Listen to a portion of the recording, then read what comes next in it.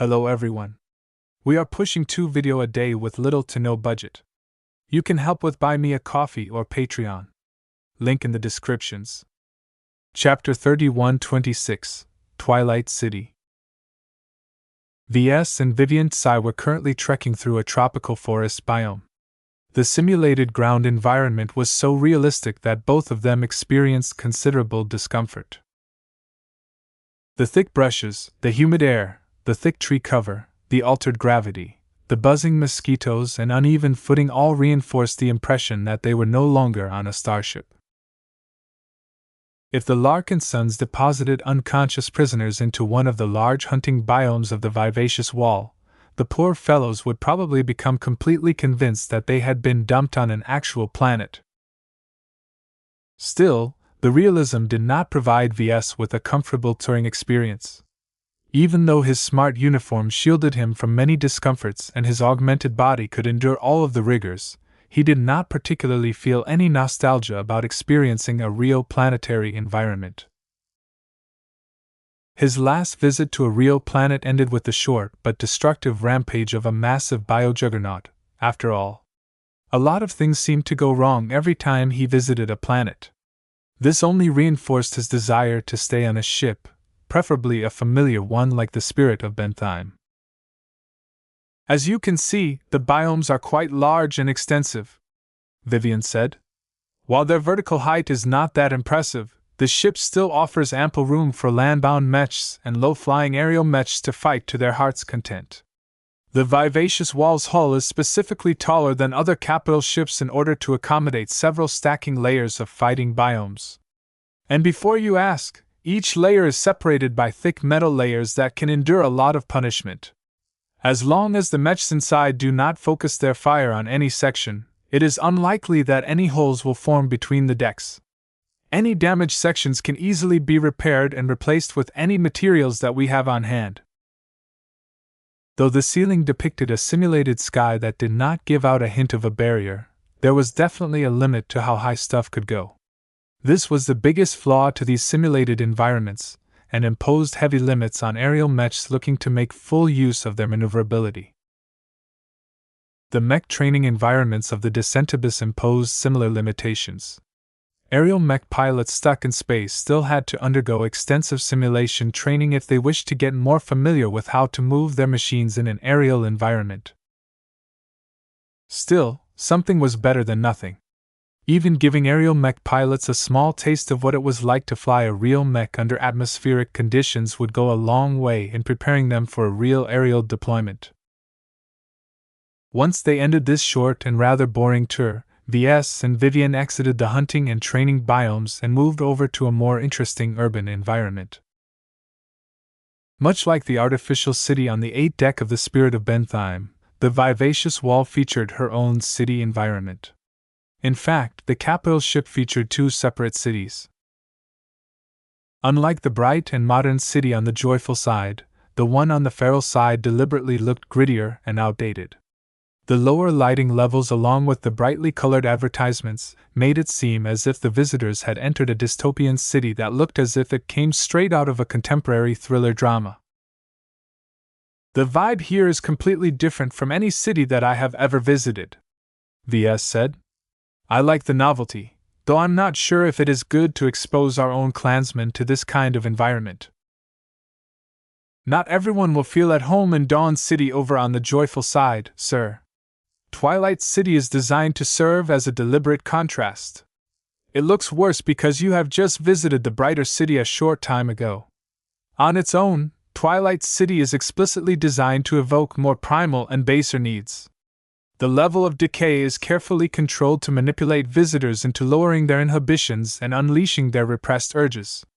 While you can argue that it is not proper for them to lose control at all, it is better for our clansmen to use the feral side of the vivacious wall as an outlet of their emotions than anywhere else. Twilight City offers enough bars, casinos, nightclubs, and even fighting arenas to make people fully satisfied once they leave.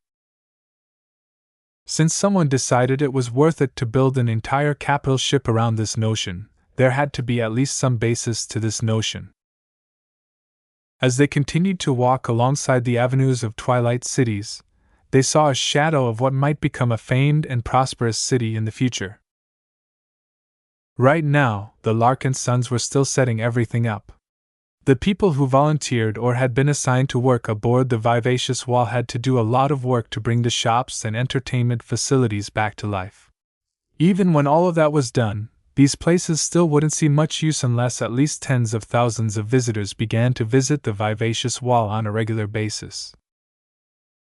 In order to give every Larkinson enough opportunities to enjoy some leisure time aboard the Vivacious Wall, the entire clan had to set up a rotation schedule where those who deserved to enjoy a vacation could visit the leisure ship without leaving their old ships hanging. The clan would probably have to expand to at least 300,000 or 500,000 members in order for Dawn City and Twilight City to truly come into their own, and that only counted for their most central districts. It was quite amazing to imagine how a single capital ship could accommodate two large cities at once, but that was what huge vessels were capable of. As long as everyone conveniently forgot about the fact that the tallest structures weren't actually that high, VS could easily imagine many permanent residents beginning to see the cities as a separate space altogether. "Let's head somewhere more exciting," VS suggested. One of the most interesting places aboard the Vivacious Wall was the dedicated mech arena that was situated in the center of Twilight City. It was quite obvious that the designers of the city considered the mecha arena to be the heart of the feral side of the Vivacious Wall. The thick, imposing structure featured a large and wide center space that offered enough room to hold several smaller duels at once. If more space was called for, then the barriers between the smaller arenas could be retracted in order to form ample space for group combat, or less restrained mech duels.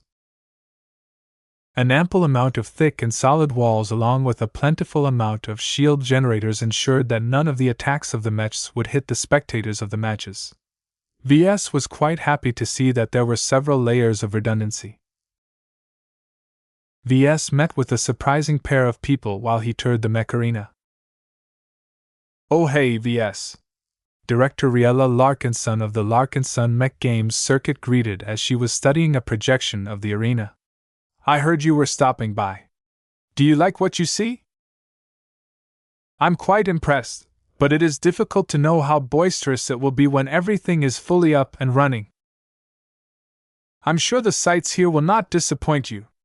Now that I can finally turn some of my plans into reality, our clan will finally have the dedicated show it needs to keep every mech fanatic in our ranks happy."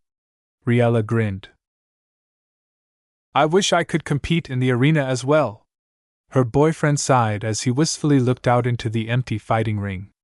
"I'm sure I could have beaten every other Larkinson and claimed my trophy if I had the chance to participate." "You're an expert candidate now. Have some dignity, Vincent." It was a long time since VS last saw Vincent in person. Even though he managed to advance to expert candidate, it didn't appear as if he had gained any professionalism out of it. The only noticeable change in his appearance was the slightly larger bulge between his legs. VS tried very hard not to turn his eyes downwards. "Do you have any requests or feedback about the mech arena, Director?" Vivian asked. Riella looked thoughtful. I would prefer to have more arenas, but I'm already happy with what we have. The only difficult problem I have right now is finding enough competitors to keep this place busy. Since it is not possible for us to retain a group of full-time professional mech athletes, we have to invite volunteers from the various mech forces. It will be quite a pain to schedule matches and conduct regular league matches around FTL travel and existing commitments. Even though the Vivacious Wall offered a lot of space, at this stage the Larkinson clan could not afford to waste any time on useless competition matches that held little practical value on the battlefield. The competitive scene had to wait until the Larkinson clan gained a solid footing in the Red Ocean before it could form a more dedicated and professional array of teams. None of this was of particular concern to VS. It was the responsibility of Riella and other people to figure out how to deal with these matters. VS did not forget about his original purpose. Let's put the safety measures of this arena to the test, he proposed. I just brought an experimental new weapon that needs to be tested in a safe and solid environment. They quickly prepared the test run by clearing and prepping the arena. The managers and technicians brought several shield generators to full power in anticipation of blocking a powerful attack. Since these shield generators were rated to resist crashing mechs, if only momentarily, they should fully be capable of blocking a shot from the vehicle-sized luminar crystal cannon. Even so, a lot of people began to grow a little nervous once the exotic-looking weapon was mounted to a firing platform placed in the middle of the mech arena. Vincent loudly whistled once he saw the weapon. That's an impressive gun! When will you hand out all of this bling to our mechs? Not anytime soon, Ves flatly answered. He quickly proceeded with the test by pressing the remote fire button. TZZZT. A bright flash and a loud zapping noise sounded out as the experimental crystal weapon unleashed a bright light beam that crashed straight into the multiple layers of energy shields that encapsulated the mech arena. Surprisingly enough, the relatively small cannon managed to pierce through the initial shield layer and inflicted severe damage against the second shield layer. Damn, how come this small cannon is so powerful? Though part of the reason why the crystal cannon was able to break a shield so easily was because it concentrated its attack output on a single point, that did not detract from the fact that the weapon managed to inflict a high amount of damage while remaining quite compact. In fact, Ves could even adapt the current crystal cannon into a long, mech-sized pistol that matched well with light mechs such as the Dark Zephyr. The only issue with that was that such a luminar crystal pistol would not be able to sustain such a high output of damage for long if the mech wasn't able to supply an abundant amount of energy. The Sentry project was designed to accommodate a large quantity of high-capacity energy cells, so it was able to maintain the output of a full-size rifle for quite some time, but melee mechs such as the Dark Zephyr were much worse off in this regard. Even though the crystal cannon only fired once, Ves was more than happy with the damage of its full-powered shot. Once he scaled up the crystal weapon one more time, the Sentry project would probably be able to break through all of the protective layers of the mech arena with a single casual strike. In fact, if the expert rifleman mech changed the attack phase of its crystal rifle to a disruptor beam, it could shred through even stronger shields and energy barriers. Chapter 31:27 Crystal Potential. The tests that Ves performed aboard the Vivacious Wall yielded plenty of useful results. Not only did Ves gather a heap of new data on how a shuttle-sized crystal cannon performed, he also tested the defensive properties of the entertainment ship's shield generators in the process. Due to obvious reasons, the short-range shield generators were mostly optimized to resist physical damage. After all, no one wanted a mech to crash right out of the right and slam against the stands where thousands of spectators were seated to enjoy the action up close. A mech arena would quickly go out of business if even one accident occurred, and if such a catastrophe took place here, Riella's entire venture might collapse overnight. This was why she reacted with considerable dismay when she saw that the shield generators were already straining to contain the firepower of a single discharge of the crystal cannon. If bigger versions of these crystal weapons become standard issue in our clan, then it will become a lot harder to hold matches safely. I guess we'll have to stick with fielding purpose-built arena mechs that are weaker and lighter than standard mechs. Her boyfriend didn't care about that at the moment. He only had eyes for the incredible firepower shown by the new weapon. I like this gun! Vincent enthusiastically grinned. You should install like a dozen of them on a single mech.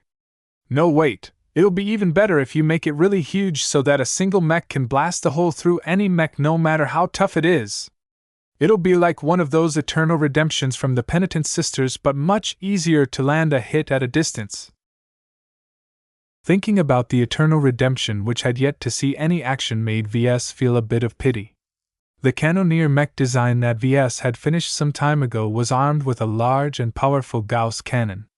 The mech designed exclusively for the penitent sisters possessed top-notch single-shot firepower and physical impact, but that was before Ves conceived of this new weapon system.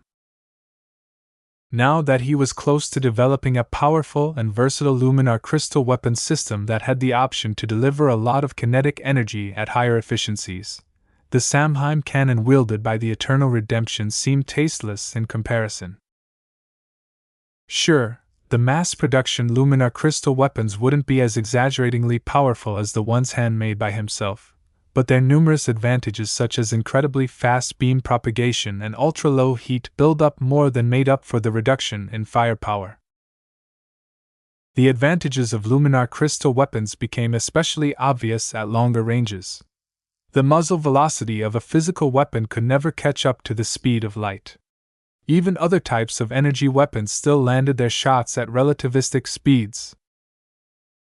In space combat, range was king. The capability to inflict reliable damage at extended ranges could completely change the direction of a battle. It was incredibly hard to deal consistent damage at such distances. This was why the Transcendent Punishers piloted by the Eye of Ilvain was such a valuable trump card to the Larkinson clan. The mass introduction of luminar crystal weaponry would definitely change the equation. It would allow other ranged mechs piloted by other clansmen to catch up to the amazing performance of the devout Ilvain mech pilots. This didn't make the Eye of Ilvain obsolete. In fact, combining the two should result in even better results. He shrugged. This was a regular problem that many mech designers faced throughout their careers. Different technologies advanced at different rates, and major breakthroughs rarely coincided with the intentions of individual people. Ves should be glad that he gained an option to equip even better weapons onto his ranged mech designs. Looking back and feeling regret about not being able to equip them to his prior mech models was pointless and counterproductive. He couldn't change the past, but he could definitely affect the future. He smiled. Soon, his second expert mech would be the first machine to wield his incredibly powerful enhanced luminar crystal rifle. The rifle of this amazing machine would serve as the benchmark for all of the other luminar crystal weapon models to come. It would have been even better if we had an energy weapons specialist on hand who could optimize this weapon even further. It was too difficult to raise any of his assistants to journeyman. Though Ves had yet to intervene too much in the development of his braves, none of them possessed the brilliance he sought, at least not yet. They were still young and could always bloom into greater mech designers, but the odds that any of them would follow in Keddy's footsteps was quite slim. Ves realized he was expecting too much from his men. His own life trajectory was anything but normal, and the only homegrown success in the form of Keddy's was not a good example at all due to her abnormal development pattern. Though he supposed he could grant helpful companion spirits to mech designers with spiritual potential such as Miles Tovar, he did not want to expend valuable resources to prop up weaklings. A journeyman raised in this fashion would definitely lack the essential drive and other essential qualities that could bring them forward. This was why he started off with someone younger like Xantha Larkinson. Even though it would take at least a decade before Ves would begin to see some fruit, once Xantha came to his own, the Larkinson clan would hopefully gain a powerful ranged weapons specialist and could fill up one of the gaps in the design department's roster. To be honest, the design department still had other vacancies that limited the potential of any completed mech design projects.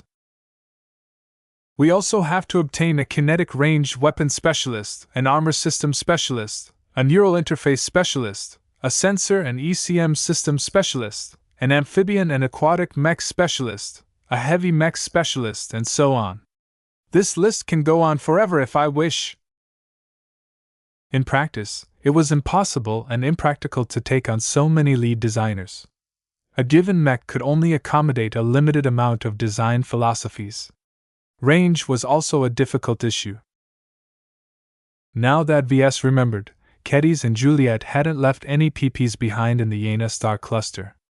Unless someone forked over the merits required to insert their essence into their PPs, any commercial mech models that VS wanted to release in his old star cluster would not be able to display their full strength. We'll have to solve this problem before we enter the Red Ocean, he murmured. It will be a lot more expensive to arrange this matter once we leave this galaxy. This meant that he had to earn even more merits to take care of this problem. I could also choose not to solve this problem. The design department would definitely take on more journeymen eventually. It was unrealistic to arrange PPs for all of them so that they could extend the influence of their design philosophies into a backwater region that VS and many Larkinsons had already forgotten. He shrugged yet again.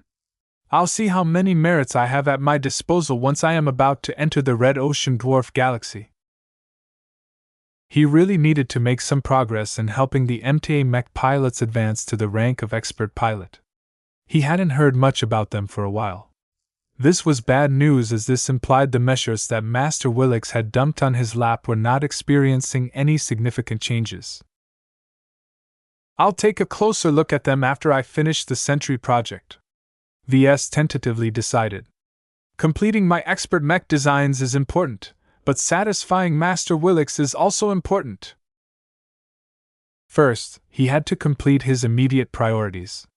He returned to the Spirit of Bentheim with his crystal cannon, and continued to explore the new changes and challenges that arose as a consequence of scaling up the weapons system. Due to his prior experiences, he didn't encounter as many new issues. He already built up an arsenal of existing solutions that could easily be adapted to the current circumstances.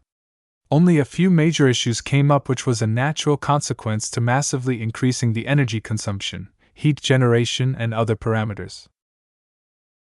Though he had to make occasional trips back to the vivacious wall in order to test fire each new iteration of his crystal cannon, he completed this phase of the side project a bit faster than expected.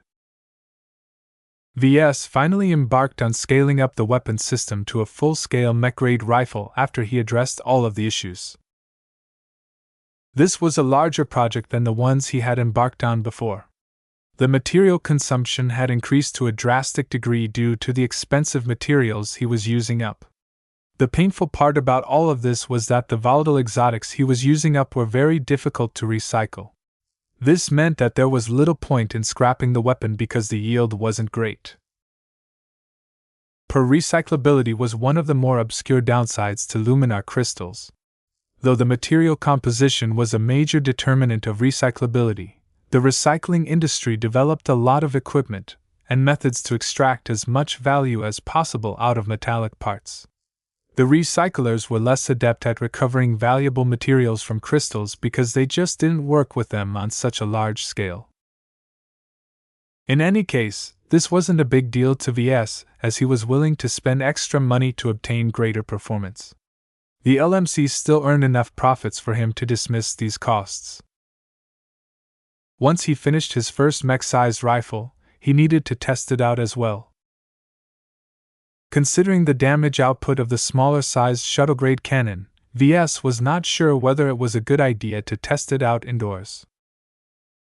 He suddenly realized that he had another option. I can test it out on one of the many testing grounds of this star system. Still, that came with its own risks, as VS was never certain whether the testing grounds he rented would record and pass on the data that all of its sensors had gathered. Perhaps he could alleviate this issue by ordering the Black Cats to inspect the site, but that was no guarantee that everything would be fine.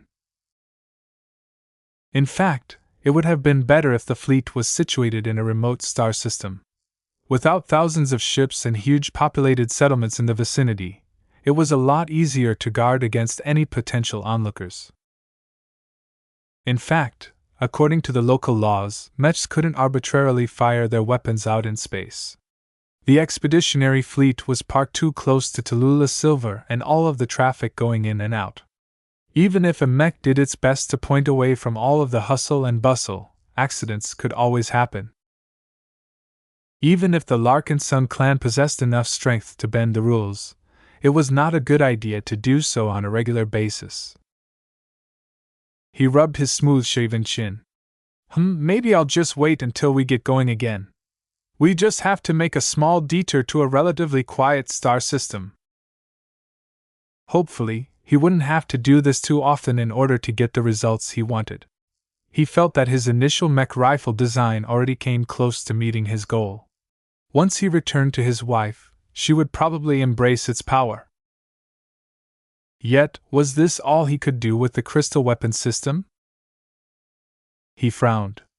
Now that I think about it, I haven't really explored the prime resonance potential of my luminar crystal weapons. In fact, he suddenly realized that luminar crystals were actually spiritually reactive materials that he could make on demand. That latter part was important because p-stones and unending alloy were impossible for him to make. If he could replace some if not all of their functions with different varieties of luminar crystals, he could easily solve the greatest limitation to producing more prime mechs. A very important question emerged in his mind. I already know that luminar crystals can interact with spiritual energy. Can I develop a crystal that can store this energy? If he could answer this question with a yes, then that would be a major breakthrough that would open up a lot more possibilities. Chapter 31:28 Crystal Wall. Ves immediately got sidetracked. Though finishing the luminar crystal rifle was important, he could not get rid of the notion of developing a new luminar crystal formula that could essentially substitute the role of p-stones. Though the material composition of p-stones varied considerably, they all had one property in common. They were capable of storing spiritual energy. Their capacity was quite big for their size. What was truly remarkable about them was that they were stable and reliable. Even if Ves filled them to the brim with spiritual energy, he was fully confident he could leave them out for years and come back later to regain everything he put in without missing any portion. As far as he was aware, the energy stored in p-stones did not decay over time. If not for the fact that p-stones were naturally occurring rocks that were rare and difficult to find, it could have become one of his staple materials. As it was, their incessant scarcity prevented Ves from expanding his reserves of spiritual energy and applying the p-stone to a whole list of spiritual engineering projects. Yet what if luminar crystals could perform the same function? Even if luminar crystals could only a minute amount of spiritual energy, this was already a major advancement in his eyes. He could always improve and refine the initial versions of a storage-type luminar crystal as it was a synthetic product that he could make by hand. Currently, the greatest potential use case of such a storage medium would be to make more prime mechs. While this new type of mech sat in an awkward middle ground between standard mechs and expert mechs, their value was great. Not only did they offer expert pilots without expert mechs an opportunity to exercise their resonance strengths, they also had the potential to accelerate the progression of expert candidates. Though the latter was only a theory, Ves guessed that as long as he tuned down the amount of Ves in a prime mech, an expert candidate should be able to gain a huge amount of exercise as well as a lot of assistance from a design spirit, while piloting such a powerful machine.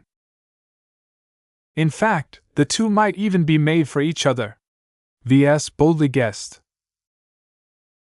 Expert candidates sat in an awkward position as well. Pilots such as Isabel Coden Larkinson, Commander Casella Ingvar and Commander Ton Mellon had long outgrown their standard mechs, but they were far too weak to pilot a genuine expert mech. Prime mechs had the potential to give them enough room to display their expanded piloting skills while at the same time help them firm up their formative force of wills. Still, designing and making all of those prime mechs will take a fair amount of time and effort, Ves muttered. The list of mechs he needed to design after concluding the current round of mech design projects became longer and longer. The only consolation was that he did not need to design prime mechs from scratch. Just like last time, it was already sufficient to design a variant of an existing standard mech design. He didn't even need to bother with customizing each individual prime mech to each individual expert candidate. Though the piloting experience would probably suffer, Ves did not have to commit to designing a new prime mech whenever the Larkinson clan welcomed a new expert candidate. However, all of these considerations might end up going nowhere if Ves did not succeed in creating the crucial ingredient that made it all possible. He already had a hunch that formulating a storage-type luminar crystal was a lot harder than it sounded. Before he embarked on this new side project, he had already spent several weeks tinkering with successively larger luminar crystals. He gained a considerably greater feel on what they were and how they behaved. The key to manipulating their spiritual interaction is by altering their internal circuitry patterns, he concluded based on his existing knowledge. There were many ways he could vary the hardness, opacity, density, and other basic properties of luminar crystals by synthesizing them out of different raw ingredients. Yet their more special properties, such as transforming an influx of energy into a physical light beam, were all derived from the tiny alien runes that Ves had yet to fully master. Ves lacked far too much understanding in this area to play around with the circuitry in order to achieve different results. All of the circuitry patterns his luminar crystals gained so far were derived from either the crystal cube, the illustrious one, or both. He only made minor adjustments and contributions to the existing patterns. As a result, when Ves tried to find out whether the crystal cube or the illustrious one possessed a circuitry pattern that was capable of holding or storing spiritual energy, he ended up with nothing. The crystal cube seemed to be filled with circuitry patterns that were associated with a large variety of attack phases, but it did not hold much else. The illustrious one was even less helpful since his scattered knowledge that he inherited from his predecessors did not cover this area at all. All of this meant that Ves did not have an easy way to accomplish his goal. It was either difficult or impossible for the luminars to make a storage-type crystal. Ves wasn't sure which one was the case. In fact, it could also be that the luminars never felt the need to develop such a crystal. Perhaps they never saw the need to store their spiritual energy. It could also be that they had ready access to an alternate storage solution. P-stone or some other useful materials might have been a lot more abundant in the past. Whatever the case, Ves soon hit an insurmountable wall. Unless he was willing to waste many years of his life to manually play around with circuitry patterns, it was extremely unlikely for him to come up with a viable solution. He reluctantly shelved this research project, though he vowed to revisit it once he made more advances in luminar crystal technology. As long as he managed to decipher the secrets of the circuitry patterns that the luminar race was so fond of, he had great confidence that he could achieve his goal. He sighed. It's not easy to get to this point, though. It was as if he was confronted with a brand new programming language that had nothing in common with the existing programming languages that he knew. The syntax, meaning, and even the letters were all different. It would have been nice if the illustrious one was a full-time programmer, but he was not. He was the amalgamation of a leader and a mutated outcast sprinkled with a dash of chaos and life. Ves had already exhausted much of the help this luminar design spirit could provide in his crystal projects. Oh well. At least I managed to make my crystal rifle. Since his latest side project went nowhere, Ves set everything aside and decided to wait until his fleet started moving again to properly test the mech-sized weapon. Now that he no longer directed all of his attention on his R&D activities, he could finally catch up to all of the changes that took place within the Larkinson clan. As expected, enough time has passed for the Larkinsons to barely make the newly acquired capital ships space-worthy. A lot more work still had to be done to activate their primary functions, something which was very hard to do when they were all severely undercrewed. The Larkinson clan shuffled over a lot of personnel from the sub-capital ships in order to hasten the preparations, but the clan mainly needed to hire a lot more trained and certified spacers. At this point, the clan had already tapped out the recruitment potential of the Pelsa Rindover system.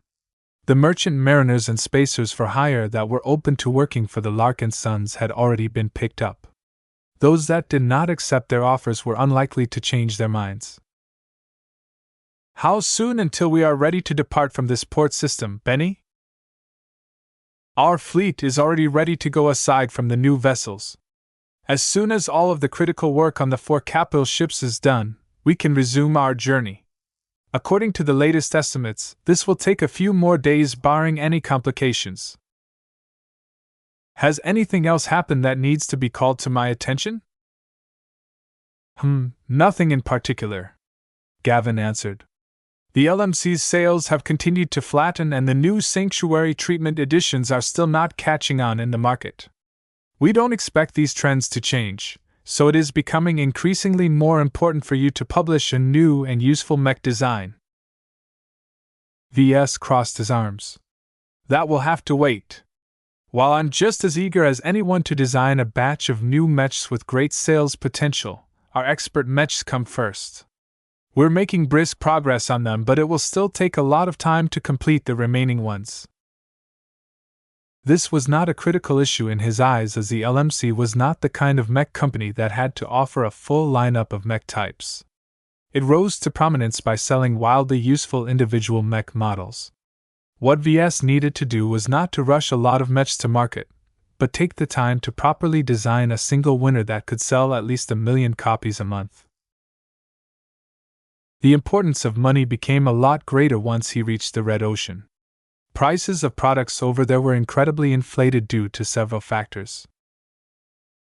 First, a lot of the pioneers that had already come before were used to spending many times more money than VS. They came from the more prosperous regions of the galaxy, and could often rely on powerful backing back home.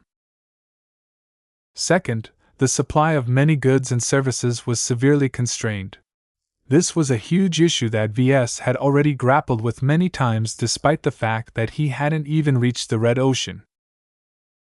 Third, the ability for the Larkinson clan to earn revenue in the Red Ocean would definitely not be impressive, at least at the start. The Spirit of Bentheim could only produce so many mechs a month and also had to fulfill the demands of the clan itself. VS seriously doubted that he could outsource production to major third-party manufacturers since there were so few of them. Besides, they were too busy trying to push their internally developed mechs. Why should they help their competitors? For these reasons and more, the LMC's mech business in his native star cluster was still significant to the Larkinson clan. VS might act nonchalant for now, but he knew very well he could not allow the LMC's existing market presence to collapse entirely. You know, we already talked about this, but have you considered releasing the second-class version of the Ferocious Piranha? Now that we have left the Yena star cluster, we won't get affected by the backlash coming from this region anymore, Gavin tentatively suggested. For a moment, VS seriously considered this option. Gavin was right that the equation had changed. No. VS shook his head. You make a good point, Benny, but there are more reasons why I'm reluctant to release the Ferocious Piranha IB. Not only does this mech play a vital strategic purpose to the defense of our clan, I'm also worried whether the Friday Coalition will make use of it in some way. You can do something about that, right? I can, but the other reasons still apply. I don't want to give away an advantage and compromise the defense of our fleet just to earn extra money. From what I heard, our finances are still decent even if we increased our leverage as of late.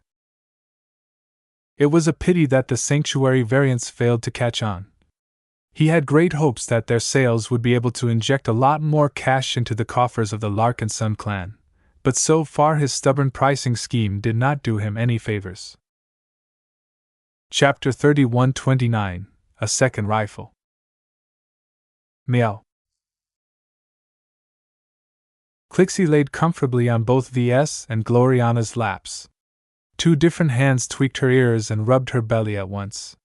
Her lovely fur felt soft and smooth to the touch. Lucky was nowhere to be seen.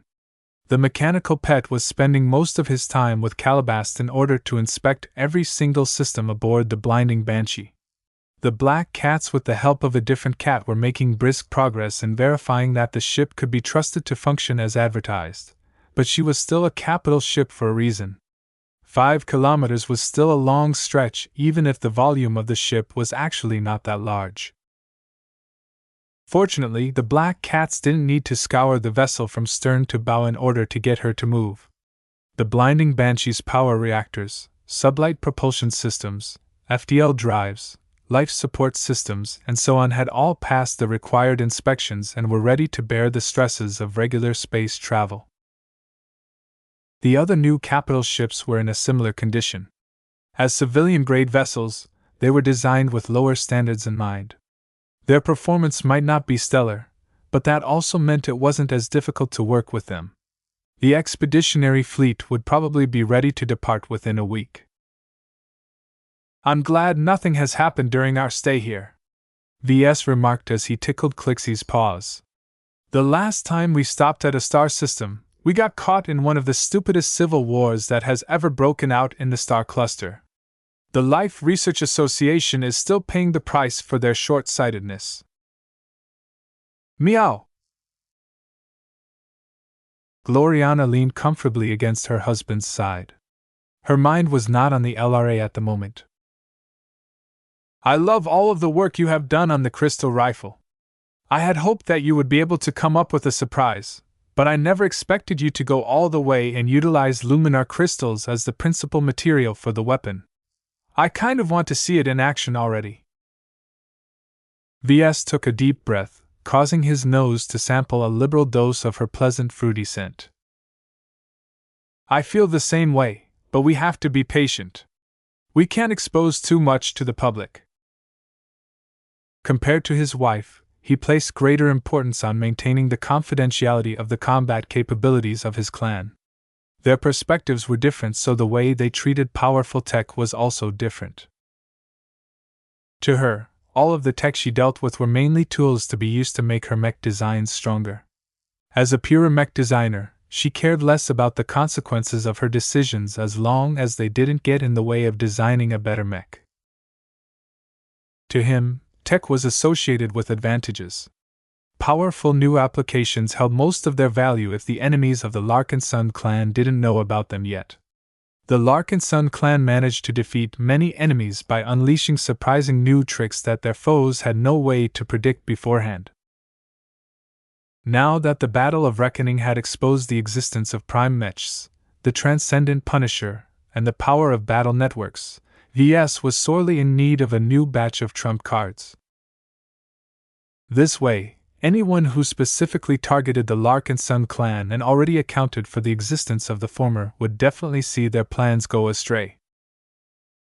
Though Gloriana wasn't happy with this answer, she let it go. The wait wasn't so long anyway. Still, now that the topic of the luminar crystal rifle had come up, she wanted to talk about another expert mech that could take advantage of this new development. "VS? Yes, honey? Once we have completed the Sentry project and fully verified that your new weapon system can deliver on its promises, let's work on adding it to the Star Dancer Mark II as well. I suddenly find the dual-type laser and positron rifle that we initially planned for this machine to be tasteless." VS frowned. "The Larkinson clan's expert mechs come first, Gloriana. Also, even if we are working on the same project, this is my work. The strongest versions of my luminar crystal rifles can't be made without my personal involvement." "Don't be so stiff about it, VS." Gloriana leaned closer and planted a kiss on his smooth-shaven cheek. "Brutus is family now that we're married. Will you deny your brother-in-law a powerful new weapon that can not only increase his own survival chances, but also help with defending our clan? Don't forget that my glory seekers are on your side. Helping them is helping us. There is no reason to deny this powerful new rifle to my brother." As Gloriana continued to plant kisses on his cheek, he softened his stance. "I suppose you're right. The Golden Skull Alliance doesn't have that many expert range mechs to begin with, so boosting the performance of one more will go a long way in overpowering our future foes. He decided it made good strategic sense to equip a Luminar crystal rifle to Venerable Brutus' upcoming expert mech. The logic was simply too strong. Even Aristotle would agree to her impeccable arguments. He definitely did not allow Gloriana to get her way because she melted his resolve by bombarding him with kisses. "I'll have to design a different rifle model for the Star Dancer Mark II," he said as he began to envision the weapon. "The current Luminar crystal rifle model that I have developed is completely configured towards high-powered precision fire. It's a sniper rifle that is not meant to be employed in medium-range run-and-gun firefights that your brother excels at.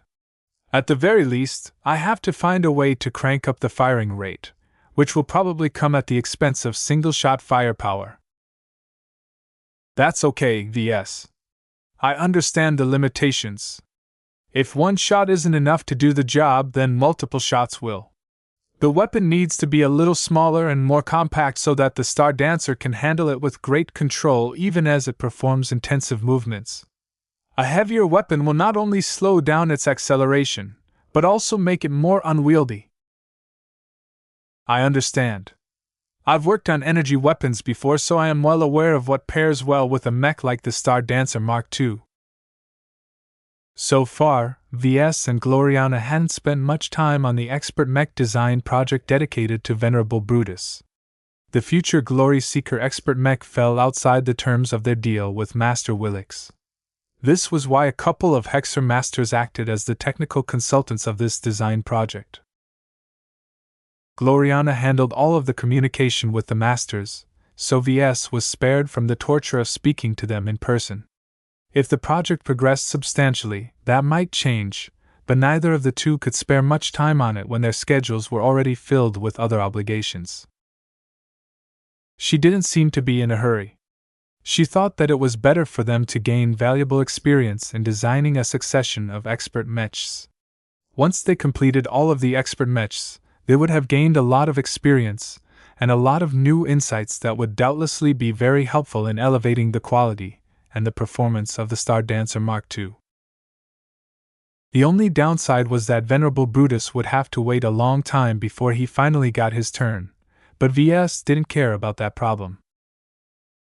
The couple continued to cuddle against each other while they discussed what to incorporate in the Star Dancer Mark II design. The mech presented an interesting mix between the Dark Zephyr and the Sentry project. There was no need to reinvent the wheel when the design department already had a couple of existing ones on hand. Reusing the solutions they developed while working on the expert light skirmisher and expert rifleman mech designs would hopefully speed up the timeline of the project and add a powerful new asset to the Golden Skull Alliance as soon as possible. "It's time," Gloriana suddenly said. "Come, let's greet our new help." She stood up while Clixie hopped back onto the deck. VS stood up as well and walked alongside her as they exited the lounge and headed over to the design lab.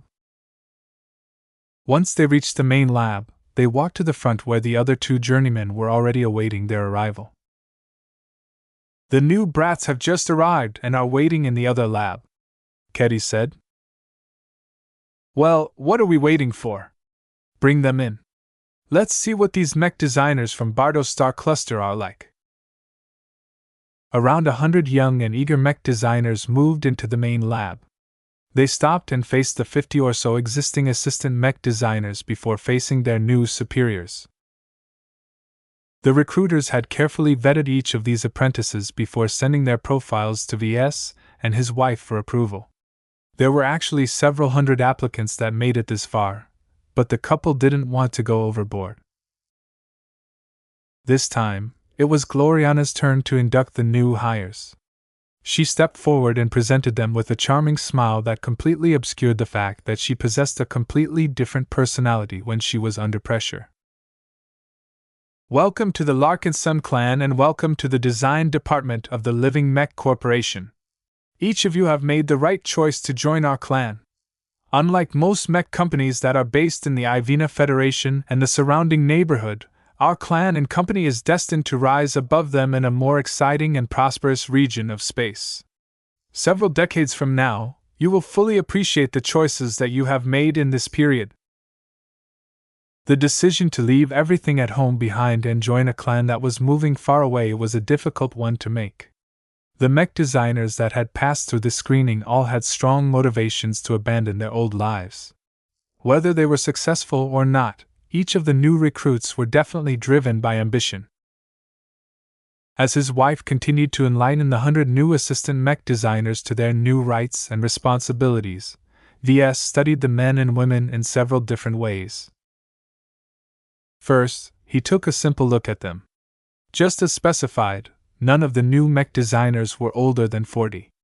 While he did not doubt the competence of older mech designers, Ves preferred to obtain younger personnel so that it became easier for him to get a greater return on investment. After all, it was pointless to hire a 100-year-old mech designer only for the old sod to retire just a decade later. Since enough enthusiastic locals had applied to join the Larkinson clan, Ves had the luxury to discriminate by age. The latest batch of assistants also looked relatively normal and proper. There were no obvious oddballs among them. This was probably due to the selection criteria applied by the recruiters. They were instructed not to consider any crazies. Though eccentric mech designers tended to have higher peaks, Ves didn't want to deal with the headaches that came with trying to herd unruly cats. This was why he preferred to settle on less exciting talents even if their chances of breaking through was smaller. Speaking of that, Ves switched to his spiritual senses, which had experienced a substantial improvement after he acquired Blinky. It was no trouble at all for him to sweep across the minds of all 100 mech designers. To his dismay, only less than 10 of them possessed spiritual potential. This was the downside to relying on other people to perform the initial selection process. The recruiters were incapable of determining who possessed spiritual potential. They didn't even know what it meant. Last time was better because Ves had an opportunity to screen a handful of spiritually active mech designers from a larger batch of prospects. He shrugged. Oh well. At least he had a few more potential journeyman candidates to keep his eye on. As long as he invested in them a bit, one of them might become the 5th journeyman of the design department one day. Chapter 3130 Educational Opportunities. The new mech designers all looked eager and ready to go, but there was no way that Ves would allow them to work on the expert mech design projects straight away. Putting them to work this way would just mess up the design teams and cause a lot of disruptions. No matter what prior work experience they held, the design department of the LMC developed its own system where mech designers teamed up into fixed groups and dedicated themselves to working on specific aspects of a mech design for long periods of time. What mattered most to Ves was that every assistant gained an emotional attachment to the mech they were contributing. It was a lot easier to manage how other people affected a given mech design as long as it was the same group of people working on the same mechs. Changing the teams while they were in the middle of working on an expert mech design project would cause a fair amount of disruption. Ves preferred to wait until the current round of expert mech design projects was over before making use of the new recruits. By then, the newcomers would have acclimatized to their new jobs and acquired the necessary know-how in order to slot into the existing structure. The lead designers didn't have to take charge over the new recruits. Ves and every journeyman was too busy with their primary responsibilities to waste their time on management duties. Though certain individuals like Miles Tovar and Oscar D. Martin were relatively uninspired mech designers, they possessed decent management and leadership capabilities. The other design team leaders were also capable of taking charge of groups of new recruits. After splitting up the 100 recent entrants and assigning them to different assistants with greater seniority, everyone went back to work. Whether any of the new assistants would stand out, and showcase their talent remained to be seen. Ves didn't dare to judge any of them prematurely. They were all young and had plenty of time to bloom in their new jobs. The LMC and the Larkinson clan offered many chances for hard-working mech designers to promote their capabilities. From offering high-quality second-class augments to allowing them to borrow a lot of valuable textbooks for free or for a modest Larkinson merit fee, the mech designers received more than enough chances to climb to a greater height. The only issue was that they needed to do most of the work themselves. Ves had increased the cost of receiving a personal tutoring and advice session with any of the journeymen from 1 Larkinson merit to 5 Larkinson merits. This increase reflected the increased value of receiving the full and undivided attention of a mech designer who overcame the first major hurdle of their careers. To be honest, he wanted to remove these interview sessions entirely, but thought that was a bit too harsh. Though a proper mech designer should be able to develop their design philosophies and figure everything out on their own, anyone who encountered a bottleneck often needed a little push to get ahead. In those circumstances, let alone 5 merits, even 50 merits was worth the answer an apprentice mech designer needed to find a way to advance to journeyman. Of course, no one took up the offer to exchange 5 merits to receive the full attention of Ves and Gloriana. The same amount could be redeemed for several high-quality textbooks. At their stage, it was much more useful for them to expand their knowledge base and deepen their technical skills. Shortly after the new batch of mech designers joined the Larkinson clan, the expeditionary fleet finally completed its extensive expansion and resupply and reluctantly departed from the Pelsa-Rindover system. During the Larkinson clan's stay in the port system, the recruiters managed to pick up a whopping 25,000 people who managed to pass through all of the checks. The majority of the new clansmen consisted of essential spacers needed to crew the 4 new capital ships.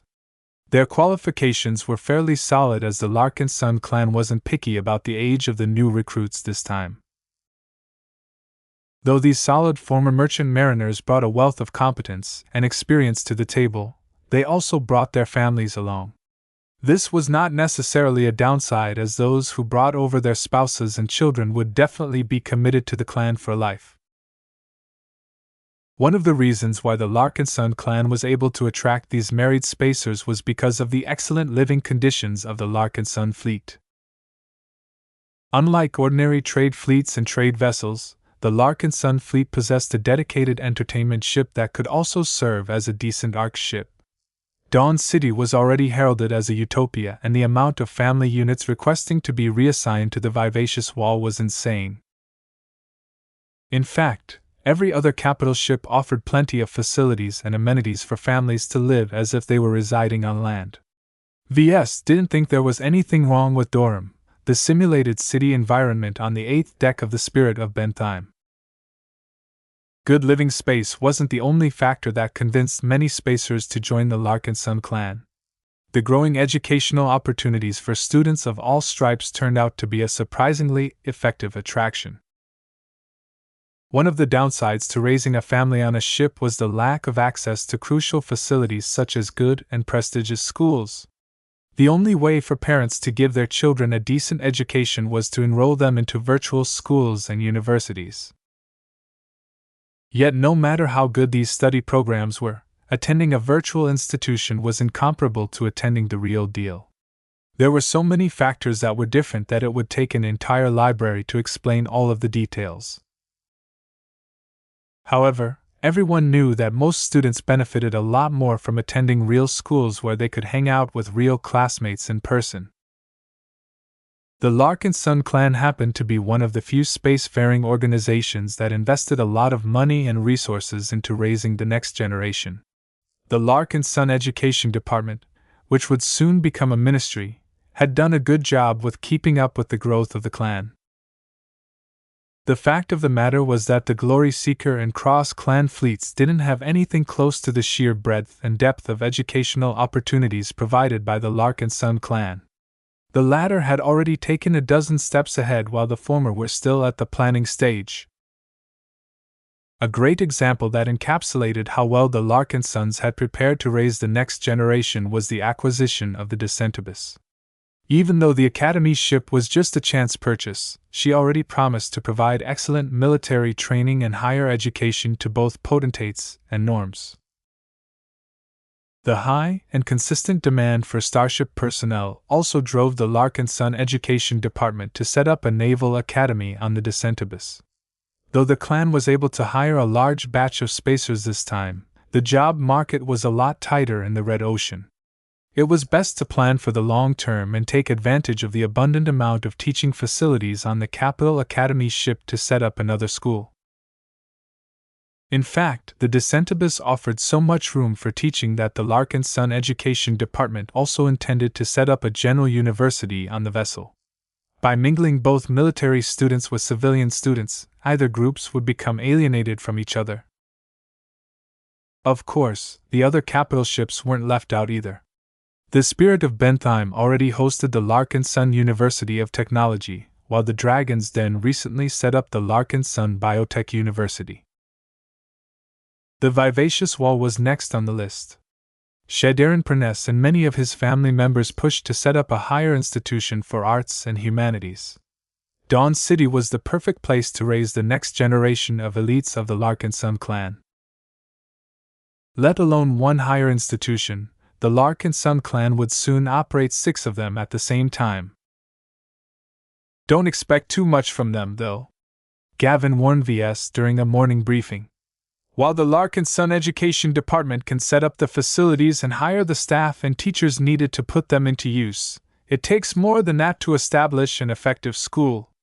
The Larkinson University of Technology doesn't have the certification, recognition, heritage, history, and prestige of a conventional university.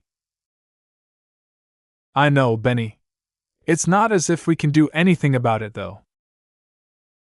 Ves leaned back on his chair while placing his feet on top of his desk. He idly petted Blinky, who he pulled from his mind. Mro. Though he still found it rather weird to pet another aspect of himself, Blinky was simply too adorable. Who couldn't resist the opportunity to stroke his fluffy intangible ears? We could opt to host branches of existing renowned institutions, he suggested.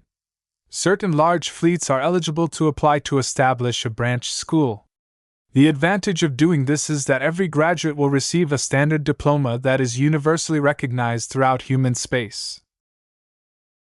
Ves shook his head. I already looked into that.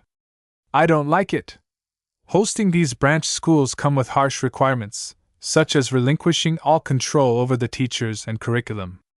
I don't want foreigners to indoctrinate our future Larkinsons. If anything, it should be us doing the indoctrination. Schools were excellent places to shape the attitudes and opinions of young and impressionable children. Anyone who believed that schools were apolitical was completely naive.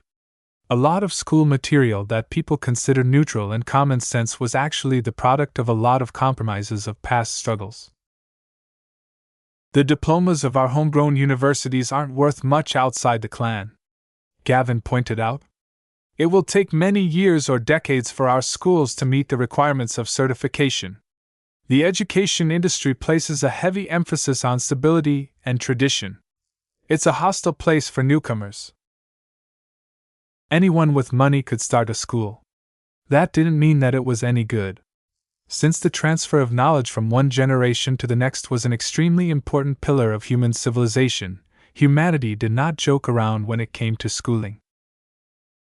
The MTA, along with many other organizations, formed a common set of standards and agreements that served to make sure that schools dedicated themselves to raising proper graduates who were ready to join the workforce rather than grifting gullible students out of their tuition money. Usually, the strict rules forced every new colony to invest a considerable amount of funding and effort to set up a good school. A new settlement would definitely lose a lot of attraction and competitiveness if it botched this priority. This was why branch schools of famous old institutions existed.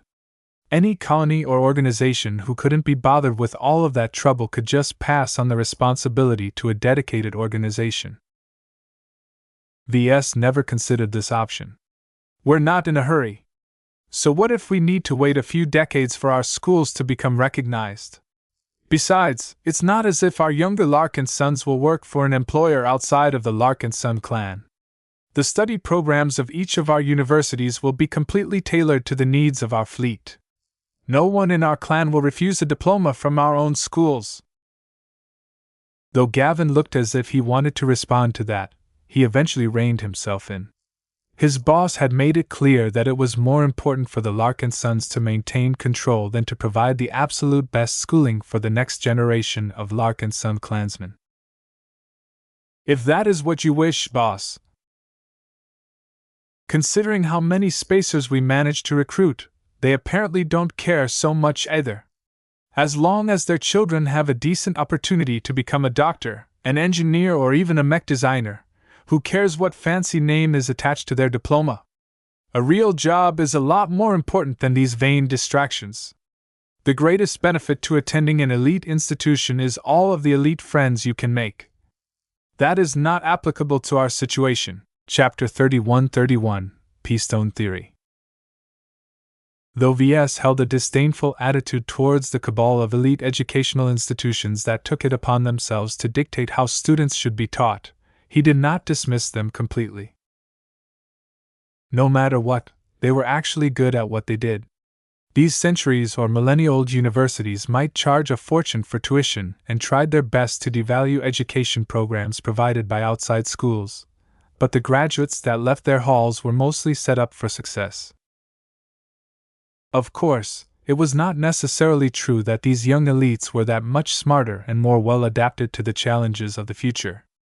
A large part of why schools renowned throughout the galaxy were so successful was the extensive, age-old networks they formed.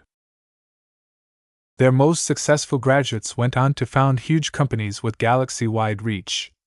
Once they made it in life, it was usually customary for them to give back to their alma mater by handing out sumptuous donations and providing special opportunities to future batches of students. The universities applied strict standards when selecting their students. While they gave sufficient opportunities to poor but extremely gifted applications in order to make sure they scored high enough, the main business model of an elite university was concentrating the children of well-heeled elites and giving them plenty of opportunities to form connections that would serve them well when they transitioned to their professional careers. All of these factors allowed the upper class to maintain their superiority over the masses over the long term. No matter how many generations went by, as long as the younger generations weren't completely useless, they were practically guaranteed to graduate with a prestigious degree and land a desirable job at a major company right out of the gate. Just because our own schools fall outside of this old boys' network doesn't mean it will stay that way forever, VS muttered. While he didn't expect the universities that the Larkinson clan had set up to provide immediate value, he always held greater expectations for them in the long term. As long as he became a senior or master, and as long as the Larkinson clan kept growing, it was not impossible to raise the universities in the Larkinson fleet into the higher ranks. The reasons why he was confident about this was because of the lack of existing schools in the Red Ocean. Regardless of how many branches and offshoots the old institutions established in the dwarf galaxy, it wasn't quite the same. There was plenty of room for new entrants to occupy the top spots. If the Larkinson clan's universities opened their doors to foreign students and gained a good reputation for preparing them for their future careers, then recognition would eventually follow. A master alone was more than sufficient to bestow a lot of reputation to a school. A strange thought entered his mind. Now that I think about it, senior mech designers always turn into professors. It's practically an obligation for them to teach classes at a serious mech university. He already speculated that seniors needed to propagate their design philosophies in order to make further progress. If this was what VS needed to do as well, then why not do it on his own terms? I can become the professor of one of my own universities. His eyes shone. In fact, forget about that. I can become the dean, no, the president or chancellor of the Larkinson University of Technology. Since he was pretty much the boss of the entire Larkinson clan, who could stop him from shaping the educational program, and more specifically the mech design program according to his ideals? It's a lot of work, though, Ves belatedly realized. He already had his hands full with leading the clan. How could he possibly squeeze enough time to manage an entire university? Though he had not given up on controlling the way his schools taught their students, he probably wouldn't invest too much time on it. No matter what, designing mechs was still the best way for him to advance. Since it took a lot of time for the academies and universities to get up and running, Ves left them be and returned his attention back to his main priorities. Now that the fleet continued to make its way across the Bardo Star sector, Ves only had to wait a few days before he could test his mech-sized luminar crystal rifle out in space. The expeditionary fleet specifically diverted from the busy trade routes in order to enter a small and dim red dwarf star system. Though the local space wasn't completely empty, it was easy enough for the Larkinson fleet to block the long-range surveillance conducted by automated satellites and listening posts. "Who will have the honor of test-firing your new rifle?" Gloriana asked. Ves smirked. "Who else but the first user herself? We haven't touched the Bright Beam Prime. It shouldn't be a problem to replace its current rifle with my prototype." They hadn't gotten rid of all of the Prime mechs right away. They only had to disassemble them in order to repurpose their unending alloy armor plating, so the expert pilots still had plenty of time to practice with their current machines.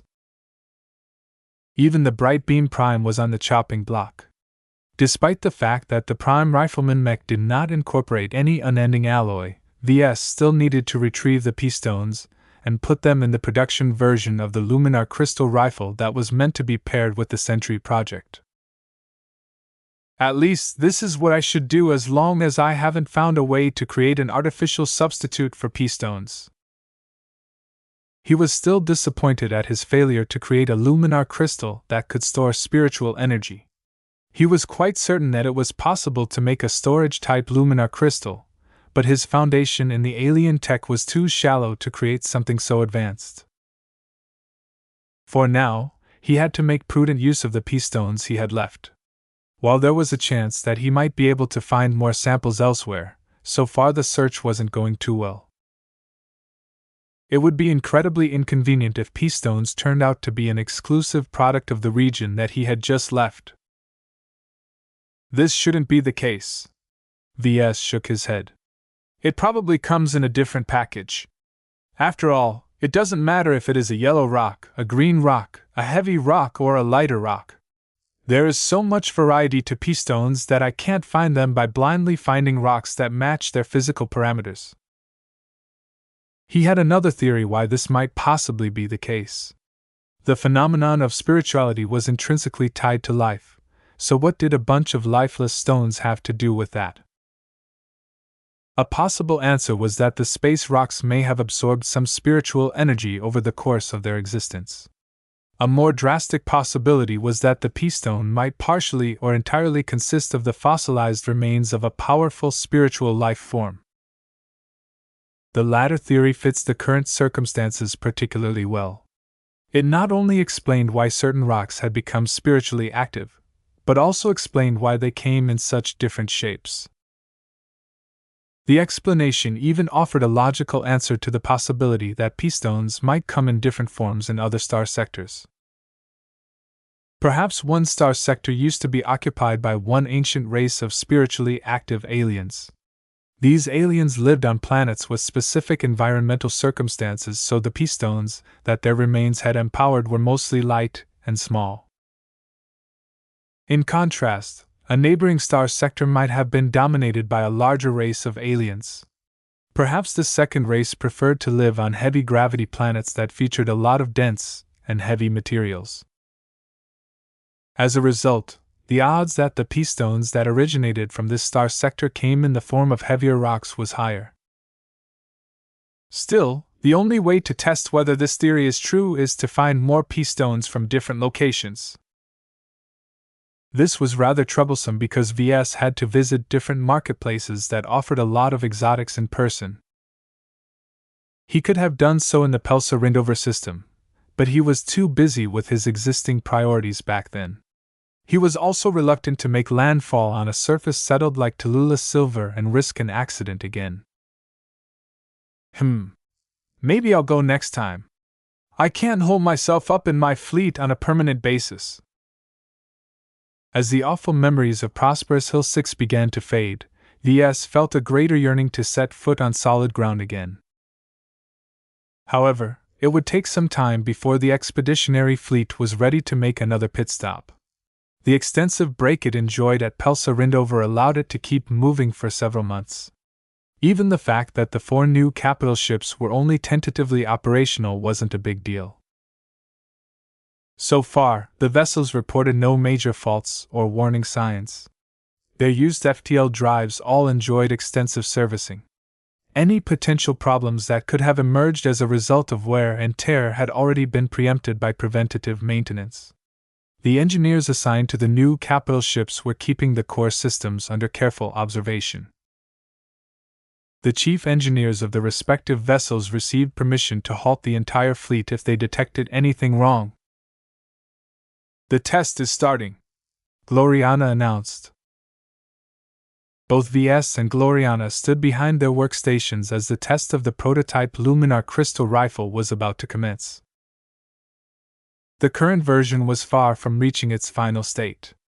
The most crucial elements it lacked were the prime material that made it alive and the resonating material which would allow Venerable Stark to empower it beyond its physical limitations. Even so, VS had very high hopes for the weapon. In order to test the firepower of its full-powered shot, a couple of mechs placed several solid pieces of ship-grade hull plating in space. After the Larkinson mechs closed off a large area of space from outside observation, the Bright Beam Prime fired a bright laser beam. The attack achieved drastic results. The laser beam almost managed to sear through the entire plate.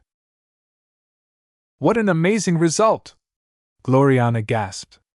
"The amplification in firepower from scaling up the weapon system is a bit higher than I expected." VS possessed a greater understanding of Luminar crystal technology, so the results weren't entirely outside of his expectations. He shot her a grin. "I've refined my application of Luminar crystal technology. I managed to squeeze more internal circuitry inside a crystal than before." The fact that the Luminar crystal rifle almost managed to punch straight through a hull plate that was rated for second-class combat carriers was quite amazing. Most mechs weren't as durable, which meant that the high-quality rifle could easily one-shot most mechs as long as it landed a solid hit. Of course, the energy consumption of a single discharge was not light. Even if Luminar crystal rifles were much more efficient than conventional ones, the Bright Beam Prime did not have enough shots to annihilate an entire mech regiment from a distance. What was promising about this result was that the final version of the rifle could leverage both prime resonance and true resonance to achieve much more devastating results. "Let's test out the other firing modes of the weapon." The Luminar crystal rifle could fire more than just a standard laser beam. In the next few minutes, the Bright Beam Prime calmly fired different types of beams. From slicer beams that cut straight through 2 solid places to positron beams that inflicted a lot more localized destruction, a lot of Larkinsons were able to witness the performance of a weapons system that might become the standard in the Larkinson clan. Seeing that the test had gone well, VS felt it was a pity to end the testing session. He spontaneously came up with an interesting idea. "Gloriana." "Yes, VS?" "What do you think about using the Dark Zephyr as a practice target?" Chapter 31-32 Everyone has a pattern. "You want me to do what?" "You heard me," These Projection said. "I want you to suit up and hop into your new expert mech. Didn't you complain about lacking sufficient training opportunities? Right now we have a great exercise prepared for you. Only another expert pilot can give you a good challenge. I'm not so sure about that, VS. I mean, while I'm confident in my Dark Zephyr, this doesn't sound like a safe practice. It'll be fine, Tusa. You're piloting an expert mech that excels at evasion.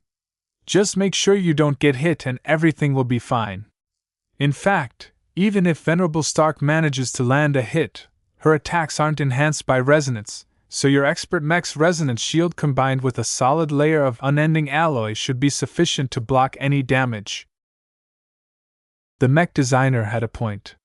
Tusa received the privilege of piloting the first expert mech designed by the Larkinson clan. The Dark Zephyr was everything he dreamed about and more. VS was also right that Tusa needed a better exercise. Even though he already received his expert mech more than a month ago, he wasn't able to test his limits as much as he wanted. The situation would doubtlessly be alleviated once the other Larkinson expert pilots obtained their expert mechs. Only expert mechs could give him proper exercise. An alternative was deploying hundreds of regular mechs against his Dark Zephyr, but the chances of accidents happening was too great, and it was not good for morale to subject mech pilots to crushing defeats all of the time. Tusa recognized that this was a great opportunity for him to test the Dark Zephyr's damage mitigation capabilities. He quickly donned his customized piloting suit and moved down to the hangar bay in order to board his Dark Zephyr. The special team of technicians assigned to service the powerful expert mech had already prepped it for action. Venerable Tusa hopped into the cockpit straight away and brought his powerful expert mech online. The slim, dark shape exited the hangar bay of the Spirit of Bentheim and ventured to the testing area that the Larkinsons had set up beyond the immediate perimeter of the fleet. The expert light skirmisher flew right past the envelope of specialized interference devices that had been anchored to their specific coordinates. "All right, I'm here," Venerable Tusa told VS. "When will I be put under fire?" "Please wait for a moment. We're setting up extra sensors in order to gather extra data on the performance of your mech." A short amount of time passed before VS was ready to commence the test. Both the Dark Zephyr and the Bright Beam Prime were facing each other from a fair distance away. The latter was tasked with landing a hit on the former. In order to make the competition more fair, Venerable Tusa wasn't allowed to employ any resonance abilities other than a resonance shield for protection purposes. They might change the rules if Venerable Stark managed to land a hit, but until that happened, it was more important to see how the two performed when the playing field was more even. Due to the substantial amount of damage that the crystal rifle could do to the civilian ships of the Larkinson clan, the fleet had to adjust its formation to allow the heavier armored vessels to be put in front of them. This way, even if an accident occurred, the crystal rifle should only harm the surface of the graveyard or a combat carrier. Of course, Venerable Stark didn't intend to aim her rifle in that direction at all. The back of the Bright Beam Prime would face the fleet throughout this entire exercise, leaving no chance that the crystal rifle would inadvertently damage a friendly ship or mech. Venerable Tusa also received orders to keep his mech in a specific zone further away from the fleet. He still enjoyed plenty of room for evasion. He just needed to make sure that his mech did not slowly drift outside of his movement zone. "Commence the test." The Prime Mech immediately began to attack the Expert Mech. While the Dark Zephyr's characteristic perception distortion resonance ability wasn't active, Venerable Tusa did not exhibit much pressure, as his Expert Mech was incredibly quick to respond to his commands. "Hey, is this it? I could dodge this shot with my eyes closed." Devia Stark did not deign to respond to Tusa's taunt. She was several decades older than him and had moved beyond childish games. To her, the power of an expert pilot was a burden as well as a reward. She knew she was capable of inflicting great harm to people and was well aware of how she could swing the future of many people with her performance. Tusa's rather flippant attitude grated on her, but she didn't let that divert her from her current approach. After test firing the different modes of her new Luminar crystal rifle, she had already gained a general feel of the properties of each of the 6 different beams. She decided to start with the humble laser beam. Though it was not as exotic as the other options, it was by far the most efficient and scalable choice. While part of her mission was to explore all of the capabilities of the prototype weapon, she couldn't deliver a good result if she wasn't even able to land a single hit on the Dark Zephyr. She knew exactly what she faced right now. Venerable Tusa might be younger than her, but he was still a genuine expert pilot who excelled at evasion. Now that he was paired with an expert mech that completely matched his inclinations, Stark could already foresee that she needed to make many attempts before she could accomplish her first goal. As a result, the Bright Beam Prime maintained a stationary position in space in order to maximize its accuracy and precision, and fired a fairly rapid barrage of laser beams. Considering that Venerable Stark was facing an expert mech, she had to maximize her chances as much as possible. By disregarding the defense of her own mech and using quantity in order to increase the probability of a hit, she managed to exert considerable pressure against her opponent. The range between the two wasn't even all that far, which made it a lot easier for her to succeed, yet the opponent she was sparring against wasn't an average opponent. Just as how Venerable Stark didn't have to worry about a lot of variables, so did Venerable Tusa. The light mech specialist was able to devote himself completely to making him and his mech as untouchable as possible. As a result, even though the Bright Beam Prime unleashed more than 100 rapid shots, the expert mech remained completely unscathed. "Ha, if this is all you can do, then maybe I should half my speed." Just a second after Venerable Tusa said those words, a laser beam surprisingly grazed the left arm of his expert mech. "What? This is impossible! How did you hit me? This has to be a coincidence." Venerable Stark twitched her mouth into a smile as she continued to put pressure onto her target. Even though her subsequent shots went wide, it only took around 60 misses for her to be able to land another hit. "No! Your mech is a lot slower than mine. How the hell are you able to predict my movements?" "Everyone has a pattern," she finally decided to respond. "The more you move, the more I understand your habits. With each of my attempts, I am able to get a greater read on your movements. Watch." The intervals between hits became shorter and shorter. Even though Venerable Tusa felt professionally challenged to the point where he put an even greater amount of effort into avoiding getting hit, the Bright Beam Prime's success rate continued to increase until it only took 20 attempts to land a successful hit. If my mech isn't flying so close and if I wasn't prohibited from resonating with my mech, I would have never let my Dark Zephyr get hit by your attacks." He wasn't even allowed to activate the powerful boosters of his expert mech, depriving him from the fastest possible solution he could employ to dodge an incoming attack. Though Tusa felt indignant about trying to perform at his best while having his hands tied, he became more and more invested in trying to win this exercise. He consciously tried to change his evasion patterns and randomize his decisions as much as possible. It worked somewhat. Venerable Stark needed to make more attempts to land a successful hit, but she quickly adjusted as well and somehow managed to figure him out to a degree. Before Venerable Tusa could try something else, the Bright Beam Prime suddenly dialed up the power of its shots. Though the next couple of beams went wide, one of them succeeded in nailing the Dark Zephyr. "Damn!" Even though the unending alloy layer of his expert mech should be able to resist a full-powered attack without any issue, Tusa activated the resonance shield of his mech just to be certain. A strong sky blue corona formed around the black-coated mech. The newly formed resonance shield easily withstood the impact and hardly showed any signs of strain. When Ves and Gloriana witnessed the result of this attack from their workstations, they didn't exhibit much surprise. "Resonance shields are really ridiculous," he commented. "They can resist a lot more attacks than conventional energy shields.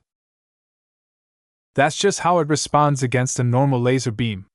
Didn't you boast to me that your crystal rifle has a better way to overcome this layer of defense?" Venerable Stark wasn't in a hurry to resort to this solution. She instead cycled her rifle's attack phase to the other options first so that the Larkinsons could gather plenty of data about their performance. A succession of positron beams, slicer beams, disruptor beams, and kinetic beams lanced out at the Dark Zephyr.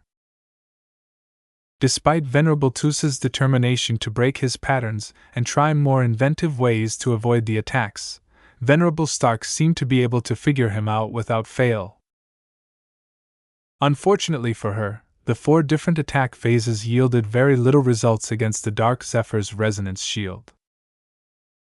Due to the expert light mech's limited size and capacity, it didn't carry a lot of resonating exotics responsible for forming this shield. Larger and heavier expert mechs were able to form much stronger resonance shields, but that did not make the Dark Zephyr a pushover. From its current level of performance, the expert mech's resonance shield could easily resist a barrage of full-powered positron beams. This granted Venerable Tusa plenty of time to perform many different actions. However, once Venerable Stark switched the attack phase of her Luminar crystal rifle to the mysterious-sounding light beam, Venerable Tusa's instincts suddenly detected a threat. "What the?" The bright beam prime began to fire thin white beams of light that caused him to feel increasingly threatened. When a light beam finally hit the resonance shield, the glowing barrier glowed brightly as it had to expend a lot more energy in order to resist the attack. Ouch! That hurt! Though the expert mech began to move a bit more frantically, the bright beam prime had become relentless in its fire. It took a total of just a dozen hits to exhaust the resonance shield. "That's too quick!" Ves reacted with shock. He expected the light beam attacks to be more effective against intangible and spirituality-based defenses, but he never expected that just a dozen hits was enough to expend the resonance shield of a proper expert mech. His wife's reaction was just as dramatic. "If we arm a squad of riflemen mechs with this crystal rifle, wouldn't it be able to strip the first layer of defenses of nearly any expert mech in just a couple of salvos?" The dramatic results soon caused Ves to feel concerned. He had just proven that he managed to develop a weapon system that was able to counter one of the most important methods that guaranteed the superiority of an expert mech. Even though expert mechs could rely on other advantages to remain operational in actual battlefield circumstances, this did not detract from the fact that they would have a much harder time if they could no longer rely on their resonance shields. "Is this the real reason why the MTA is limiting the spread of Luminar crystal technology?" he wondered. Chapter 31-33 Exclusive Club of People. It did not surprise him at all that the fleet received a special visitor a few days later. At the next star system, a simple-looking frigate just happened to linger close to the coordinates where the expeditionary fleet emerged. The vessel quickly attracted a considerable amount of scrutiny, but every sensor that examined her claimed that she was just a typical second-class vessel akin to the Barracuda that Ves once owned. He didn't believe a single piece of data that all of the sensors spat out. He had been waiting for some kind of response ever since he managed to verify that the light beam attack mode was considerably effective at stripping the resonance shields of expert mechs. Though the prototype Luminar crystal rifle that Venerable Stark utilized in the testing session was a high-quality weapon that only Ves could make, even mass-produced versions of the weapon would be able to inflict significant damage onto an expert mech when fielded in great numbers. It didn't take long for Gloriana to catch on to the greater implications of this weapon. While she managed to hold in her enthusiasm for several hours as they wrapped up all of the data they collected from the testing session, she finally couldn't resist once they returned to their grand stateroom. Meow! Clixie yawned as she hopped onto a couch and began to slumber. Gloriana, on the other hand, raced right in front of VS and clutched his uniform with her small hands. VS! She hissed.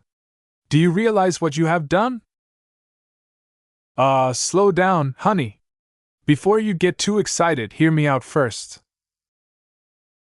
You've found the key to beating the Friday Coalition, she shouted. I've always worried about how to help the Hex Army overcome the Friday Man. I was reluctant to set aside other opportunities to design Hexer Mechs in favor of designing our expert Mechs, but now that you have managed to develop such an amazing weapons system, I have no regrets anymore. This is exactly what we need to save our aggrieved sisters from unwarranted Friday Man aggression. Unwarranted Friday Man aggression? Though VS had expected her to beg him to transfer this tech to the Hex Army, he didn't think she could be that shameless.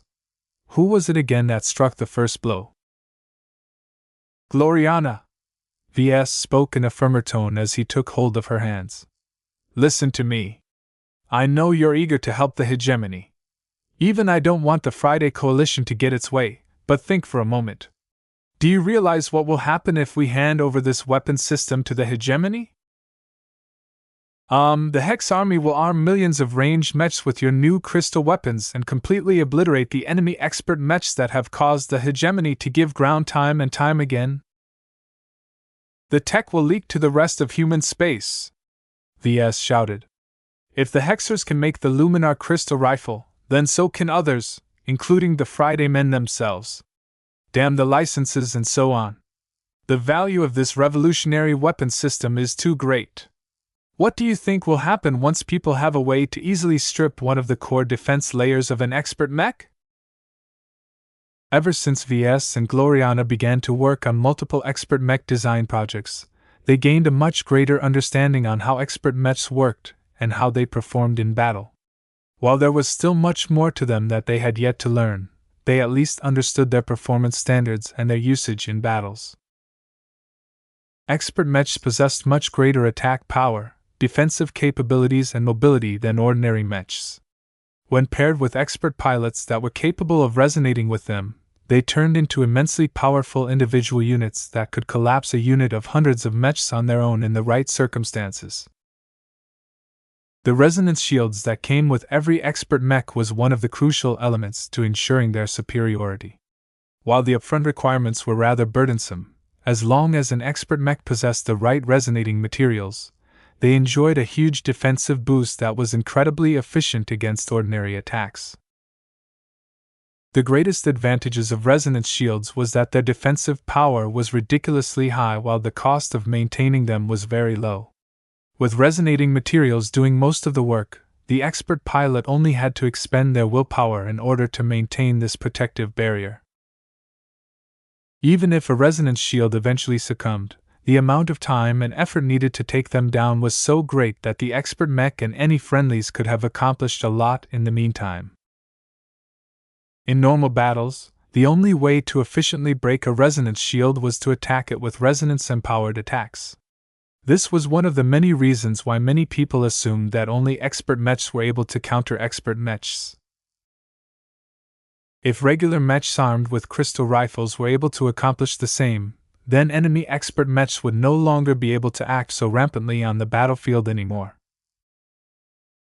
Only their high-quality armor systems would be able to fend off against enemy attacks, but this was a much less desirable circumstance as some sections were much more vulnerable than others. For example, without the cover of a resonance shield, it became a lot easier to target the flight systems of an expert mechs. As long as their vulnerable fight systems incurred serious damage, their wings would be clipped and they would lose most if not all of their initiative. Not even expert mechs could survive getting bombarded by thousands of mechs at a time. This was exactly what Gloriana wanted to bestow to the Hex Army. Who cares if the tech leaks out? She frowned. At most, the influence of expert mechs will be diminished regardless of whose side they are on.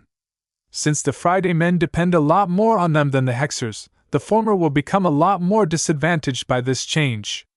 Once we manage to level the playing field, I'm certain that the Hex army will be able to sweep the floor against their Friday man counterparts. I'm not talking about that, Gloriana. Think of what kind of disruption we'll trigger throughout the rest of the galaxy. Expert mechs will become less impactful. Expert pilots will die in greater numbers because their mechs aren't as resilient against enemy firepower anymore. Less ace pilots will emerge as a result of these consequences, which also means that less god pilots will emerge from this diminished pool. Now, if you were standing in the shoes of the MTA, will you let this invention go on sale? Though Gloriana didn't think as much as Ves about the overall policies of an organization as big as the Mech Trade Association, even she knew about its preoccupation with encouraging the rise of as many high-ranking mech pilots as possible. Everyone who was involved in the mech industry knew that the existence of ace pilots and god pilots was one of the few reasons why mechs were able to obtain a measure of respect in front of warships. Without powerful pilots and powerful machines, mechs would have been relegated as toys with no hopes of surpassing the oppressive tyranny of warships. Though the amount of expert pilots, ace pilots and god pilots were way too few to threaten every human war fleet in existence, this might change one day. As long as the mech industry continued to innovate, it would only be a matter of time before someone achieved a breakthrough that allowed mech pilots to advance through the ranks with greater ease than before. Until then, existing high-ranking mech pilots needed to be preserved as much as possible, while still offering them plenty of opportunities to advance. Right now, the current state of human civilization had struck a delicate balance. There was enough conflict to generate a steady stream of expert pilots, but the battles weren't deadly enough to cause them to die off quickly. Only other expert pilots posed a considerable threat against them. While it was wasteful to allow them to kill each other, ace pilots and god pilots only emerged in circumstances of great need and pressure. Coddling them would just cut them off from any chances of further advancement. When Ves reminded his wife of the MTA's stance, she finally stopped and considered the issue from a broader perspective. Her expression fell as uncertainty crept up in her mind. "What do we do?" she whispered. "We wait. If my guess is right, the MTA will issue a response. Let's not do anything drastic until we know the association's stance." In the end, it took several days later for the MTA to come calling. Though no one was able to tell that the small vessel was anything remarkable, Ves felt a faint degree of familiarity from the ship. He had seen this vessel before. Though the mass, dimensions, material composition and design were completely different from any other frigate that he had seen before, he was certain that he was facing a familiar vessel. Strangely enough, the frigate maintained its distance from the expeditionary fleet. She sat well outside of the security perimeter and did not attract too much scrutiny from the Larkinson clan. Even so, Ves did not let down his guard. The truth soon came to light when Ves received a direct message to his comm. He barely had time to call Gloriana over to a private, shielded office before a group of individuals directly teleported exactly 3 meters in front of the couple. "Mr. Larkinson. Mrs. Woden Larkinson. We meet again." Ves and his wife bowed. "Welcome aboard the Spirit of Bentheim. We are honored by your visit." The guards that surrounded Master Willix quietly swept the office and took up positions around the sides. Meanwhile, all 3 mech designers sat down at the nearest available chairs. The fact that Master Willix took the time to do so meant that her attitude shouldn't be too harsh. "I find myself back on this ship much sooner than expected," the Master Mech Designer calmly spoke. "Do you understand how much trouble you have stirred up? I had to pause my current projects and travel to this star cluster straight away in order to make certain that I will be able to handle this case. I can assure you that it is unlikely you will receive as much courtesy from my colleagues. Ves lowered his head. He was afraid of this. The MTA truly had a problem with his latest invention. Master Willix gave him a reassuring smile. I do not disapprove of your actions. You merely did the best you could to develop better luminar crystals. The alien tech is the signature accomplishment of an ancient race that preceded our rise. Our association has collected plenty of evidence that the luminar race were capable of accomplishing great feats with their characteristic crystals. Even so, you have given the few of us who have become aware of your latest invention a considerable amount of concern. Do you know why? There was no way for Ves to deny the obvious. Because my weapon system has the potential to threaten the balance of mech warfare. Expert mechs and expert pilots will become a lot less relevant if my invention spreads. The older woman nodded. You are not the first mech designer who has developed a more effective counter against expert mechs. Why haven't we heard about them, ma'am? Gloriana asked. The answer to that is simple, young Gloriana. We regulate the mech industry and the mech market. From the beginning, we have always controlled the spread and growth of mech technology. If a mech designer or a developer ever invents a solution that has the potential to adversely disrupt the mech landscape, we take steps to prevent that from happening. The mech market was never a free one. No one was able to sell any mech they liked as long as the Mech Trade Association hovered over everyone's heads. It did not surprise Ves at all that the MTA restricted applications that fell outside of the usual categories such as untested neural interface technology and weapons of mass destruction. He just had a lot of trouble accepting the fact that he of all people had joined the exclusive club of people who attracted the wrong kind of attention from the MTA. Chapter 31-34 Restricted Technology. It didn't take much explanation from Master Willix to hit home the fact that the MTA was not happy. The last thing the Meshers wanted was for Ves to spread out a weapon system that could fire light beams that inflicted devastating damage against resonance shields. Though the conventional wisdom was that nothing could ever stay a secret forever and the progress of technology could never be halted, the Big Two exerted a lot of control of humanity. If the MTA and CFA was able to restrict everyone from using warships, weapons of mass destruction, mass brainwashing technology, and many other unsavory applications, then they could surely prevent humans from utilizing luminar crystal technology. Ves had no doubt that the MTA was willing to go through extreme measures in order to ensure that not a single human organization or state would field any mechs armed with luminar crystal rifles.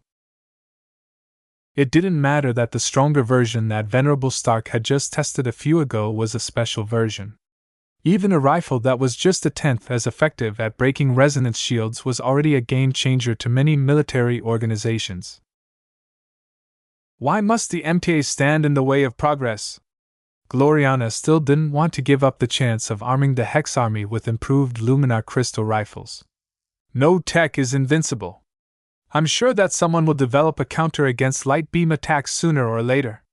However, this won't happen if you keep the new weapon system out of people's hands. What if hostile alien empires deploy something similar one day? We don't lock every tech we don't like in a vault and forget about it, Mrs. Woden. Our research teams are constantly at work in order to get ahead of the curve. While I admit that our researchers may not be able to make as much progress as the total population of humanity, this is but a small price to pay to ensure that the development of mechs will not experience too many disruptive shifts. There are some disruptive innovations that we have permitted to spread, but your light beam rifles do not fall under this category. Master Willix's tone made it clear that she did not intend to make an exception for this case. The MTA's priorities mattered a lot more than the opinions of others. Does that mean that we have expended all of this effort for nothing? Ves frowned. What about my former state?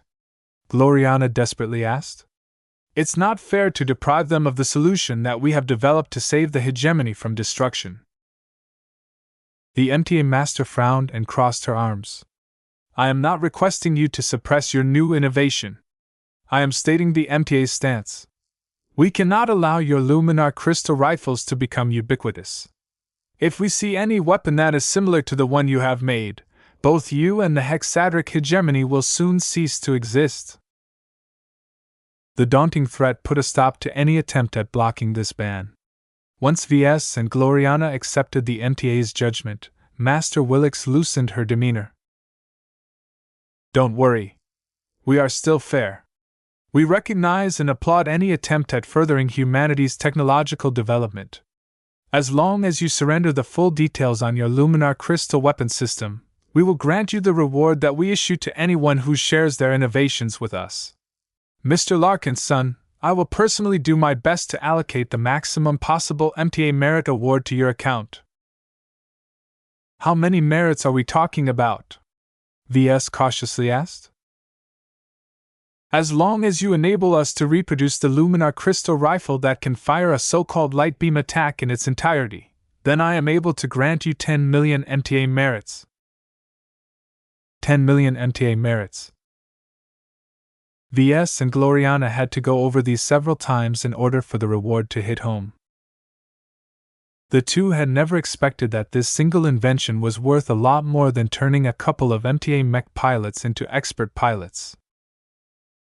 Then again, if the MTA did not possess this tech itself, then it was a lot more reasonable for the organization to issue such a hefty reward. Though Ves and Gloriana still lost out considering how drastically the weapon system could alter the paradigm of mech warfare, the consolation prize was enough to keep them silent. They benefited a lot more if they quietly accepted the MTA's judgment and avoided greater sanction. Ves still wasn't entirely pleased with this outcome, though. How could he possibly proceed with designing the Sentry project after the MTA took away the most essential piece of the puzzle? What about his other expert mechs such as the Chimera project? The thought of depriving Venerable Joshua a powerful means of defeating other expert mechs did not sit well with him. If the Larkinson clan ever encountered another ambush like it did during the Battle of Reckoning, should Ves obediently allow thousands of good men and women to be slaughtered just because he couldn't equip their mechs with light beam weapons? Since Master Willix was involved in the design of most of their expert mechs, she possessed a great understanding of the Larkinson clan's position. I believe you are misunderstanding something, Mr. Larkinson. Our goal is to prevent the spread of a dangerous new weapon that can threaten the lives of expert pilots. That does not mean we oppose progress. As the principal developer of this new application, you are entitled to some additional rights. Depending on my discretion, I can allow you and your Larkinson clan to continue utilizing this weapon system. The only requirement is that you are not permitted to spread it any further. Ves was shocked. If this was the case, then most of his objections against this ruling would disappear. As long as his Larkinsons maintained an advantage, it didn't matter too much if he wasn't able to equip his commercial or commission mechs with the same capabilities. Thank you, Master Willix. Don't thank me yet. I will only grant you this dispensation as long as you divulge the theory and production method of your light beam weapons. You will also have to sign a contract that will formalize your new status as a contributor of restricted technology within our database. Master Willix briefly explained what that actually meant. Just like how mech designers could gain rewards if they handed over their mech-related trade secrets, the MTA instituted special rules to those who contributed more controversial technology. While the meshers could rely on their domineering power to coerce mech designers and other inventors into giving up their tech, this was a short-sighted approach that would definitely generate a lot of resentment in the long run. Since innovation and technological progress were sacred to the MTA, any attempt at restricting them could lead to stagnation in the long run. In order to make sure that innovators remained happy and productive, the MTA was willing to give them special accommodations to make sure that they continued to pump out useful new inventions. Mind you, if you developed a new superweapon such as a bomb that can split apart a planet, We would never allow you to retain the right to use it. It just so happens that your case is not as severe. Even if we allow you and your clan to retain the use of light beam weaponry, the damage you can do to human society is limited. Human society was too big for any single player to change the game. The real danger was spreading out the new killer weapon to other players. As long as that didn't happen, the MTA simply didn't care that the Larkinson clan would be able to bully any expert mechs it came across. Master Willix even took the time to explain all of the terms. The dispensation that she was willing to give would only apply to the Larkinson clan. If the clan ever grew too big one day, then the MTA might opt to change the rules. This was their right. As long as the meshers were no longer happy with the current arrangements, they had no qualms about altering the terms. They were simply too powerful to stop. For now, the deal was fairly favorable to the Larkinson clan. Ves knew that his fleet would be able to retain a powerful trump card to ensure its survival in the Red Ocean. The only other problem was that the MTA didn't give out this exemption for nothing. Master Willix gave Ves an important reminder. The rationale for allowing the developers of a restricted tech to retain the right to use their new inventions is to give them the room to improve their work. You can be certain that our own research teams will do their best to develop your tech further, but we have observed that allowing the original inventors to keep iterating on their inventions will also yield a considerable degree of progress. So if I make any improvements, I have to give your association an update? Correct, Mr. Larkinson. Willix smiled. Humanity must continue to develop its technological base. We are far from reaching the apex that other alien civilizations have reached. We need you to continue to work on this light beam weapon of yours, as there might be a situation in the future where it can play a crucial role against our common enemies. Ves narrowed his eyes. He had a feeling that he knew exactly what she was talking about. Though he never really tested it out, he had a very strong hunch that light beam weapons were also effective against the spiritual methods of the Five Scrolls Compact. If this was the case, then 10 million MTA merits was obviously not enough to reflect the full value of a powerful counter against one of the MTA's main opponents. He knew better than to voice his greed. The MTA held an overwhelming advantage in this negotiation.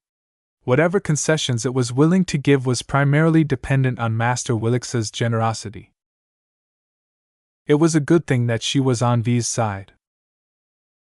Yet even if she was willing to fight for his interests, there was a limit of what she could do. The MTA never engaged in a losing transaction. It had no reason to suffer a loss when it was powerful enough to flip the board whenever a game wasn't playing out in its favor. While the merit award of such a massive contribution was rather tasteless to Ves, at least he got something. Besides, this wasn't the end of the story. If Ves ever made any significant advancements in light beam weaponry, he could expect to receive even more MTA merits. Overall, this turn of events did not exceed his bottom line, especially after he asked an important question. Just to be sure, you're talking about restricting the tech related to weapons that can fire light beams, right? Correct. Then am I still allowed to sell regular luminar crystal rifles? Ves eagerly asked. The component responsible for allowing my rifles to fire resonance shield-busting light beams is fairly complicated and abstruse. There is no way that other people will be able to develop it independently. Master Willix had already thought about this distinction. I'm sorry to disappoint you, Mr. Larkinson, but we do not desire the spread of alien technology. We are willing to ignore weaker applications, but your second-class luminar crystal weapons are too powerful. We do not desire human progress to take a detour. Any improved weapon system must be fully based on human technology and human science. This is better in the long run. This was a huge disappointment to Ves. This effectively meant that he wouldn't be able to equip his commercial mech models with a powerful advantage that would put them ahead of the competition. Perhaps the Crystal Lord Mark III wouldn't be as revolutionary as he previously envisioned. The master adopted a sterner expression. It's rather interesting how your applications of luminar technology have experienced a sudden leap in recent times. I am certain that I did not grant you the classified research materials that allow you to develop crystals with this degree of material strength.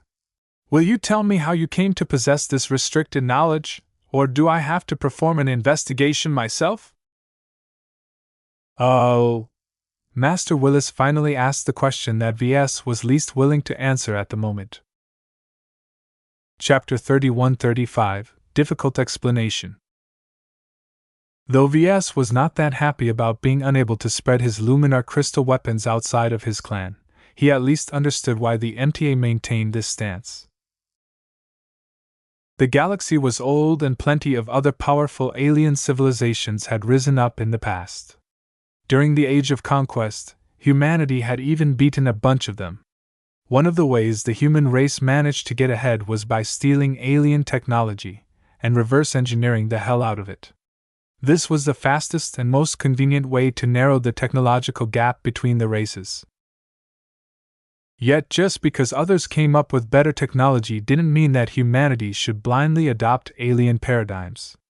The only tech that humans could truly rely on was tech that they fully mastered.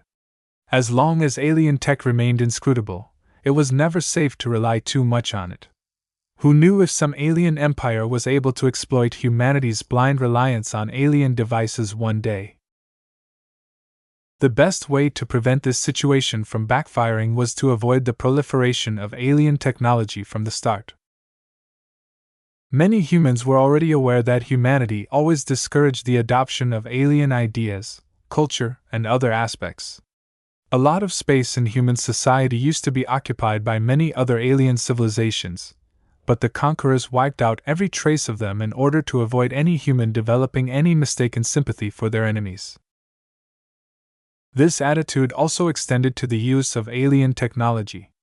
From a certain perspective, Ves and the Larkinson clan violated the prevailing consensus.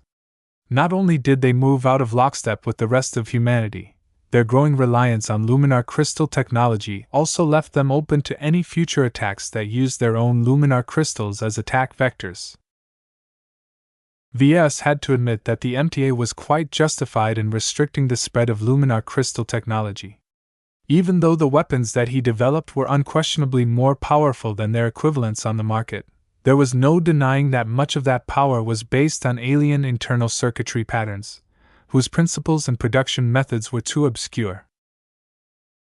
Thinking about the knowledge on luminar crystal technology that he had redeemed from the system, he understood a lot better why the MTA research teams approached the alien tech from a materials science perspective.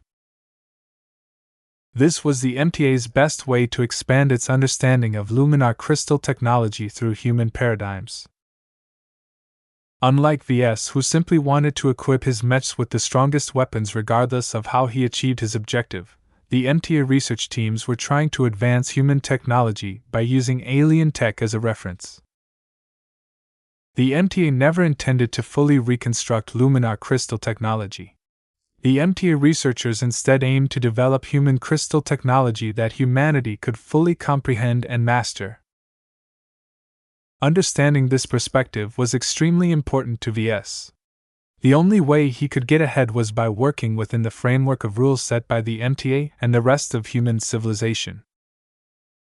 Of course, if he saw an opportunity to cheat, he would definitely do so without hesitation. Right now, Ves first had to solve a potentially serious problem. He could not properly explain how he managed to obtain knowledge that was clearly derived from classified research that Master Willis had definitely withheld from him. The current versions of the luminar crystal rifle made so much use of the MTA's research that there was no way that Ves could deny the connection. If Ves claimed that he obtained the research from another source, then Master Willis would definitely follow up on that. She would not be satisfied until she knew who broke the rules of the MTA and supplied him with forbidden knowledge.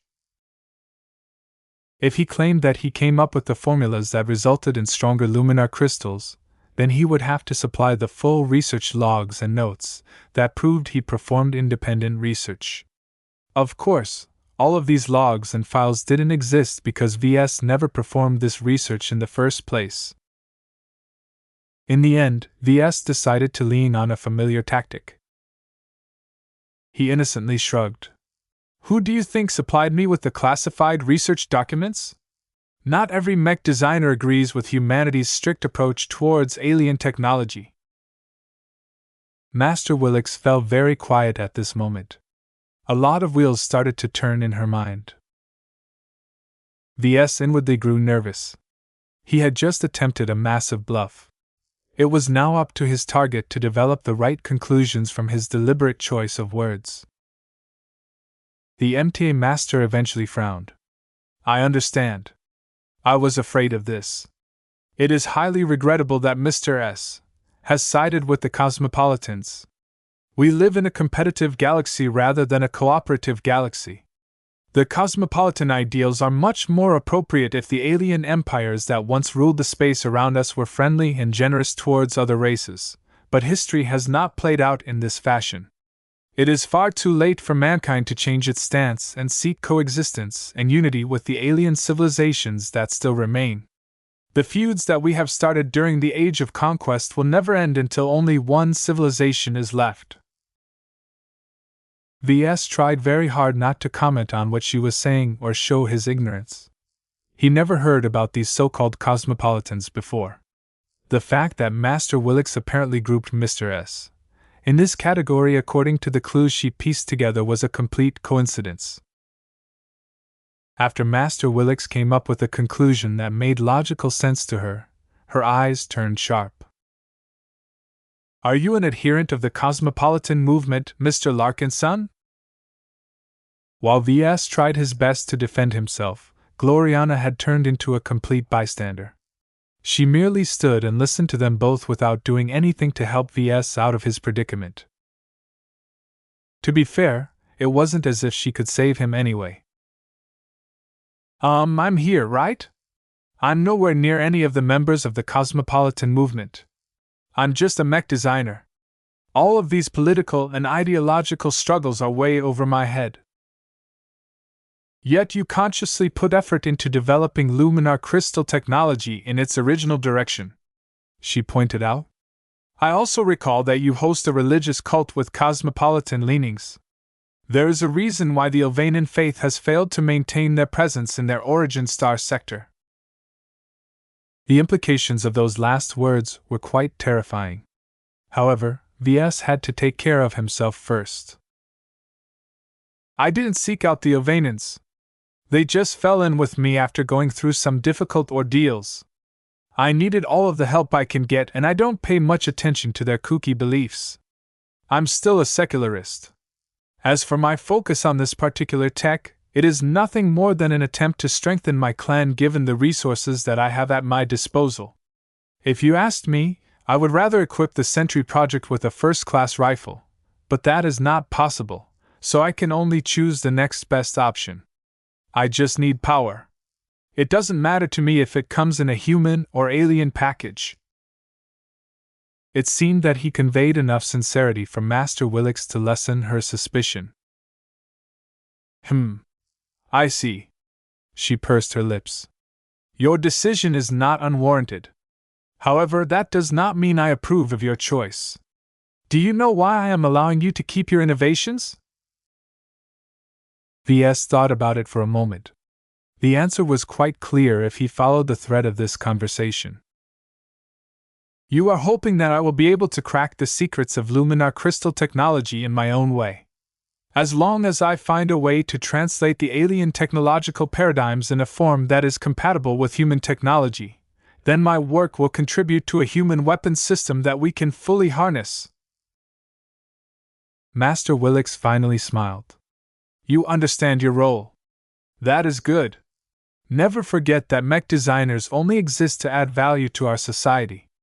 We can overlook numerous smaller matters as long as you contribute to the advancement of humanity. Your success in developing this light beam attack method is of interest to us. We wish for you to continue to achieve results on this front. I'm not an energy weapon specialist, ma'am. I merely came up with my latest invention because I needed to pair the Sentry project with a powerful weapon. The only reason why I was able to develop it in the first place was because I possess an advantage over your association's research teams. And what is this advantage exactly? Willix raised her eyebrow. It's complicated. Let's discuss that later, Ves nervously replied.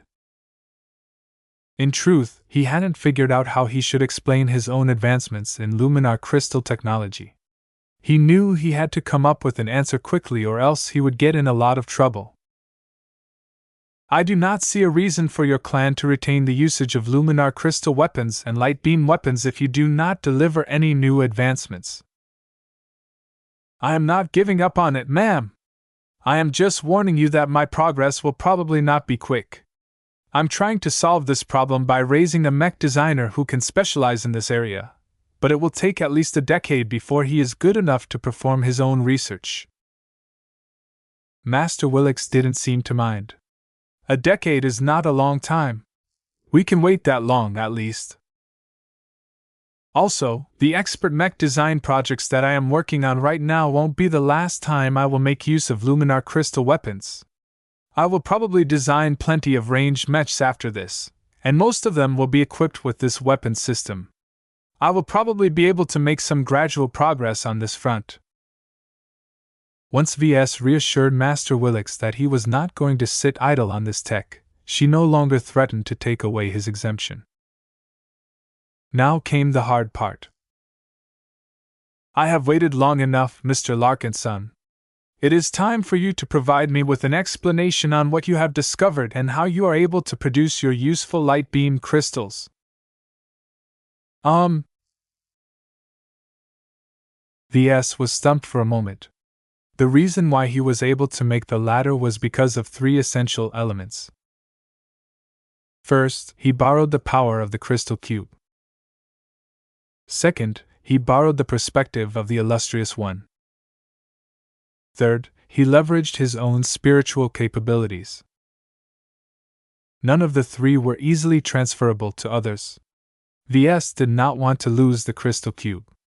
This was his overriding priority.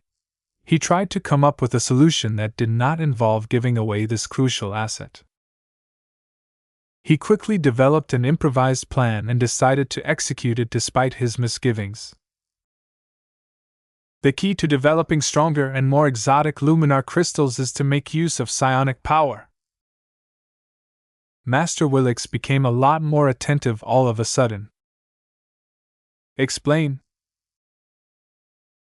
Ves activated a projection that showed a typical luminar crystal. The internal circuitry patterns that you see here are based around psionic power. The MTA already knew or suspected some of what he said, but he provided enough new insights that Master Willix genuinely became intrigued. Interesting. Then what method do you employ to develop these circuitry patterns and make a coherent product such as a light beam crystal? That was a lot more difficult for Ves to answer. I borrow from unusual help. Will I be able to reproduce your method? That? I'm not sure. It's rather complicated. You can probably make crystals that are close to mine in power, but without leveraging psionic power during the production process, it will come out weaker than it should. It's lacking a critical ingredient. This was anything but sufficient to Master Willix. Ves had to think up a real solution quick or else he might have to say goodbye to all of those MTA merits. Chapter 31-36, Supreme Marshal Caramon Pearl. Interesting. The internal circuitry of this weapon is constantly affecting the flow of different energies. Master Willix spoke as she floated around the giant luminar crystal rifle that Ves had placed in his personal workshop. A few of the guards were holding large scanners and methodically began to gather data from every angle. Gloriana was present as well, but she had been relegated to the background. She played no role in the development of the luminar crystal rifle and could not provide any insight that Master Willix could already figure out by herself. I hope my husband's work meets her approval. she whispered as she held Clixie against her chest. Meow. Ves nervously stood closer to the giant mech-sized rifle as he occasionally answered a few inquiries from Master Willix. The problem was that he couldn't fully provide her with the information she wanted because even he hadn't figured out how the internal circuitry patterns worked. Eventually, Willix got tired of his insufficient attempts to explain the functioning of the weapon. She briefly paused her examination and faced Ves from above. Do you see how little control you have over your own invention? Many human researchers in the past have gone down the same path as you. During the Age of Stars, our race were newcomers to the galactic stage, and we became dazzled by the breadth and depth of alien technology utilized by the new and unfamiliar aliens we came across. Do you know what happened at the time? We somehow muddled through by staying under the radar of strong local powers? A lot of events took place during this humble stage, much of which has been deliberately erased from the history books. Willix ruefully smiled. What I can tell you was that attitudes like yours were in the mainstream. Our tech base was woefully underdeveloped compared to the galactic standard at the time. We did not have the luxury to develop our own native tech base. Many researchers and developers have managed to adapt a large amount of alien tech for human use. Yet we rarely hear of their names or remember their deeds today. Do you know why? This was an important question, and Master Willix obviously wanted Ves to think deep on this issue. In her perspective, he was in the same shoes as the researchers of the past. This made it crucial for him to learn from the mistakes of his predecessors. Thinking about all of the warnings issued by Master Willix, Ves came up with a reply. In order to study alien technology, you need to understand its creators.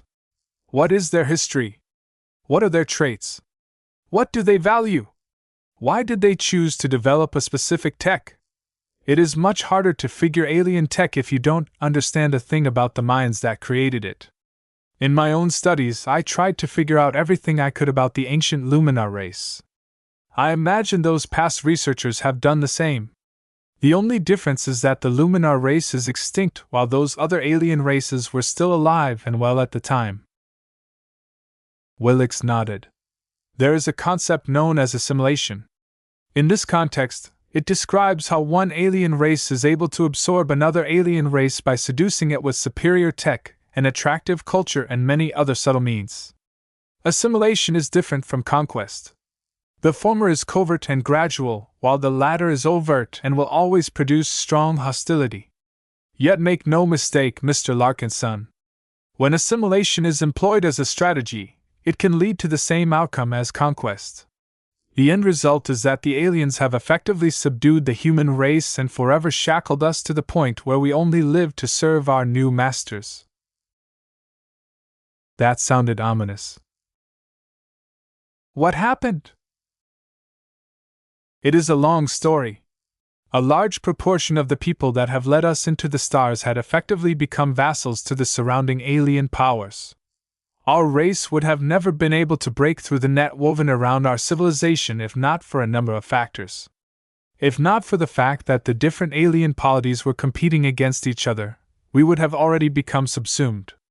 The delays caused by alien rivalries has given us enough time to move past our most vulnerable period and attain strength that is not conditional to any outside influence. Has your school taught you about Supreme Marshal Caramon Pearl? Ves immediately recognized the name even though it had been a long time ago since he last encountered the name in a history book. He's the father of human dominion. The Supreme Marshal was the first leader of our race who managed to unite the scattered nations of humanity into a single union. This allowed all of us to speak with one voice towards the aliens we interacted with. Before this happened, Old Earth and the colonies that followed all treated each other as rivals. Once the Supreme Marshal came along, he managed to convince many different nations and other organizations that they should be directing their schemes at the aliens instead of themselves. Master Willix nodded. We cannot understate the importance of figures such as Supreme Marshal Pearl. What the history books didn't tell you was that the opposition against his stance was much more fierce than you realize.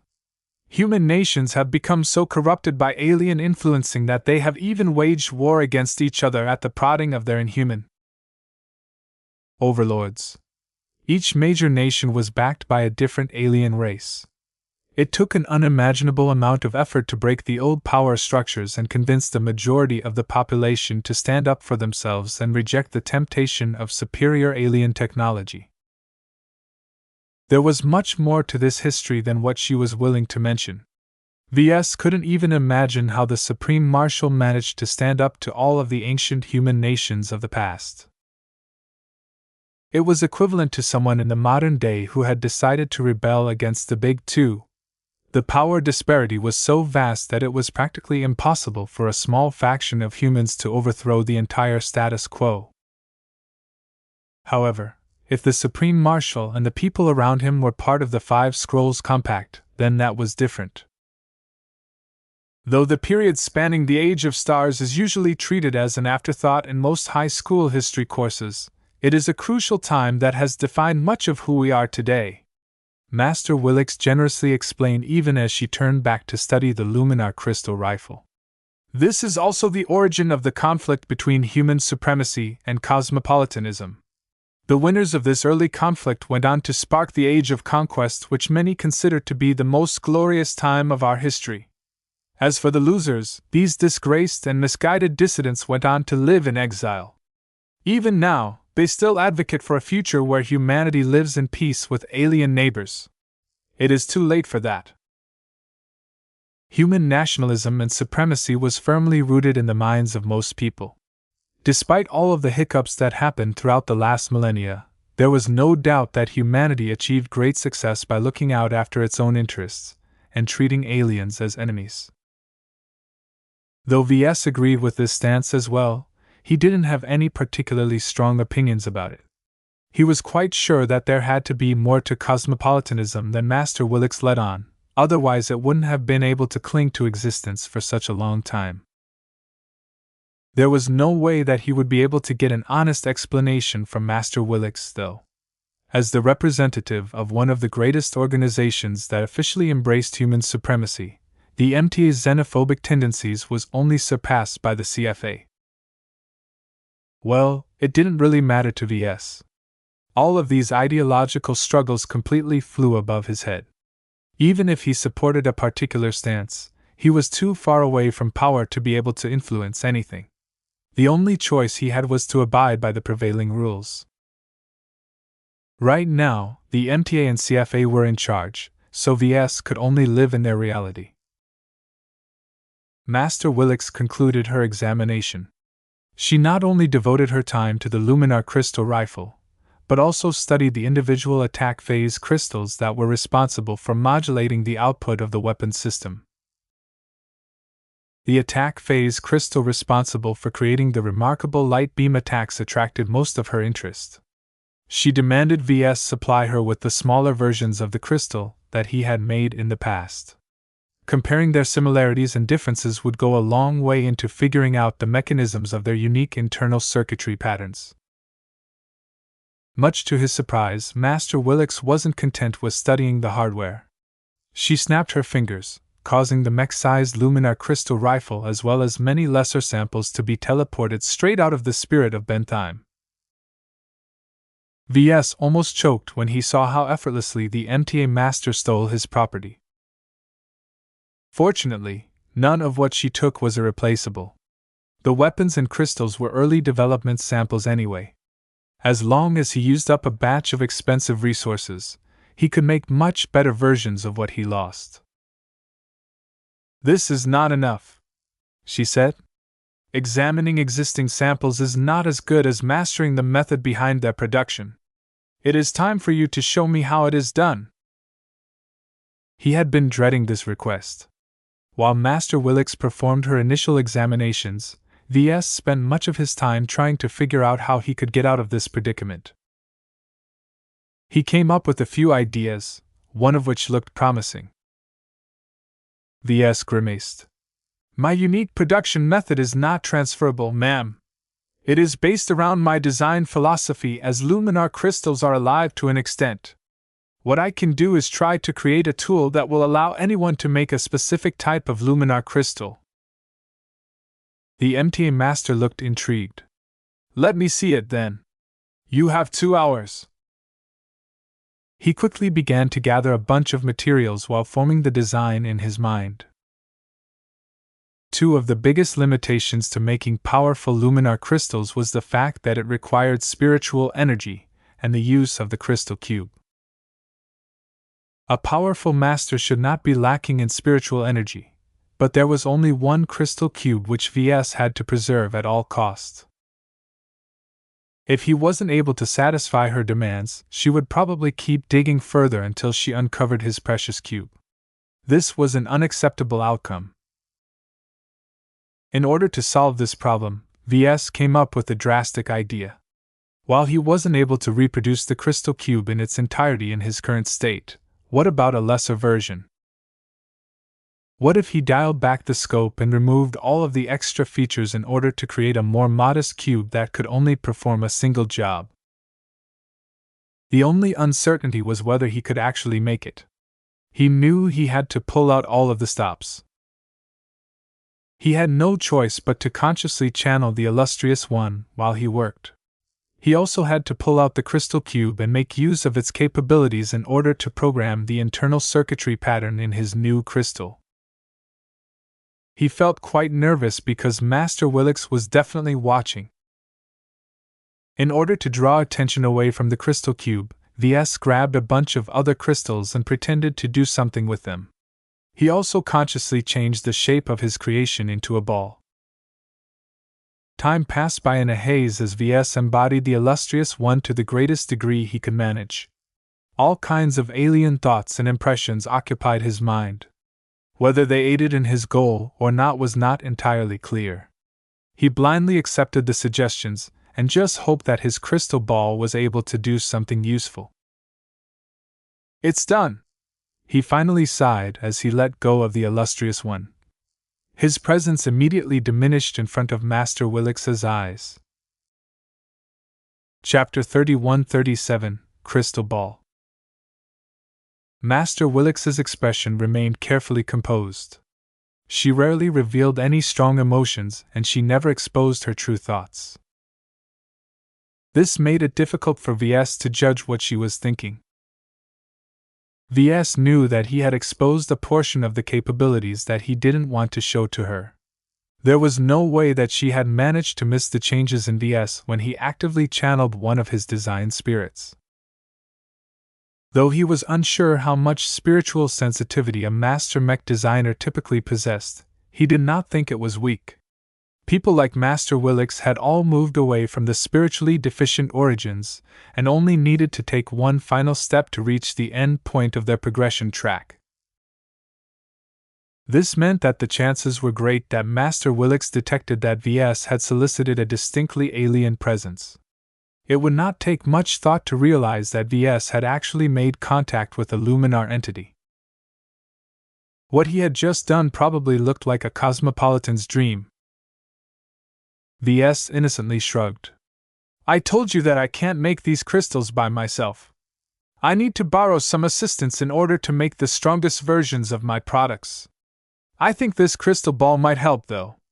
It should allow you to make the same light beam attack phase crystals that are of great interest to you.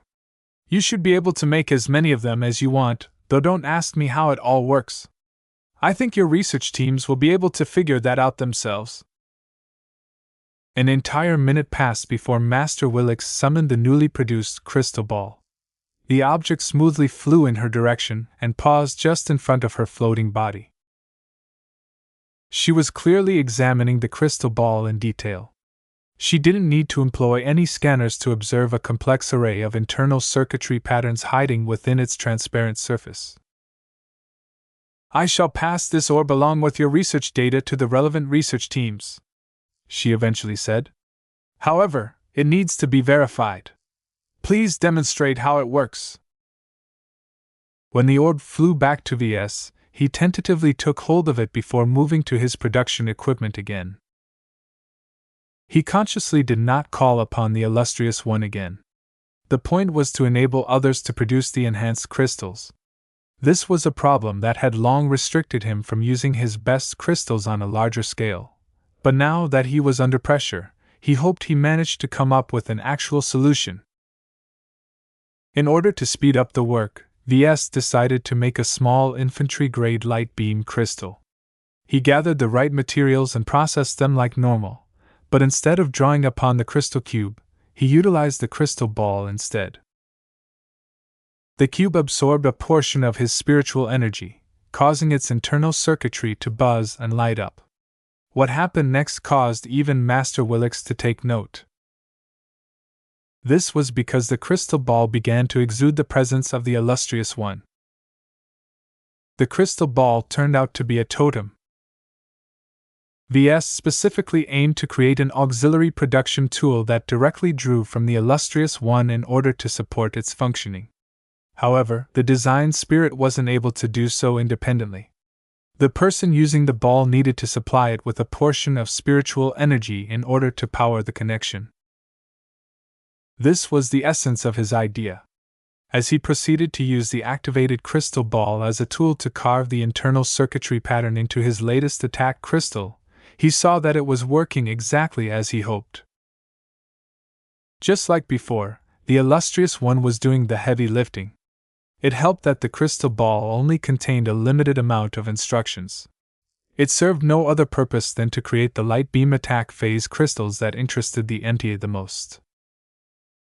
With the creation of this ball, Ves finally created a means that allowed others to create powerful luminar crystals without requiring his personal attention. However, it was not a perfect solution yet. The price of activating the crystal ball was to donate a significant chunk of spiritual energy. This might not be a big deal to Ves, who could easily supplement the cost with the help of Blinky, or Master Willix, who doubtlessly possessed much greater reserves. The real problem came with handing over the crystal to someone who had much less energy to spare. If Ves handed a crystal ball to a random mech technician, then there was a considerable risk that this person would probably drain himself dry. Once he finished his latest product, he handed both the attack phase crystal along with the crucial crystal ball to Master Willix. She looked a bit more pleased now that Ves gave her a solid result. "Be careful with the crystal ball," he softly warned her. "In order for it to work, it needs to consume a portion of psionic power. It takes at least a journeyman in order to be able to use the crystal to produce a light beam crystal."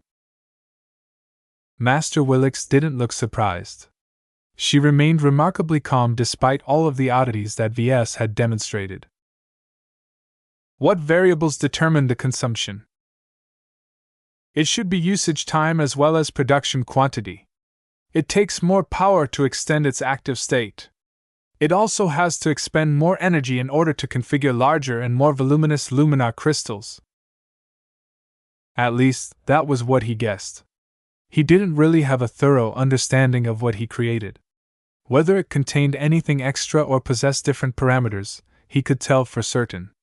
He would have to test the crystal ball under many different circumstances, but this was obviously not the time to perform such an extensive study. He could only hope that the crystal ball presented to Master Willix wouldn't produce an accident, or something once the MTA researchers made use of its capabilities. After studying the crystal ball and the product that it helped create, the MTA master finally teleported them back to her ship before turning her attention back to their maker. "This is barely sufficient, Mr. Larkinson. Though I am impressed by your unconventional method, it is not an approach that can be performed through purely human means. You are still too far away from mastering the working principles of this tech." Ves sighed. "I am aware of that, ma'am. I am more focused on the power that I can gain than trying to understand its roots." "You are following a crooked path. The power of these crystals are not weak. In fact, if fully understood, the underlying tech can revolutionize our energy weapon systems, but you are still too far from this point. As long as your methods and products bear traces of alien technology, we cannot embrace it. Do you understand? I do, he said. Much of the tech that was used to make mechs, ships, and other devices were fully mastered by humanity's scientific community. There may be a couple of exceptions, but for the most part anyone was able to understand and reproduce a particular device after learning the underlying theories and mastering the relevant methods. This universality was key to empowering humanity as a whole. Any mech designer and any developer could make any product as long as they had the right means.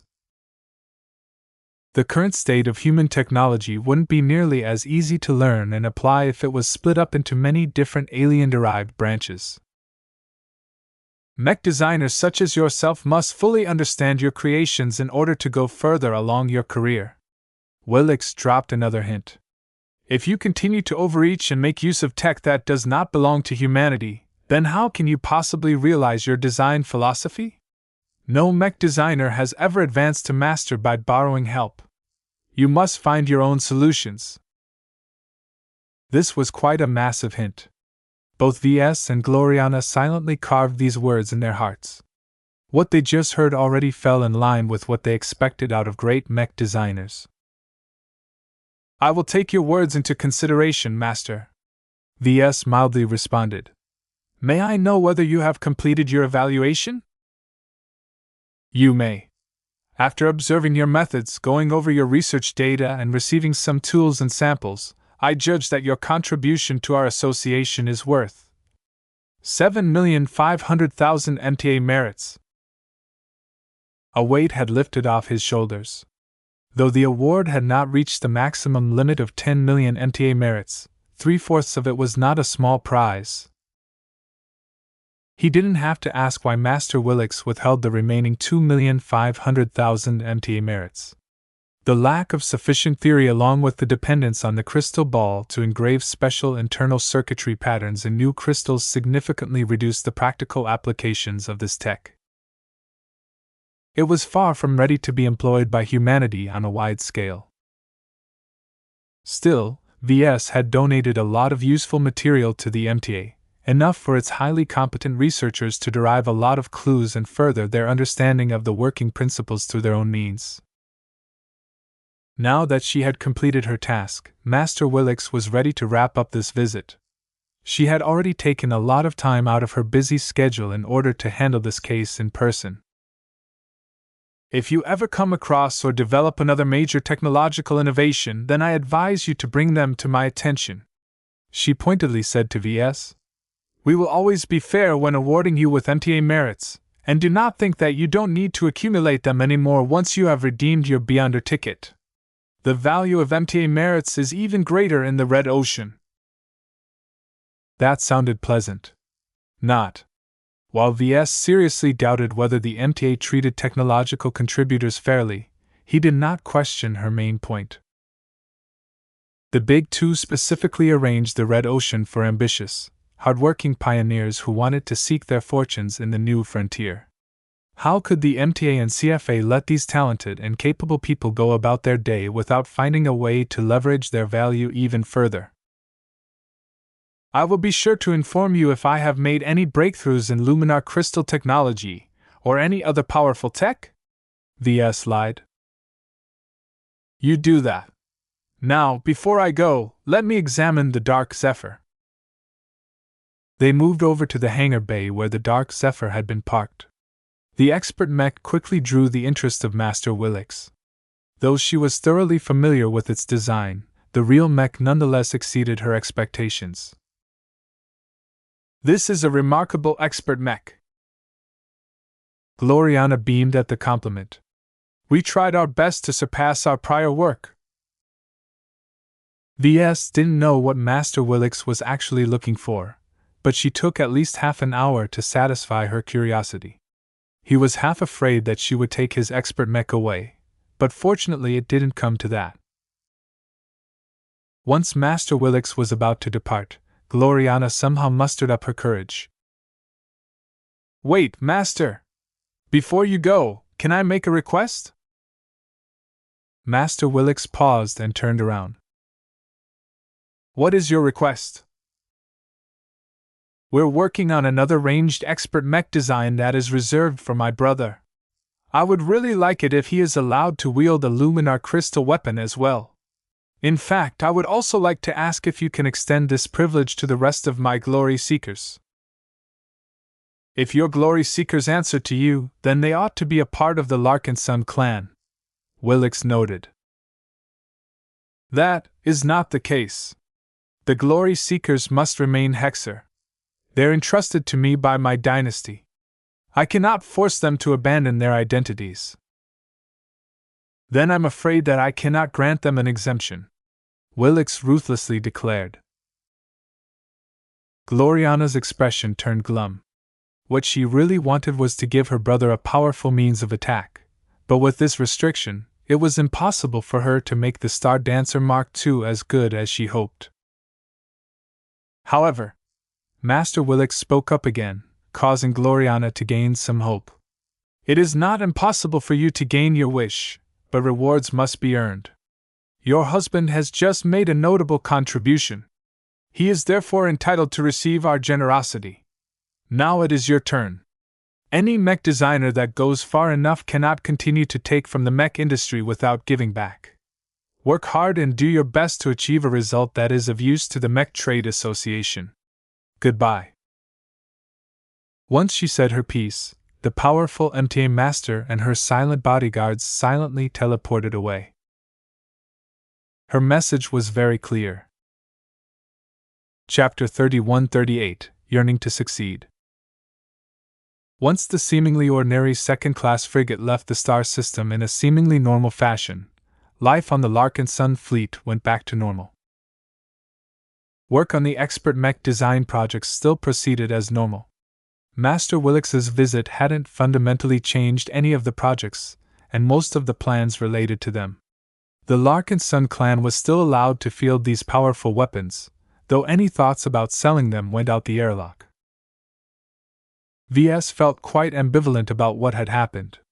A part of him actually wished that he hadn't created such a powerful means to strip an expert mech of its resonance shield.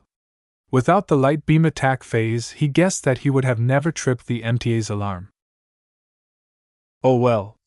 At least my clan won't have to be so afraid of expert mechs anymore. Master Willix's judgment had removed a cloud of uncertainty over his head. He had always felt a bit nervous about increasing his reliance on luminar crystal technology. Now that he received official sanction from the MTA, he did not have to worry about losing the right to use it as long as he did not do anything excessive. The biggest downside was that Ves, like any technological contributor, was expected to continue to supply the MTA with any significant advances he made. Though the measures promised to grant him additional merits for each significant contribution, he still felt irked at how extensively the association took advantage of him. The entire scheme reeked of a scam. He couldn't imagine how much knowledge the MTA received from all of its contributors every day. At least I've already gotten merits out of this arrangement. After spending a long time without completing any missions for the MTA, Ves finally managed to alleviate his need for merits. His personal account now held over 44 million MTA merits. Together with Gloriana, the Larkinson clan essentially held 45 million MTA merits, which was enough to claim 9 out of 20 capital ship slots of a Beyonder ticket. This reward alone was enough to wash away all of his lingering sourness. Together with the 2 free ship slots that the Cross clan exchanged with me, my clan has a total of 11 ship slots. This was more than enough for the Larkinson clan to get off to a decent start in the Red Ocean. Ves was particularly happy that he had room to add additional capital ships to his fleet if he could get his hands on a couple of them. As long as he stumbled into an opportunity to obtain a fleet carrier or a mass conveyor, he would definitely pounce on it as the fleet urgently needed to reinforce its combat capabilities. This doesn't mean I should stop finding ways to earn more merits, though. His expression turned serious. 45 million MTA merits isn't quite enough to grasp the majority of the rights in the Golden Skull Alliance. VS wasn't sure how many merits the Glory Seekers and the Cross clan would be able to earn in the next year or so. If they weren't as good as he hoped, then the expeditionary fleet might end up arriving at the Lesser Beyonder Gate without all of the merits needed to leave the galactic rim. The best way to prevent any delays was to keep finding more opportunities to earn additional merits. Besides, Master Willix was right that they didn't become useless once he reached the Red Ocean. Aside from offering the usual rewards such as exclusive knowledge, rare exotics, and most notably life-prolonging treatment serums, the Big Two also offered many precious goods and services that were difficult to obtain in the current state of the Red Ocean. Merits never lost their relevance. The MTA and CFA certainly made sure of that.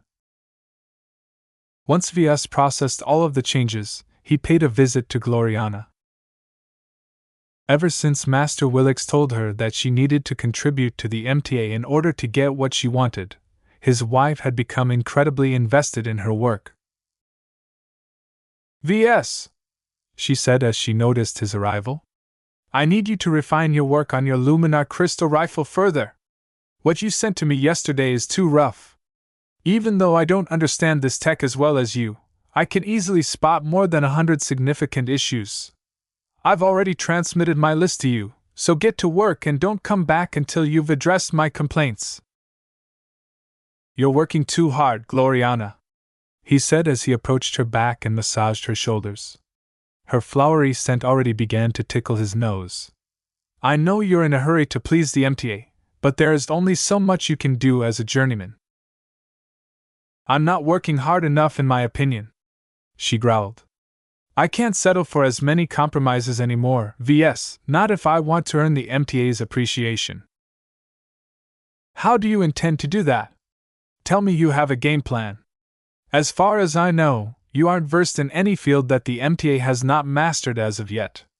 I managed to luck out by gaining proficiency in a tech that the MTA hasn't cracked, but I doubt you have a similar opportunity."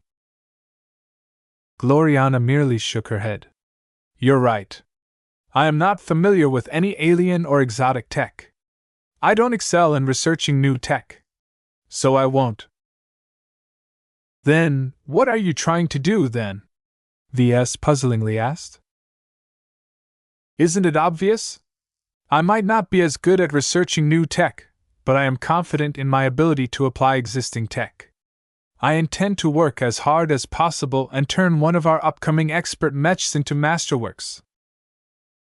VS widened his eyes. "That's almost impossible. Expert mechs are in an entirely different league from normal mechs. The difficulty is so great that it is unrealistic for us to expect that we'll be able to succeed in our next attempts." "I still intend to succeed. Don't tell me that I should give up. I will work as hard as possible and give my brother the opportunity to keep up with the growth of the likes of Venerable Joshua and Venerable Janzi. Only by wielding your best weapons will he be able to realize his own potential." He could see that she was dead set on making an expert masterwork mech. The Dark Zephyr already earned Master Willix's appreciation. VS had no doubt that a masterwork version of one of his expert mechs would earn vastly more attention from the MTA. In fact, regardless of the properties of an expert mech, any remarkable machine that managed to reach masterwork quality was an absolute treasure. VS would probably be able to earn an unimaginable sum of MTA credits if he put it up for auction. What was even better was that the MTA would be eager to pay a sumptuous amount of MTA merits if it could take possession of the powerful masterwork. Considering the MTA's well-known love for masterwork mechs and especially masterwork expert mechs, Gloriana had indeed picked a goal that would definitely allow her to get her way. "The odds are too low, Gloriana. Don't you recognize that? I'm not trying to put you down, but I don't want you to hurt yourself if you get too impacted by continuous failures. Not even masters who can make masterworks on a regular basis can maintain their success rate when they attempt to make an expert mech. There is something very different about these machines that makes expert mechs a lot harder to reach masterwork level." "You know nothing about what I can do, VS!" Gloriana yelled as she turned around to push him away. Go away and get back to refining that flawed rifle of yours. I am going to do my best to make the Sentry project as good as possible, but I won't be able to succeed if you don't pull your own weight. Now get going!" VS looked rather helpless as he exited Gloriana's workplace. His attempt to temper her expectations had failed. He envisioned a rather busy time for everyone in the design department except for the new recruits. "Well, at least our clan will benefit from receiving a higher quality expert mech." He didn't dare to be too greedy, not after he made the Dark Zephyr. Expert mechs were difficult to get completely right. Aside from their greater complexity and higher performance, much of it had to do with the inclusion of complicated resonating materials. Due to a lack of understanding on how they worked and how they functioned when embedded into a mech, it was impossible for VS and Gloriana to know how they should be applied best. If they didn't even know that, then how could they elevate the quality of an expert mech to the greatest height? VS had a hunch that without understanding the full nature of expert mechs, he could forget about making a true masterwork expert mech. He tried to convey that to his wife, but evidently she thought differently. Well, perhaps he misjudged the situation. He could only wait until they completed all of their expert mechs to see who was right. He just hoped that Gloriana wouldn't become devastated to the point of falling into a coma or something. This was actually a real threat considering her extreme passion for her craft and how much her entire design philosophy centered around success. He did what she asked of him and went back to refine his Luminar crystal rifle project. Though she hadn't exactly been polite about it, the list of issues she provided him did point out all of the areas where VS had been less than thorough. "I was focusing more on expanding the capabilities of this weapon system than to optimize its performance," VS complained. "The two are different things." This was also why he wasn't in an immediate hurry to optimize his rifle design. Instead, he continued to try out different measures that would hopefully increase the performance of the weapon further. Not all of the attempts succeeded, but VS managed to develop a handful of inventive solutions that slightly increased the power and versatility of the crystal rifle. It was only then that he started to work on the issues that his wife had meticulously documented. Though it took a significant amount of time to go through every issue, VS could feel his work becoming more refined. After 2 weeks of intensive development, VS finally completed a highly refined weapon design. Though the rifle design still had to be altered by Master Willix so that it contained opticonium, its current form should already be an effective weapon in its own right. "It's okay," his wife eventually said after she examined his latest work. "I'm not entirely happy with it, but it serves as an adequate base for now. I can make more precise tweaks and adjustments to the mech frame now that I know the exact parameters of its rifle." The tentative completion of the Luminar crystal rifle design meant that the Sentry project was much closer to finishing. According to their estimates, it would only take a couple more weeks of intensive design effort to finish the first iteration of the expert mech design. It would probably take at least a month to optimize the initial design and start another pivotal fabrication run. In fact, they could have completed this project faster, but his wife wanted to spend a bit more time on it to make sure that they were maximizing their chances of making a masterwork expert mech. During this period, the expeditionary fleet quietly passed through the Bardo star cluster without encountering any disturbances. The main trading routes that ran through every star sector were usually safe and free from local unrest. There were way too many people and organizations who had an interest in keeping the trading routines free from trouble. It was not easy for anyone to disrupt the flow of ships passing through the busy star systems. "It seems that as long as I don't bother any states, no one will take the initiative to bother my fleet." This was exactly what VS wanted. Chapter 31-39 Banshee Eyes. The Larkinson clan achieved a lot of progress after the expeditionary fleet departed from the Pelsa Rindover system. Not only were the Larkinsons making their way out of the Vilsum York Star sector, they quickly internalized all of the new additions they gained from their last stop. The new clansmen were quickly being integrated into the fold. They were not only immersed in the unique and developing culture of the Larkinson clan, but also became accustomed to their new jobs. There were opportunities everywhere in the fleet. The more ambitious clansmen all knew that they could climb to unimaginable heights as long as they worked hard enough and kept improving their skills.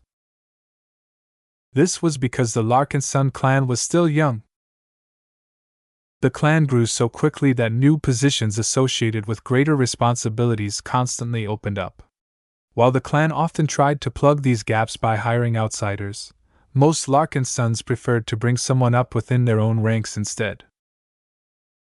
This contrasted sharply with older and more mature companies where their hierarchies no longer expanded, and where upward mobility slowed to a crawl. After all, it was not enough to rely on normal attrition where older employees retired or people occasionally quit their jobs to find other opportunities. Many talents would inevitably remain buried if they stayed in such a rigid structure. The rich opportunities that the Larkinson clan presented to its workforce motivated everyone to work harder. However, they had no choice but to do so anyway, as there were many difficult problems that only a younger organization suffered from. The downside to joining a newer organization was that many areas were still underdeveloped. Fortunately, the expeditionary fleet didn't encounter any disturbances throughout its journey. It blended in with the immense stream of traffic that was running through every star sector. Even if the Larkinson fleet encountered any dangerous elements in a given star system, the range was either too great or the threat simply wasn't strong enough. The Larkinson clan had a lot of teeth, and it wasn't even alone. When the Larkinson clan combined forces with the Glory Seekers and the Cross clan, nothing less than a fully equipped military mech division had a realistic chance of defeating the Golden Skull Alliance. Even then, the chances of that happening was poor because the mech forces of the Alliance were anything but conventional. Their parameters on a data pad did not fully reflect their effective combat power. Not even crooked military patrol fleets dared to get close to such an intimidating fleet in order to collect a protection fee. At best, the corrupt officials would win a Pyrrhic victory where they lost most of their forces and had to account for such a disaster to their states.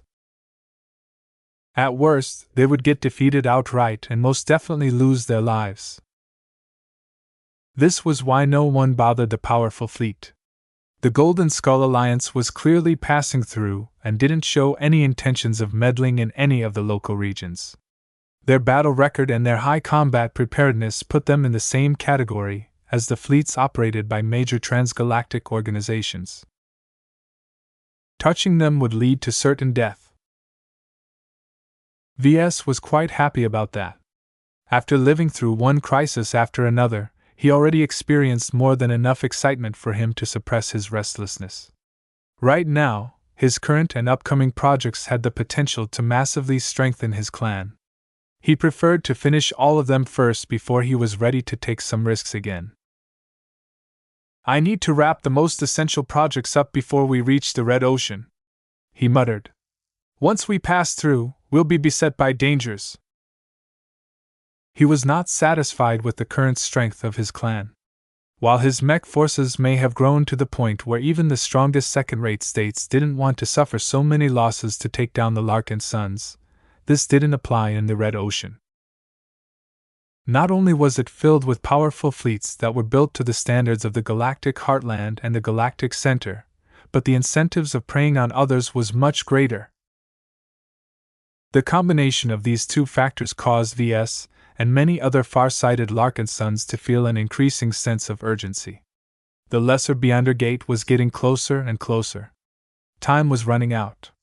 If they didn't take advantage of the current circumstances to strengthen their forces in ways that were still doable in the Milky Way, they might never have the opportunity to do the same in the Red Ocean. The search for a crucial capital ship that could carry a lot of mechs was still ongoing. though the chances were slim that the Larkinsons would ever be able to pick up a fleet carrier or a mass conveyor without suffering devastating consequences. They still had to try, as the addition of even one of those ships would make them a lot less likely to get attacked in the Red Ocean. The responsibility for finding a way to purchase or obtain one of these crucial capital ships not only rested on Shadarin, but also on Calabast. It was a pity that the Black Cats were more preoccupied with bringing their new capital ship online. Just making this long and thin capital ship space-worthy was not enough. The intelligence arm of the Larkinson clan invested a lot of time and effort into disassembling, inspecting, modifying and reassembling all of the advanced systems of the new espionage vessel. Though the Black Cats still had a long way to go before they were able to utilize the full capabilities of their new capital ship, they already managed to activate the most essential systems. Calabast sat on a wide black seat while surrounded by hundreds of projections. Each of them displayed different sensor feeds, galactic net articles, written reports, and other relevant data. She wasn't actually paying attention to all of them at the same time. Even her implants and improved genetics couldn't turn her into a supercomputer. She was just enjoying the ambience of having a lot more data at her disposal. Of course, collecting data was only one aspect of intelligence work. It was sorting them, interpreting and judging their validity that truly separated good intelligence agencies from bad intelligence agencies. The large number of processors and specialized data gathering and data analysis systems aboard the Blinding Banshee could not reliably automate these processes. What they could do was to refine raw data to a greater degree and accelerate the work needed to accomplish a task. Right now, Calabast was largely preoccupied with counter-surveillance. More precisely, she sought to detect and neutralize as many bugs and software vulnerabilities in the fleet as possible. There were still far too many ships in the Larkinson fleet that had yet to receive a thorough examination. It didn't matter too much if the smaller vessels were compromised, but it was crucial for the capital ships to be cleaned of any bugs that could give their enemies an entry point into their systems. This was a challenging mission to complete, but the Black Cats enjoyed several advantages. First, they were working in full cooperation of the crews of the respective vessels. The captains and officers readily granted the Black Cats access to the systems they controlled. After all, the people who were living aboard the relevant starships had the greatest interest in making sure their homes wouldn't suddenly lose control. Second, the Black Cats hired a lot of competent hackers, virtual security specialists, and other highly skilled personnel in the past few months. With the help of the Larkinson network, the recruiters for the Black Cats did not have to reject as many talented applicants due to an inability to verify their trustworthiness. Passing the judgment of the Golden Cat was a much more foolproof way of filtering out potential spies and saboteurs. The Larkinson clan and its allies had become so good at detecting duplicitous recruits before they could enter the fold that the Golden Skull Alliance even gained a reputation for being impossible to penetrate. Through hidden circles where only certain people could communicate with each other, more and more stories circulated on how any hidden agents sent to the Larkinsons, glory seekers and crossers simply disappeared without exception. Of course, the relevant intelligence agencies weren't stupid enough to knock on the doors of the Golden Skull Alliance in order to get their missing people back. Every game had its own rules.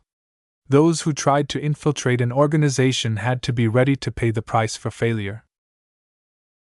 In any case, the huge reduction in infiltration attempts made Calabast's life much easier. Even though the Golden Cat was doing a great job, that didn't mean her men could slack off. Goldie's tests did not encompass other troublesome elements that could otherwise pose problems to the Larkinson clan, such as psychological addictions, mental diseases, irrational fanaticism, and so on. The case of Dr. Nigel Redmont served as a powerful reminder that no means was foolproof. This was why most of the Black Cats were currently preoccupied with countering electronic, software, and other non-human spying methods. The third and greatest advantage that Calabast had at her disposal came in a surprisingly small package. "Are you comfortable, Lucky?" Meow. The gem cat looked as if he had just performed a lot of exercise. The cat was lying listlessly on Calabast's lap. His tail didn't flicker. The reason for his tiredness was related to the thick data cable hooked up to one of his paws. A lot of data was running through this connection as one of the main analysis programs of the Blinding Banshee was relying heavily on Lucky's advanced hacking capabilities. Squeak, squeak! An 8-legged exabeast was resting next to Calabast's shiny boot as usual. He was much more content these days as Lucky no longer had the energy to bully the Argonaut Placenta. In fact, Arnold constantly felt as if he was growing stronger with each passing day. While his body wasn't experiencing much change, his mind grew firmer and more intelligent. That said, his character remained much the same, and the improvement was only relative to his base state. Squeak! Squeak! Arnold comfortably turned his body in order to hug and lick Calabast's already shiny boot. The act had become so ingrained to him that he would still be licking a boot in his sleep.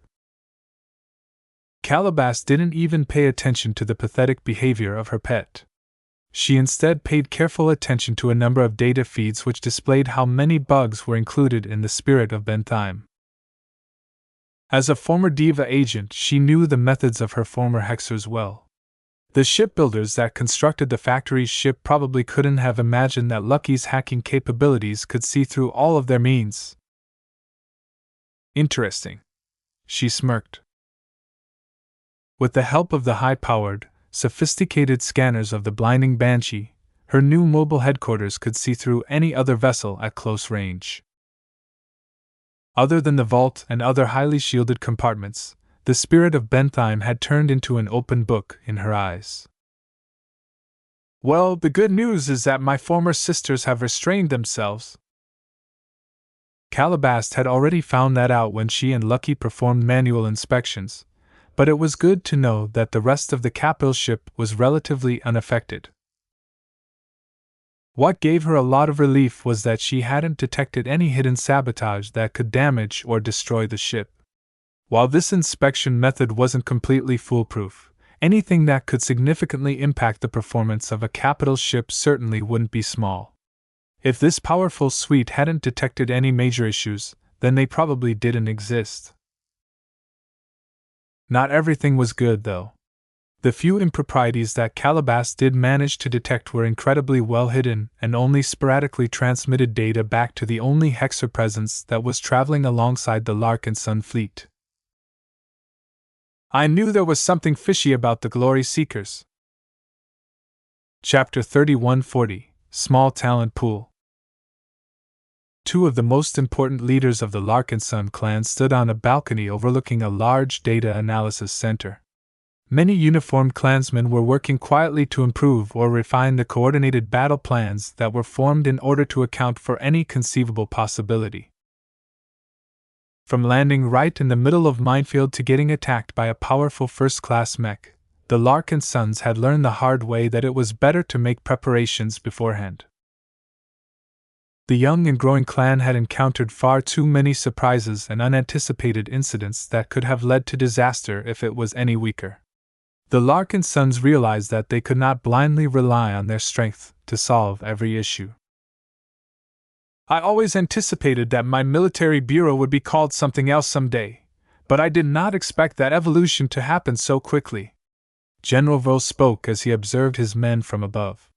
We've grown so fast that I can barely keep up with the pace. Shadarin Perness smiled as he stood by the general's side. A mere bureau cannot encompass the heavy responsibility of managing and coordinating our future mech legions. You will be the glue that keeps them together, and the web that ties them into a cohesive whole. Even as our reforms aim to make them more independent, that does not change the fact that we need a stronger central body to keep them tied to their original purpose. A mixed expression appeared on General Vos's face. Back in the old days, I used to be a field officer who often felt alienated from the distant headquarters of the Bright Republic's Mech Corps. VS and I shared frequent complaints about how little the brass cared about the flagrant vandals. Now I am about to become one of them. How ironic! Your experiences give you the perspective you need to do better, General. You don't have to follow the same model. You still have sufficient power and authority to structure your new central command in a form that will make sure that the rear serves to support the front rather than the other way around. The general didn't look very optimistic. That sounds great, but I have a feeling that it will be a lot harder to stick to that in the future. I guess I have to make sure I pick the right successor once I retire. Fortunately, it would take a long time for that to happen. General Vo might be older than VS and many other Larkinsons, but he was far from a geezer like Raymond Billingsley Tusa. As long as he received a round of life-prolonging treatment, he could easily hang on to his position for 1.5 centuries. Of course, Vo never intended to stick around that long. He was well aware that he was a relic of a rather poor and unsophisticated third-rate state. With the way the Larkinson clan was growing, its military wing would eventually grow into a behemoth that required a more competent leader to manage all of its problems. While Vo was willing to step aside for a better replacement, he knew the time had not yet come. As a former Brighter, he knew what VS desired from the Larkinson army the most. One of the downsides to all of the rapid growth and expansion was that the Larkinson clan's connection to its original roots had become more and more diluted. If not for the strong insistence on propagating the original culture of the Trueblood Larkinsons as the main unifying factor, the clan would have become unrecognizable by the Brighters by now. The former Brighter shifted his eyes to the former Loxian.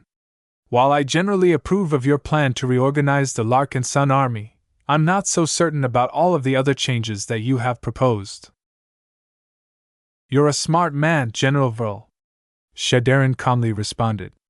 The Larkinson clan owes much to its patriarch, but it has also grown too dependent on him. This is not a healthy development, particularly when our clan is increasingly showing more and more flaws due to its inadequate governance. Relinquishing temporal power in order to preserve supreme authority that matters is the kingly way. It was true that General Vril could see the purpose behind the reforms, but he still maintained his guard towards Shadarin and the Pernices. As a former intelligence operative, he knew quite well that oily politicians like the old man were rarely as noble as they pretended to be. Their interests always come first. The Larkinson Assembly and many leaders such as General Vull had already wrangled back and forth about the specific reform measures. Shadarin had to tweak his proposals many times, but the overall direction still remained the same. It wouldn't be long before the clan would embrace the final parts of the reform plan and welcome a new governance structure. One of the reasons why Shadarin paid a visit to the graveyard was to ask an important question. Have you decided on who to put forward as one of the 3 vice patriarchs of the Larkinson clan? The former ambassador asked. The military officer didn't respond right away. If he had a choice, he would have wanted to nominate himself, but he could do more for the Larkinson army if he retained his military rank. Though the vice-patriarch nominated by the military wing of the Larkinson clan was able to exert power outside of military-related matters, General Vull had no desire to become a politician. That left him with a conundrum. The Larkinson army was too young and too slanted towards younger soldiers to have anyone that was suited to assume such a powerful and important leadership position. Do you require assistance in nominating a suitable candidate? Shadarin prodded. I can decide on my own, sir. Vo bit back. As long as he was in charge here, he would not allow another politician to influence his decisions. Only VS had the right to command him directly. He quickly went over the names of the many officers within the Larkinson army. Not a lot of them stood out. The Larkinson clan's bias towards recruiting younger soldiers and officers meant that there were too few who possessed the age, experience, and maturity to occupy a high position of authority. It was too reckless to appoint someone younger to such an immense position of responsibility. The power could get to them as they lacked the life experience to cling to their original purpose and ideals. Only those who had tempered both their hopes and expectations and experienced the realities of life would have his trust. It wasn't enough to have the right intentions. Power corrupted, and the position of vice patriarch granted far more power than anyone in the clan should ever possess. In fact, it was quite a wonder that Ves had shown a lot of restraint, though much of that had to do with his other preoccupations. After dredging up a lot of names, he suddenly paused when a name came up. The person he was considering was certainly not ideal, but she was one of the few officers that he had confidence in. Others might not agree, though. Shadarin detected the change. "Who do you have in mind right now?" "Major Magdalena Larkinson. She's one of my staff officers." "I've heard about her. She was the first commander of the Living Sentinels, if I recall. She resigned from this post after her men suffered disproportionate losses in a previous battle." General Vril looked grim. "We lost a lot of good brothers and sisters that day. To be honest, I never blamed Magdalena for the losses, and neither has the Patriarch. However, someone had to take the fall, and we all decided it was best for her to take a step back in order to move the Living Sentinels forward." The plan succeeded, and the ascension of Commander Casella Ingvar had thoroughly transformed the Living Sentinels. These days, the only non-elite mech troop of the Larkinson clan had regained its pride and confidence despite its humble nature. Its members were all motivated and were more than willing to fight to protect their clan and family. As for Magdalena, her quiet promotion to the rank of major reflected his trust and reliance on her. She was much more suited to supporting the Larkinson clan from the back instead of from the front. Now, he was considering whether she could do an even better job if she aided the clan from the top. "Major Magdalena is a controversial figure." Shadarin pointed out the obvious. "She is branded by the stigma of failure. That will hardly inspire trust and confidence in her ability to stand up for the soldiers of the Larkinson clan. You need to put forward a leader who your troops will love. That is not an easy request to fulfill." General Vril realized that the Larkinson army was lacking in senior officers. While there were plenty of competent soldiers and officers in the middle and bottom parts of the hierarchy, the upper end was relatively barren. "What about Fleet Coordinator Ophelia Cronin?" the diplomat suggested. "I've already considered her." Vril shook his head. "Ophelia is a good manager and advisor, but she is not suitable for this responsibility. She's a Cronin, and that means she was a born soldier in her former state. Even if we have left the Ilvain Protectorate far behind, Ophelia is still a product of her old environment." She was also unable to keep up with the growing scope of her job. The fleet had turned into a complex machine that incorporated several immense capital ships that possessed a lot of individual quirks. Trying to coordinate all of their movements on and off the battlefield was becoming an increasingly more complex responsibility. Though General Vril hated to think about it, he planned to replace a large number of officers that had been with the clan early on but could no longer perform their jobs as well as before. The clan recruited plenty of talented clansmen with second-class backgrounds that received sufficient systematic training to hold important responsibilities. It didn't matter whether they came from the Life Research Association, Grand Loxic Republic, or the Ivina Federation. Once they entered the clan, they became a Larkinson.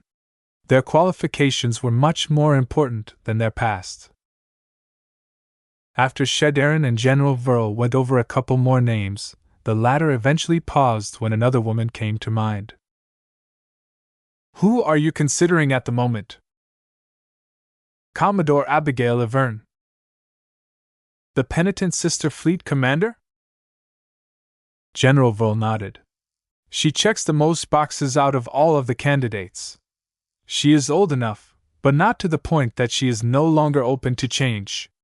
She enjoyed an upper-class upbringing and received the highest standard of systematic education and training that a powerful second-rate state is able to provide. She was raised to lead and should probably know what to do once she becomes vice-patriarch. Vice-matriarch. Whatever. The term matriarch appears to have negative connotations among the Larkinsons. Shadarin coughed. We are considering alternatives in order to avoid signaling the wrong connotations. I believe this is especially important considering we are talking about a former Hexer. General Vro smirked. Commodore Abigail and the rest of the penitent sisters might have come from the hegemony, but they have already diverged from their Hexer roots. They're becoming more like the Sword Maidens in a sense. In any case, they don't get along with the Glory Seekers, and that is enough to prove their loyalty to the clan. Still, that will not convince every clansman that Abigail will stand up for the Larkinsons as opposed to the Hexers. I'm confident in her. Let the Patriarch decide once he meets with her. I am sure he will be able to transcend his own bias and see that nominating Abigail is the right choice. General Vro was confident that this was the right decision to make. To him, Abigail wasn't a Hexer. She was a Larkinson and someone who wholeheartedly committed to a different cause. Chapter 3141, Wishaw and Yenica. VS woke up one day and readied himself for another productive design session at the design lab. The Sentry project was almost feature complete, and only needed a bit of work in order to move on to the next phase. It helped that Master Willix had already performed her end of the job and seamlessly integrated all of the resonating materials in the near-complete version of the design. Of particular interest to him was the changes made to the Luminar crystal rifle. The material known as opticonium merged in the Luminar crystal rifle in an odd fashion that caused him to question how resonating materials actually worked. He knew that there had to be some sort of profound mystery behind it all, but VS lacked too much information to figure out the mechanisms. Still, even if he wasn't able to understand this aspect, this did not stop him from developing great expectations for his second expert mech. Once he completed his morning routine and headed out, his wife stopped him and pulled him in another direction. Where are you taking me, honey? The doctors over at the Dragon's Den have just sent back word that they have completed their preparations to conceive our first child. With all of the goods and services that we have provided to them, they have finally completed the design for our first baby. Isn't this great? VS looked flummoxed. We're starting today? Of course. I can't wait any longer. I want to raise our first designer baby as fast as possible. Let's go! The pair along with Clixie quickly moved to the hangar bay where they took a shuttle straight to the only half-organic capital ship of the Larkinson fleet. Once they arrived at the bioresearch vessels, they moved directly to the research labs where they entered a recently renovated biolab that contained a whole suite of high-tech equipment. Some of these machines even looked similar to the ones that used to occupy the Supreme Sage's Pinnacle Lab. The couple first approached Dr. Rania, who was supervising a team of experienced lifer geneticists and doctors performing a very precise operation. Gloriana looked through the windows and studied the lab-coated experts operating their respective lab equipment. Are they? Rania nodded. They have already formed the embryo and are currently in the process of verifying its health and genes. Prior to this, the biotech experts had already cultivated a specially prepared sperm and egg cell based on the original genes of VS and Gloriana. It would be too boring to allow them to come together without any further changes. In order to form a true designer baby with improved and optimized genes that imparted greater benefits, the genes had to undergo many targeted changes. There was a whole industry around determining which genes offered the greatest help to a designer baby. These gene sequences were immensely valuable, but could not be easily copied. This was because every human was different. General gene templates had to be adjusted to the specific individual in order to provide the greatest possible enhancement.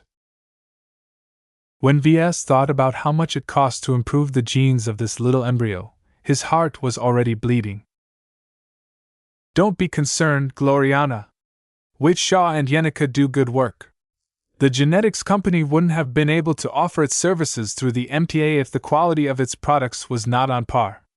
Dr. Rania attempted to calm her nervous cousin. Gloriana couldn't get rid of all of her worries. Formula S635006CIN was not the best gene package on offer. We could have gone for a newer and higher quality offering. 4,000 MTA credits is more than enough to ensure a healthy child, Ves insisted. Just like every other sector, the designer baby industry is subject to diminishing returns.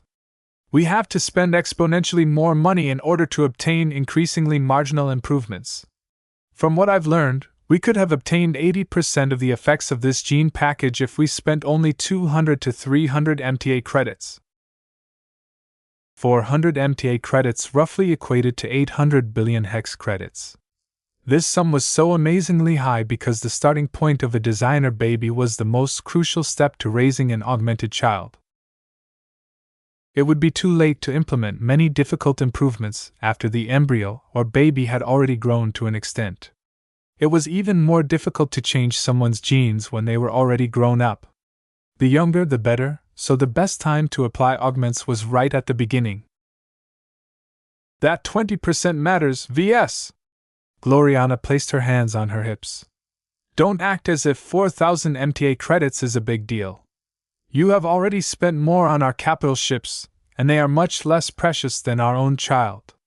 In my opinion, you should have found a way to borrow more money so that we could have bought the next best package. Formula S635006CIN was actually a mid-range offering from which Shaw and Yenica. The company developed a whole line of leader-oriented gene packages that provided a suitable option for many different budgets. The problem with Gloriana's demand was that the next best product from the genetics company was at least 40 times more expensive. This was obviously a price that wasn't even targeted towards second-raters. Only first-raters, and wealthy ones at that, were willing and able to fork over so much money to obtain a designer baby that was only 10% or so better. Are you sure the genes are sequences in a way that will give me a daughter to raise as a leader? Gloriana asked in a nervous tone. We carefully worked with the specialists of which Shaw and Seneca to combine their gene package with the genetic material that we have prepared. We paid a lot of money in order to receive a lot of follow-up services. The augmentation and modification process did not end once the embryo was put inside Gloriana's belly. In order to ensure that designer babies did not grow too much in the wrong direction, geneticists constantly had to supervise the growth process and manually alter any problematic genes or gene expressions that could lead to undesirable consequences. This was actually how Gloriana was raised. She regularly received gene tune-ups throughout her life. It wasn't until she reached adulthood that she no longer needed any further gene corrections, though she was free to receive a different gene treatment. 20 minutes went by before all of the relevant experts verified the embryo's health and nucleic acid sequence. Though rare, even the best controlled processes made mistakes every now and then. This was the process of mutation and was essential to making evolution possible. The problem was that mutation and evolution were uncontrollable factors. The whole point of obtaining a designer baby was to control their genes to the greatest extent. What would happen if you discovered a mutation? Ves curiously asked. We dispose of the flawed product and try again, Dr. Rania factually answered. That hasn't happened, fortunately. The new lab equipment that we have bought from the MTA is highly capable. By the way, you should prepare for the implantation procedure, Gloriana. Now that we have confirmed the embryo is fine, we can move on to the most crucial step. Finally! Gloriana grinned. A doctor arrived to guide Gloriana to another facility. Ves and Dr. Rania moved over to an advanced operating theater that currently held a transparent coffin-like chamber. The implantation procedure will take place here. The entire process will be automated in order to guarantee the highest degree of precision. Before you ask, we have already checked all of the relevant machines multiple times. They're completely isolated from any other networks, so they are not susceptible to outside signals. I even invited Calabas to inspect and improve our security measures. Even now, quite a lot of black cats and other guards were stationed around the operating room. The importance of this moment couldn't be overstated, as the embryo that was about to be put inside his wife would probably become his firstborn child. When Ves looked at the high-tech chamber and recalled the rather impersonal nature of preparing the genetic materials and bringing them together, began to develop more and more misgivings about this entire routine. It all seemed so detached to him. Compared to the wonder of natural conception, Ves felt a distinct lack of emotions towards the process, the embryo, and what he had in store for the future. Would his firstborn daughter truly end up as well as she could be if he allowed these arrangements to go through? He couldn't say for sure. As much as many people hyped the success of designer babies, the truth was that humans were products of both nature and nurture. Better genes certainly gave children an advantage over the competition, but the truth was that even baseline humans were capable of reaching greatness. The way they were raised and what kind of life decisions they made were just as important, if not more, to how much success they accomplished in their lives. In fact, the best example of this was star designers. From what the general public knew about them, only 7% of the best mech designers of humanity were designer babies. This was the strongest example that success could not be bought. In the end, improved genes was just one of the many possible tools to raise an accomplished descendant. This attitude caused Ves to care a lot less about the quality of the genes of his child. He cared much more about his emotional connection to his upcoming daughter. "I can't go on like this," he muttered. "Pardon, sir?" Nothing." Roughly half an hour passed by before the big moment had arrived. Gloriana wore a special suit as she entered the operating room and slowly entered the chamber. Once she lied down, she was quietly put to sleep.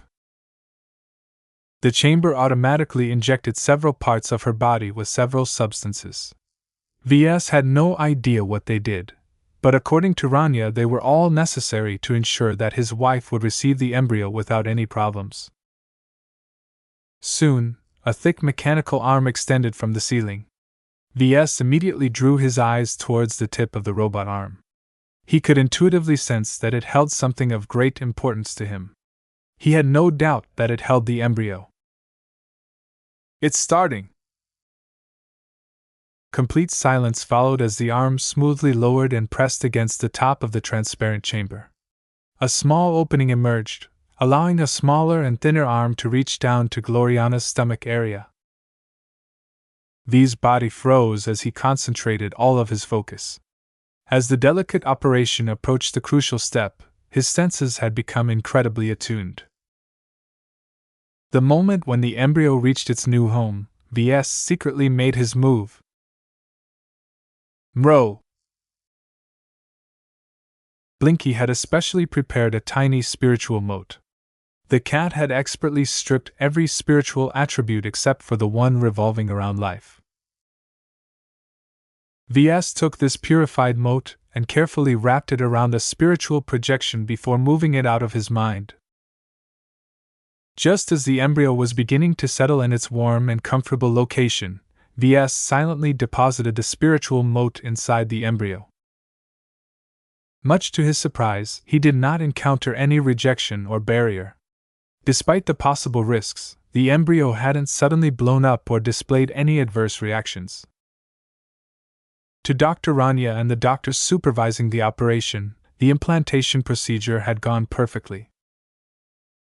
"The embryo is in excellent condition, just as we intended." Rania smiled at Ves. "Congratulations, sir. You're about to become a father to a fantastic daughter. Even though she doesn't carry a large portion of your current genes, she bears much of the DNA you were born with. That still makes her your child. Mostly. Ves didn't quibble over these details. All he knew was that the growing embryo inside his wife was his child in both flesh and spirit. I trust in you and your team's abilities. Make sure to perform frequent checks on Gloriana and her growing baby. That goes without saying. Chapter 3142 Wonder of Creation. Gloriana's pregnancy changed everything. After the implantation procedure, Ves finally began to feel as if he was becoming a true family man. He no longer viewed issues from the perspective of his own interests anymore. He actually began to consider the needs of his children, starting with his first daughter who was quietly growing in the belly of his wife. How should he raise her? How much did he have to fight against Gloriana's extreme teachings? Should he raise her along the lines of a leader which she would probably excel at, or should he try to win back some freedom for her so that she could pursue her own desires? Should he devote less time on mech design so that he could spend more quality time with each of his children? His new priorities also colored his views on other matters. Should he dial back his adventurism in order to provide his children with stabler lives? Should he allow his children to become mech pilots and risk their lives in battle if they possessed the right genetic aptitude? Was it too premature to make preparations to establish important leadership positions so that his children could inherit his clan? Suddenly, his life no longer revolved around him and his ambitions. The prospect of having children who would follow him when they were young and grow into adults in their own rights a few decades later was almost frightening to him. How could he ensure they would grow up as stable, healthy, and happy as possible? What kind of measures did he have to employ to make sure they became competent enough to meet the challenges of their chosen careers? One thing was for sure. Gloriana would definitely work hard to raise her children into talented, capable, and successful adults. Ves did not have to worry about that, at least. What he was actually concerned about was whether his wife would go overboard. He already heard from Calabas that female hexers placed extremely high expectations on their daughters. As someone who enjoyed a more normal upbringing, Ves did not want his children to experience too much pressure throughout their youth.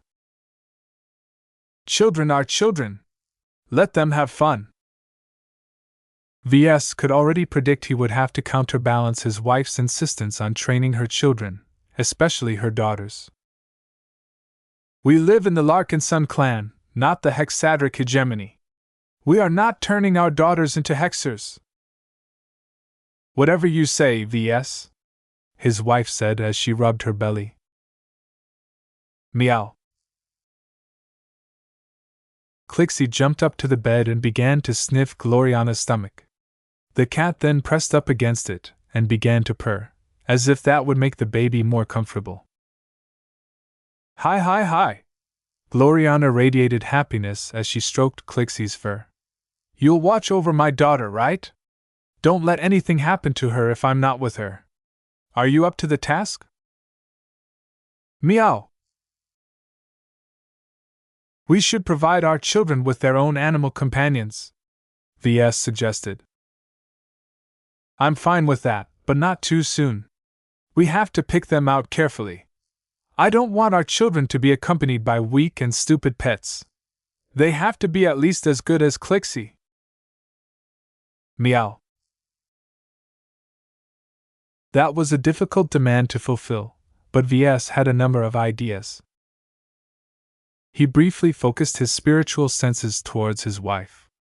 Aside from her strong spirituality that was centered in her head, her belly also started to exude life. The second presence was weak and tiny. So tiny, in fact, that even an insect probably exuded more life. His unborn daughter was too young.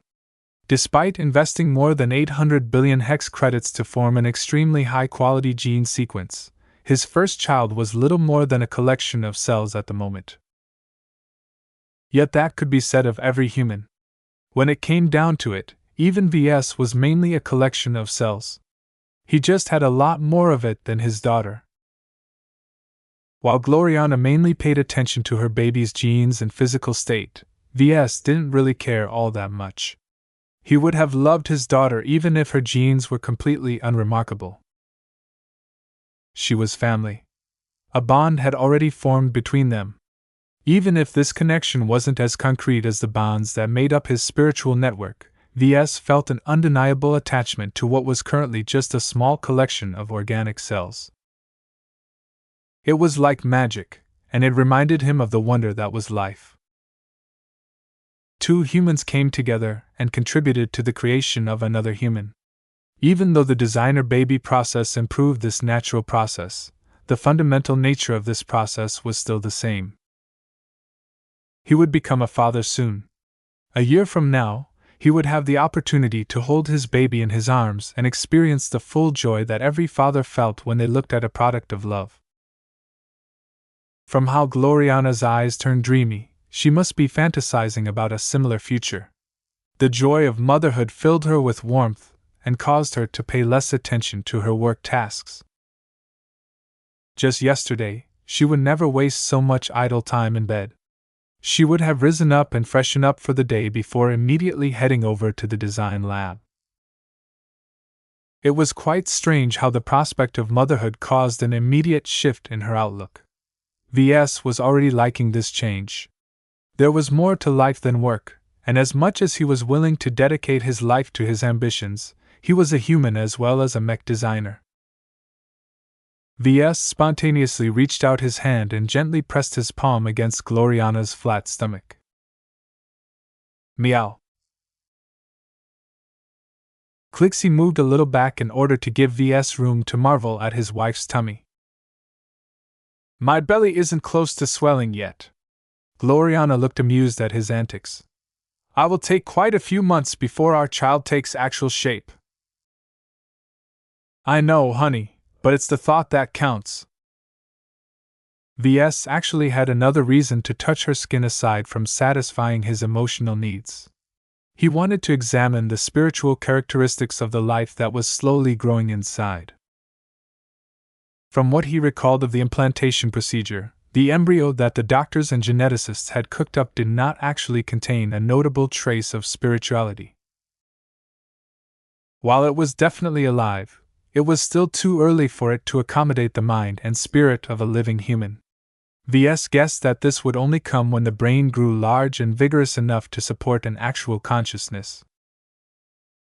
Even so, with his sensitivity, he still detected enough of a presence for him to act on it.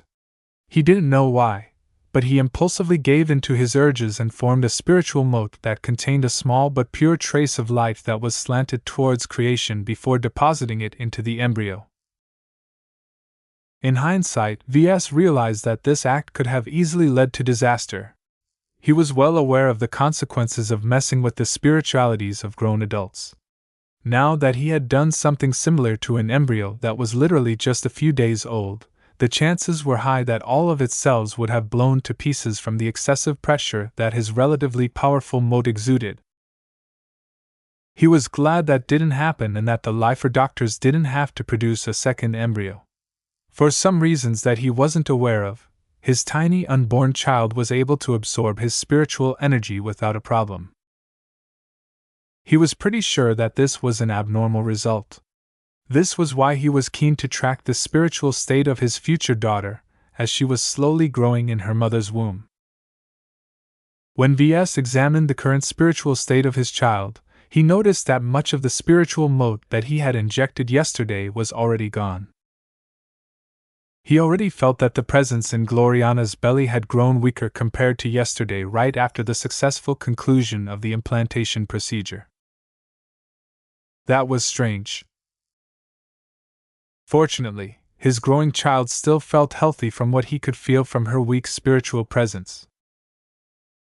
Where did all of that missing spiritual energy go?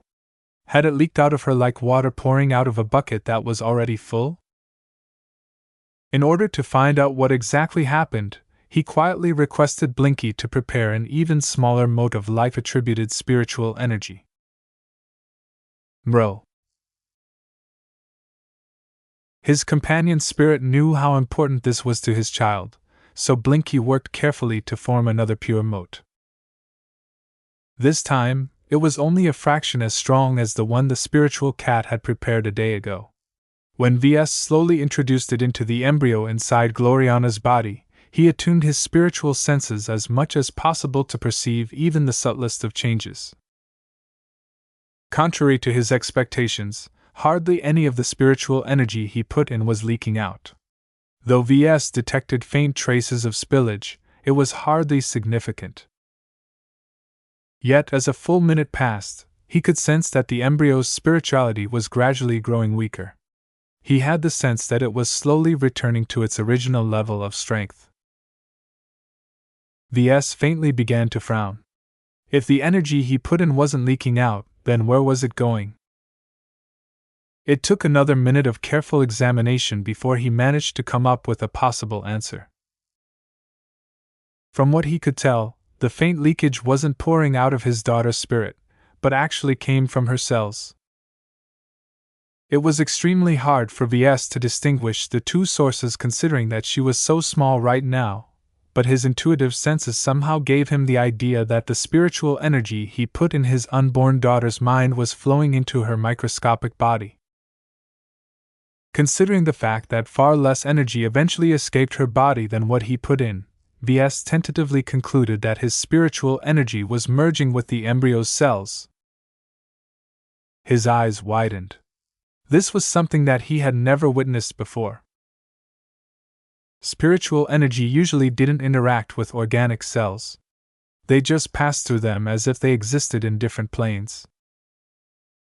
In order to verify this, Ves lowered his hand to Gloriana's leg and experimentally injected a bit of spiritual energy through her skin. "What are you doing, Ves?" Have I told you that I love your legs?" "Oh, Ves." He paid close attention to what his little spurt of spiritual energy was doing. It turned out that it did exactly what he expected. The jet of energy phased right through Gloriana's leg and slowly faded through the bed and deck while rapidly dissipating from the material realm. Normal organic flesh wasn't capable of holding spiritual energy. If the reverse was the case, he would have long produced enormous masses of flesh so that he could employ them as organic versions of pea stones. Ves frowned. What made the embryo different?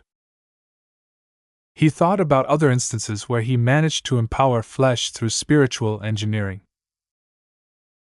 "This kind of reminds me of..." His eyes slowly widened. He recalled the moment where he managed to create highly potent organic totems in the form of the four aspects of Lufa.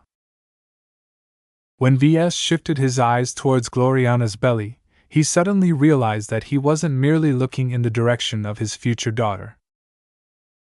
He was looking at a developing product. When Ves thought back on how he formed his mech designs, his totems and his design spirits, he recognized that their creation process had one thing in common. As long as they weren't finished, he could engineer their living aspects. His heart beat faster when he thought about the implications that his future daughter might also fall into this category.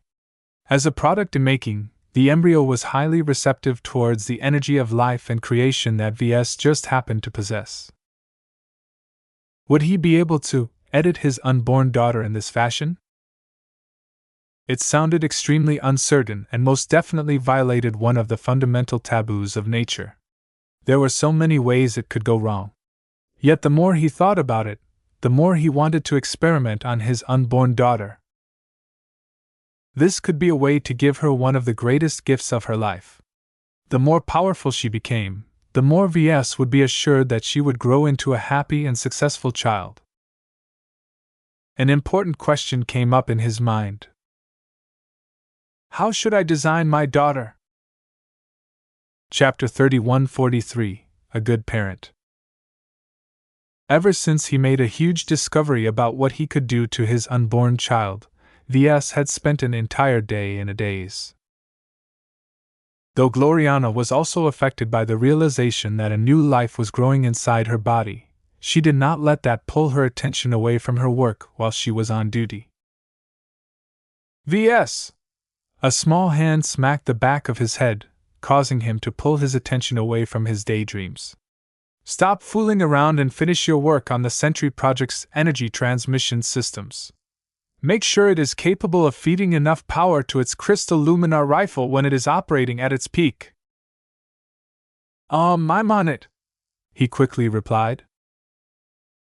"You should have been on it 3 hours ago, but from what I can tell, you only worked on it for 10 minutes at most. This is pathetic." "Hey, can't I have a moment of time to enjoy the prospect of becoming a dad?" Gloriana's expression grew terser. "Look, I'm looking forward to raising my first baby as well, but that means we have to get as much work done as possible while we still can. Once my daughter is born, we'll inevitably have to cut back on the amount of time we spend in this design lab. I love my work, but I won't ever forsake my responsibilities as a mother. So before we start this new phase of our lives, I at least want to complete the development of all of our expert mechs. Besides, the faster they come online, the safer our fleet and our family will be. No one must threaten our baby." Ves fully agreed with sentiment. He didn't want his children to experience the same dangers and be compelled to take the same risks as him. Much of the reason why he had to go through so many ordeals was because he lacked better opportunities. If he was born in a second-rate state, it would have been much easier for him to become a second-class mech designer. If he was born in a first-rate state, then even if he didn't enjoy as many luxuries as Axlar, he would have still gained access to fantastic opportunities that would make any second-rater green with envy. If he was Master Willix's grandson, then he would have truly won the jackpot.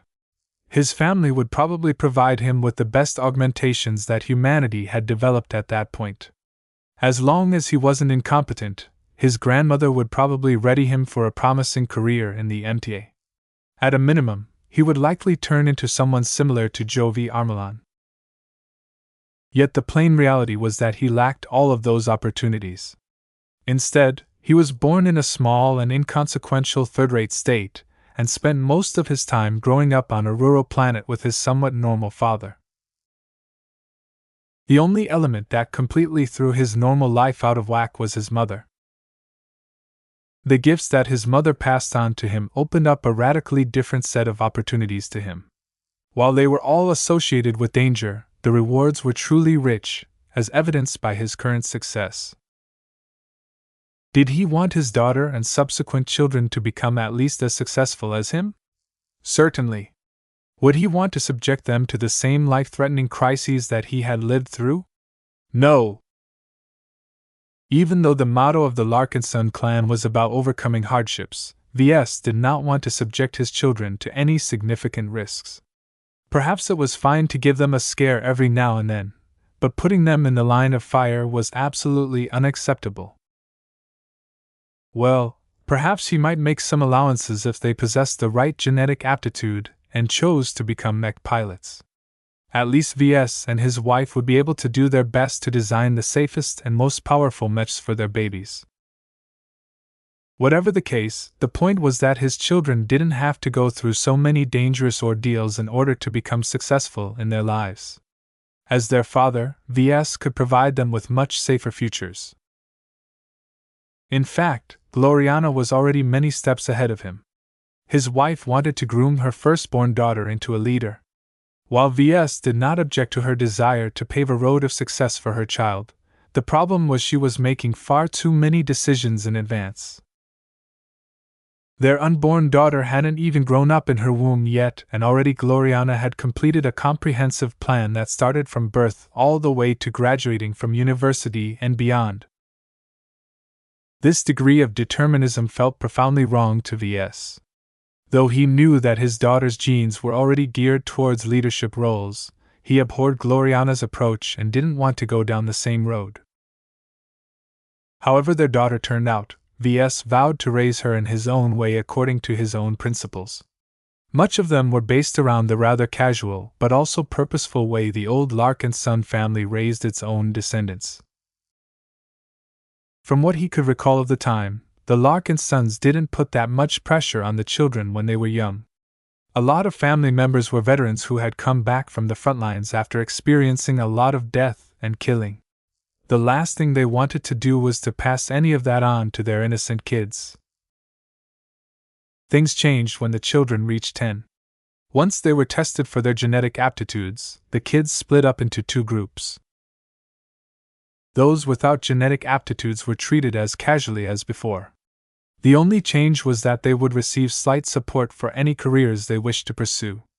The choice was completely up to the children themselves, though their parents might nudge them in one direction or another. Ves was grateful for receiving his father's support. When he decided to study to become a mech designer, his dad probably knew that the likelihood of breaking into the industry was small. Yet his father not only approved his career choice, he even dug up the system from wherever his mother had stashed it and gifted it to Ves without any reserve. Ves couldn't have asked for better support from his father. He did everything within his means to help his son, up to and including departing for the Nixian Gap in order to divert the original owners of the system. My father is a good model for a parent. While his upbringing was nowhere near as extravagant as that of his wife, Ves had fond memories of those simpler times. If possible, he wanted his children to grow up in a similar fashion. All of these thoughts and considerations slowly shaped his own approach towards raising and helping his daughter. As someone who possessed unique talents in creating and strengthening different forms of life, he could not refuse the temptation to employ his abilities on his own daughter. Though there were definitely ways that this could go wrong, he felt rather confident in his abilities despite embarking on something completely new and unprecedented. The initial signs were encouraging and his intuition hadn't steered him wrong so far. After all, the developing embryo was just another product from the perspective of his domain. The only distinguishing factor was that his unborn daughter was probably exceptionally compatible with his spiritual energy due to their blood relationship. It's similar to how my mother can harness my energy without a problem, he muttered. Family mattered, and the closer the ties, the greater the compatibility. In fact, Ves had the suspicion that the compatibility between mother and child was even stronger. After all, there was no closer family bond than to literally grow your offspring inside your own body. This indicated that Gloriana's spirituality might spill over in her baby over the course of her pregnancy. Though this effect probably wasn't as strong as the direct influence that Ves was able to exert, his wife had the advantage of being in constant close contact with the life growing within her belly. What this exactly meant for the future of their daughter, Ves wasn't exactly sure. I should focus on doing what I can on my own end. This caused him to arrive at an important question. How should he employ his spiritual engineering capabilities on his future daughter? Well, one thing's for sure. I'm not going to do anything that will narrow her future choices. This was simply antithetical to his design philosophy. Though he was in the business of designing specialized mechs that were already geared to perform certain tasks well, that was because this was the fundamental purpose of mechs. No one bought mechs without aim. If they weren't good at fighting in a specific way, then they didn't have much value. Even so, Ves still managed to add some leeway to his mechs by infusing them with life but leaving their future development up to their own experiences. Every living mech had the potential to be great. Even if they didn't reach the heights of the Devil Tiger or the Ouroboros, the lesser machines still had the opportunity to develop their own unique identities based on their mech pilots and their own experiences. Ves could just drop by the hangar bay and study the older living mechs to see examples of this growth. In fact, a better example are my spiritual products. His design spirits and companion spirits may have been created with specific goals and capabilities in mind, but once they were born, they were free to direct their own growth. Nothing had gone wrong as far as he was aware of. Existences such as the golden cat and the superior mother had all grown far beyond their initial states. He eventually decided to adopt a looser approach for his children. The differences between my products and my children is that the latter aren't created to fulfill specific jobs. His wife might have something to say about that, but he didn't have to listen to her on this as she wasn't capable of interfering in any of his spiritual actions. Ves began to develop a tentative framework for augmenting his daughter. His goal was to make her stronger and more capable of overcoming any challenges or difficulties she might face in the future, whether it was leading the clan, designing a mech, piloting a machine, or simply teaching a class of schoolchildren. His priority in preserving the choices of his child meant that he couldn't go too specific on how to improve his daughter. Any spiritual upgrades he applied to the growing embryo had to help his future child in a more universal manner. This was why he never attempted to inject any spiritual energy related to mechs in her body. Though he would love it if she followed in her father and mother's footsteps and developed a passion for mechs, he did not have the right to impose this decision. If I want to inject her with spiritual energy, then I have to make sure that their attributes are versatile and widely applicable, he decided. If possible, he wanted to inject spiritual energy from other sources. Just like how he was able to create better and more diverse spiritual products by mixing different ingredients, he intended to do something similar to his child in order to achieve a stronger result. After all, just mindlessly dumping my spiritual energy in her body is too primitive. He didn't even know how this affected his daughter.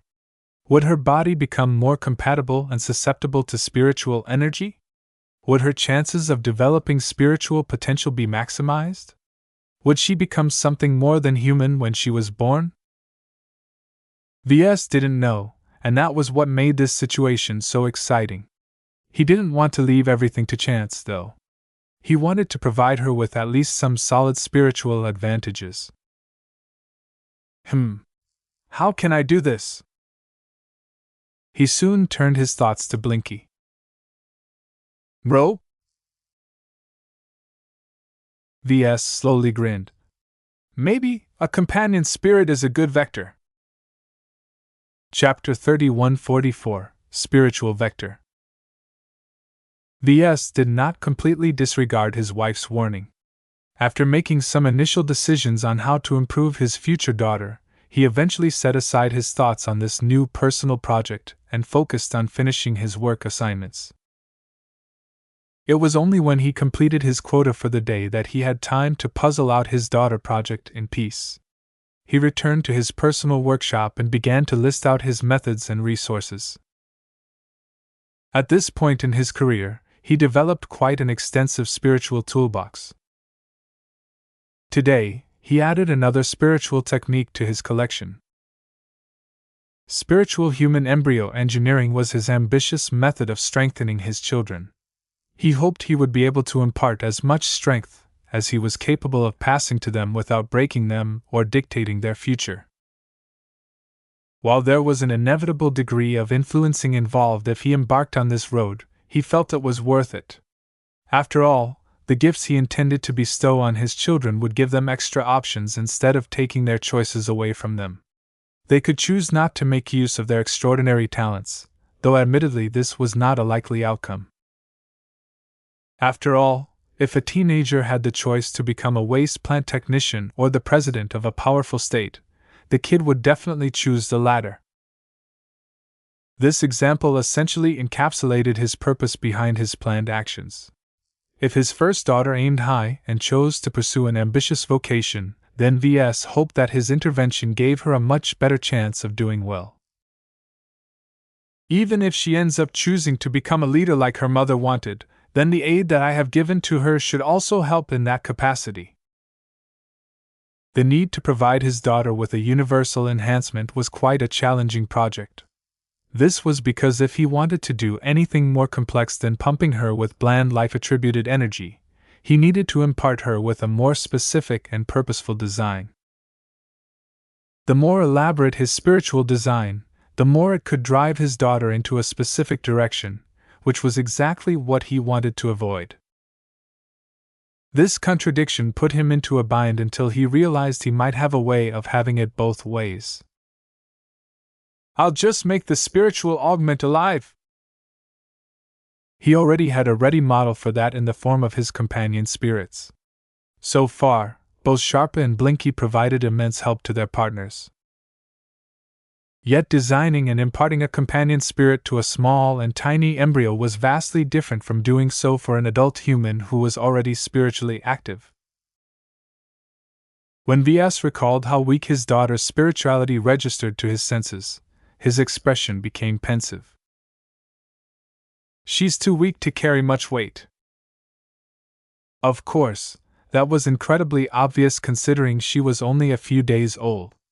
The real problem was that Ves didn't expect her spirituality to grow to the point of matching that of a spiritual adult, while she was still calmly growing inside Gloriana's womb. If he wanted to impart her with a companion spirit as powerful as Sharpa in its initial form, then he at least had to wait until she grew into an adolescent who activated her spiritual potential. "I can't wait that long." The earlier his daughter gained an advantage, the better her foundation and the further she could go in the future. Just like how Gloriana purchased an extremely expensive gene package from the MTA, Ves had to find a way to make a significant upfront investment in order to give his daughter the greatest help he was able to provide. This was why he didn't immediately give up on the plan to implant his daughter with a companion spirit. "It's the best way I can strengthen her without directly influencing her inclinations." While companion spirits acted like an extension of the people they were attached to, they were also discrete existences who possessed a high degree of autonomy. Ves basically hosted two separate personalities in his mind. The relationship was probably similar to the one between Cynthia and the superior mother. All of this meant that Ves could program the companion spirit of his daughter in a more specific way without worrying too much about letting all of that bleed over to his child. "Of course, I can't rule out that at least some influencing will take place." They would become part of the same whole, after all. Yet Ves had enough confidence that his scheme would work as intended, especially if he focused his attention on the separation between the pair. He began to design a tentative draft in his mind. "First, it has to be a cat," he stated. A loose image of a cat emerged. The animal's exact shape and appearance didn't matter too much.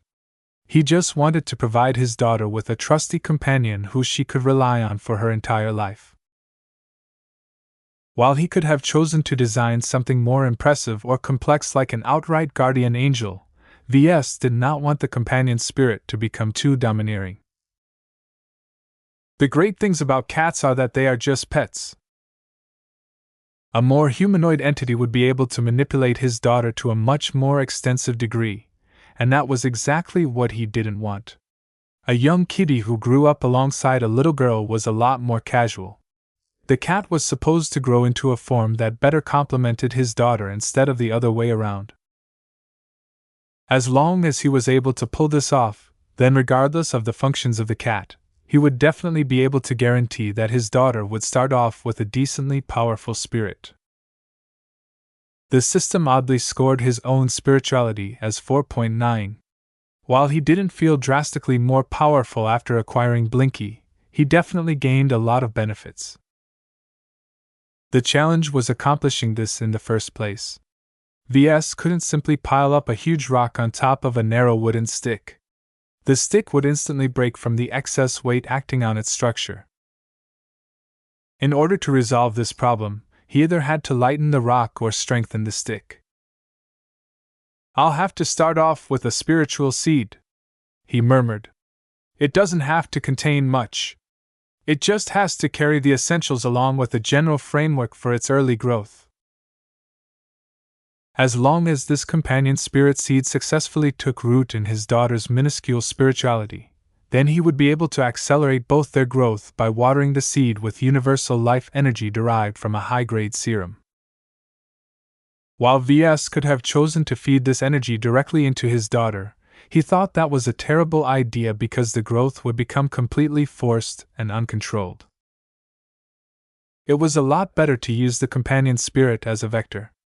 As a purely spiritual life form, the cat was a lot more capable of absorbing, digesting, or processing any spiritual energy it absorbed. In fact, Ves even thought about making another version of Blinky for his daughter.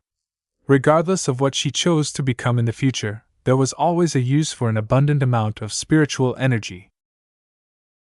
Yet when Ves thought about slicing another fragment from the unending one's spiritual remains, he was not that certain whether it was a good idea to put a piece of a dark god in her mind. Wait! I have a safer option! He briefly focused his attention on Blinky. Bro? Ves grinned. Yes, you will do. Even if using an ingredient derived from Blinky would result in a weaker outcome than going straight to the source, it was probably a much safer course of action. Unlike Ves, who already possessed a mature and firm spirit, his daughter was completely defenseless. She wouldn't be able to defend herself against direct malicious influences when she was still young.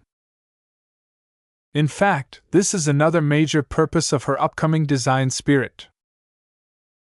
A companion spirit could also function as a protector and guardian. While they were most effective against spiritual threats, there were also ways to allow them to defend against more material threats. His daughter's pet didn't have to be as strong as Lucky, at least not at the start. Her parents would make sure that she was well protected. What actually worried Ves was how well he would be able to protect her when she grew up. If he and his daughter ever parted ways for some reason, then he wouldn't be able to come to her aid in person. However, Ves wouldn't have to worry as much if her companion spirit already experienced a couple of decades of growth. At that point, the cat that grew up alongside his daughter would probably be able to match Goldie or Blinky's direct combat strength. He was becoming more excited at the thought. With a strong, wily, and loyal spiritual companion by her side, his daughter would always have an ace up her sleeve even if every other layer of protection failed. When Ves reviewed the current list of parameters that he had set, he already felt he had the basis of a decent design. It's not enough, though. All of the parameters that he had set so far were necessary but basic functions for his daughter's companion spirit. They were never supposed to be the central features of the cat. The reason why Blinky is centered around absorbing and digesting spiritual energy is because I need it for my work. It's not a given that my daughter will follow my footsteps, so it isn't necessary for this to become a core feature. He wanted to keep this capability as a secondary function in order to leave space for other capabilities. If his daughter ever reached a point in her life where she needed access to more spiritual energy, then her companion spirit could steadily evolve in this direction and turn it into a primary function. For now, Ves felt his future children would be better served if he focused on granting them a different advantage. Let me think. Ves rubbed his chin. Gloriana wanted their first child to become a leader, so the gene package she chose inserted genes into the embryo that were designed to help her in this capacity. The genetic blueprint designed and adapted by Wishaw and Seneca contained proven gene sequences that enhanced a human individual's leadership, charisma, empathy, acting, and many other relevant skills. Even beauty was part of the package, as everyone who spent this much money expected their designer baby to look good. Although Formula S635006CIN was indeed capable of setting up designer babies to become political leaders, there was no rule that stated that his daughter had to become the next matriarch, or anything. All of these skills are highly relevant to leading states or major organizations, but they are not limited to that. VS possessed the same skills as well, but he was primarily a mech designer. He found a way to leverage all of them into improving his work. Which skills should I focus on augmenting then? After a brief consideration, he eventually settled on empathy. He wanted his daughter to inherit his ability to understand and communicate with different lifeforms.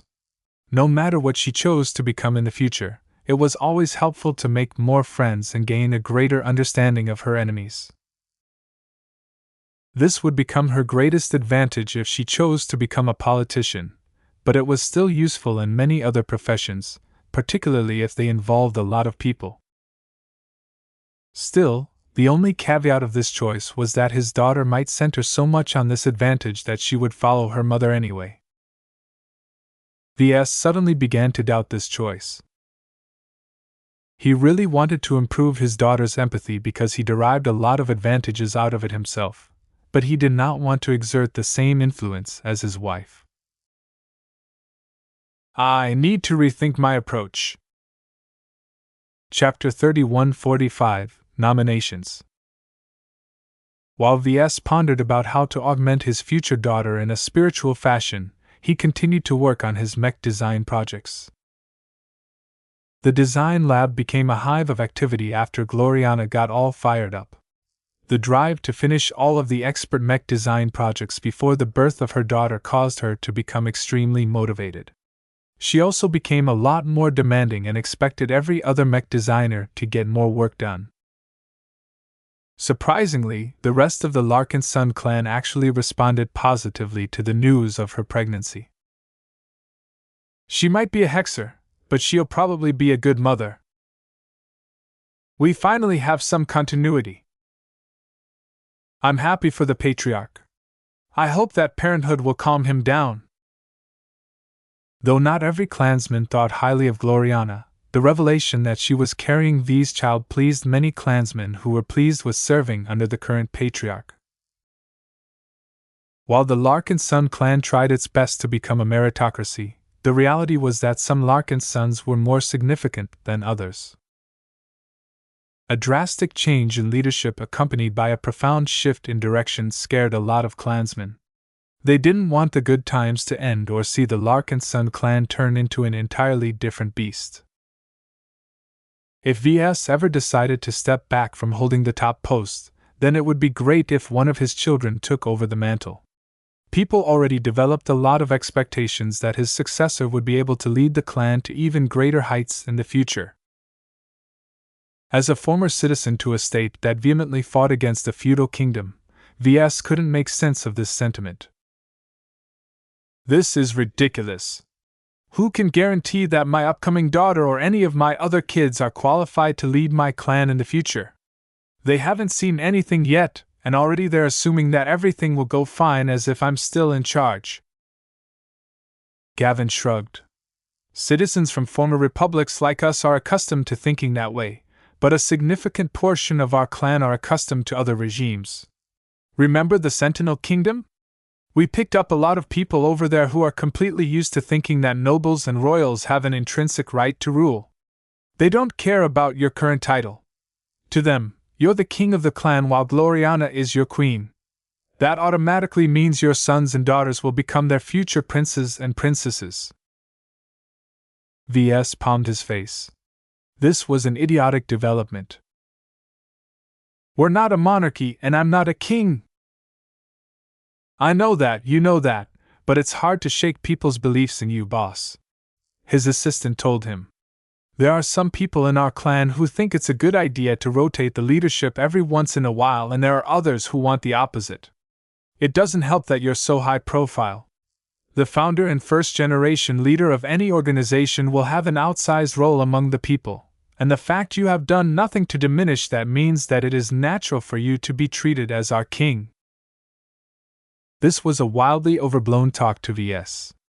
He considered this attitude to be so absurd that he didn't want to think about it anymore. Ugh! We need to step up the education of our clansmen, Benny. Tell the media folk and any other relevant people to fight back against this idea. Being a king is too troublesome and will only distract me from designing mechs. Ves always considered himself to be a mech designer first and a leader second. If he had to choose between the two, he would pick the first one in a heartbeat because that was the root of his place in society. Understood, boss. Speaking about leadership, Mr. Shedaren Pernes, General Quinlis Verl, and Mr. Raymond Billingsley Larkinson have all nominated their preferred candidates for the 3 available positions of Chief Minister. Chief Minister? Ves raised his eyebrow. What the hell is that? It's the replacement name for Vice Patriarch. Some of the clan leaders we've consulted think it is better to switch to a different title. Chief Minister conveys sufficient authority but does not make it sound as if they will replace you. Their roles are similar to Prime Ministers in a way, but since we will be appointing multiple of them at a time, it is best to distinguish them from the traditional impression of a Prime Minister. Though Ves felt this title sounded rather weird, he quickly grew comfortable with it after a few times of running it through in his mind. Chief Minister made it sound as if the person holding this position was the head of other ministers. However, unlike prime ministers who were traditionally associated with leading entire countries, the title of Chief Minister was obviously less prestigious due to its uncommon occurrence. I approve. It's not the most elegant title, but it does the job and does not convey any stuffy or pretentious associations to the job. Alternative titles such as Duke, Chancellor, Director, Executive, Vice President, Marshal, and so on were all problematic for several different reasons. The Larkinson clan was foremost a clan, with a close family structure that was relatively closed to those who did not bear the name. Even if the clan was gradually taking on the form of a state, Ves did not want to adopt a traditional structure. He wanted the clan to preserve its original ideals and retain its own identity as much as possible. Therefore, he had no problem with breaking galactic tradition and adopting more quirks. As long as it worked, who cared about whether the Larkinsons abided by the handbook on how to build a state? Let's hear it then. Who are the fellows who will be taking over most of my burdens? Well, let's start with the obvious one. Mr. Shedaren himself has formally nominated his son Novilon Pernes. I'm sure I don't need to mention his qualifications. His prior experience in holding several government functions will serve the clan administration well. He also claims to be the best person to implement all of the reforms proposed by his father. Currently, his nomination has reached broad if tentative support from the Larkinson Assembly. Ves already had a lot of time to weigh the pros and cons of this idea. While the risk of empowering the Pernesers over the other clansmen was significant, in the end the need to put someone in charge who knew what he was doing trumped every other consideration. Even if Novilon overreached one day, Ves could always step in and rein the man back. The former Pernes family had to keep in mind that they were only able to gain power at the behest of others. If there are no strong objections to his nomination, then I'm fine with it. Ves eventually decided. We need to counterbalance his presence with someone loyal and from the old guard, though. The purpose of nominating multiple vice patriarchs, chief ministers, is that they all keep each other in check. This process obviously won't be as effective if they all belong to the same clique. For example, Ves was sure that the Pernesers would ascend to become the highest-ranking subgroups within the Larkinson clan if they filled up the seats of all 3 chief ministers. Gavin smiled. Oh, you don't have to be concerned about that. From the business side of our clan, Raymond Billingsley Larkinson has decided to put his own name forward. Since he came from the original Larkinson family, his loyalty and dedication is not in doubt. He is also much more familiar with the Larkinson values than many other clansmen. The only possible concern is that he is old. Though Ves saw the benefits to nominating the current chief operating officer of the Living Mech Corporation, he felt irked at the fact that the old man did not conform to his criteria. I thought I told you all to look for someone who is not too old. Besides, the position of COO of one of our primary sources of funds is also an immensely important responsibility. Who the hell is going to replace Raymond? I believe that he wishes to explain his decisions to you himself. I'll call him up then. Ves activated his desk terminal and directly hailed the man. A short moment passed by as his terminal apparently formed a connection to a new office set up in the center of Dawn's city aboard the vivacious wall. Patriarch. Raymond's projection appeared and bowed. What can I do for you? I just heard from Benny here that you intend to nominate yourself to the position of Chief Minister. Aren't you being a bit too ambitious here? I mean, who nominates himself to become the vice leader of a powerful organization? Raymond did not exhibit any nervousness. I'm aware that you are looking to place someone younger and more flexible on these seats, but hear me out, Ves. You don't want all three of the chief ministers to belong to the same generation. It's best to take advantage of the fact that there are multiple chief ministers to add some diversity. Not only do I belong to a different generation, but I am certain that I am the only one put forward who has genuinely lived through the days of the old family. You need that anchor in the seats directly below yours. This argument sounded compelling. Ves began to look thoughtful. Maybe you have a point, but... I'm old, yes, but I'm also getting on in my years. Just like your grandfather, I don't have much time left before I am forced to retire and live out my remaining years in peace. Compared to Mr. Novillamperness, I hold no greater ambitions for myself. I only wish to make the clan a better place for my clansmen and more specifically my direct family. I don't want my grandson Tusa to risk his life for a clan that isn't worthy and that seeks to take advantage of him rather than provide sincere support. This was quite an understandable sentiment, especially now that Ves was on his way to become a parent. After thinking over Raymond's suitability a bit further, he felt that it wasn't completely necessary to hold to his original criteria. I'll consider your nomination, Ves carefully said. If there are no better options, then I will give my approval. Thank you, sir. I don't plan to stick around forever, but I hope to make my mark in the few years that I will be able to take charge. Who will replace you as COO if you go? I don't want your departure to leave a gaping void behind in the LMC. Are you thinking about letting Kelsey take over your current job? Raymond shook his head. No. She is still too young and too far behind in terms of experience and skills. In fact, even I am feeling increasingly more swamped with my current duties. The LMC has grown far too big and complex in the last few years. My training is simply too insufficient, and I'm too old to improve any further. This is why I have always been thinking about letting a better and more competent executive lead the company to greater heights. This was quite a significant change. Ves sat up straighter in his chair. Who are you thinking about taking over as COO? Though the position of COO sounded less prestigious than CEO, everyone knew that Ves was far too busy to lead the company these days. He just wanted to hold on to the rank of CEO for the same reason why he insisted on holding to his patriarch title. The COO of the Living Mech Corporation might only be the deputy leader, but he or she effectively wielded a lot of power and influence.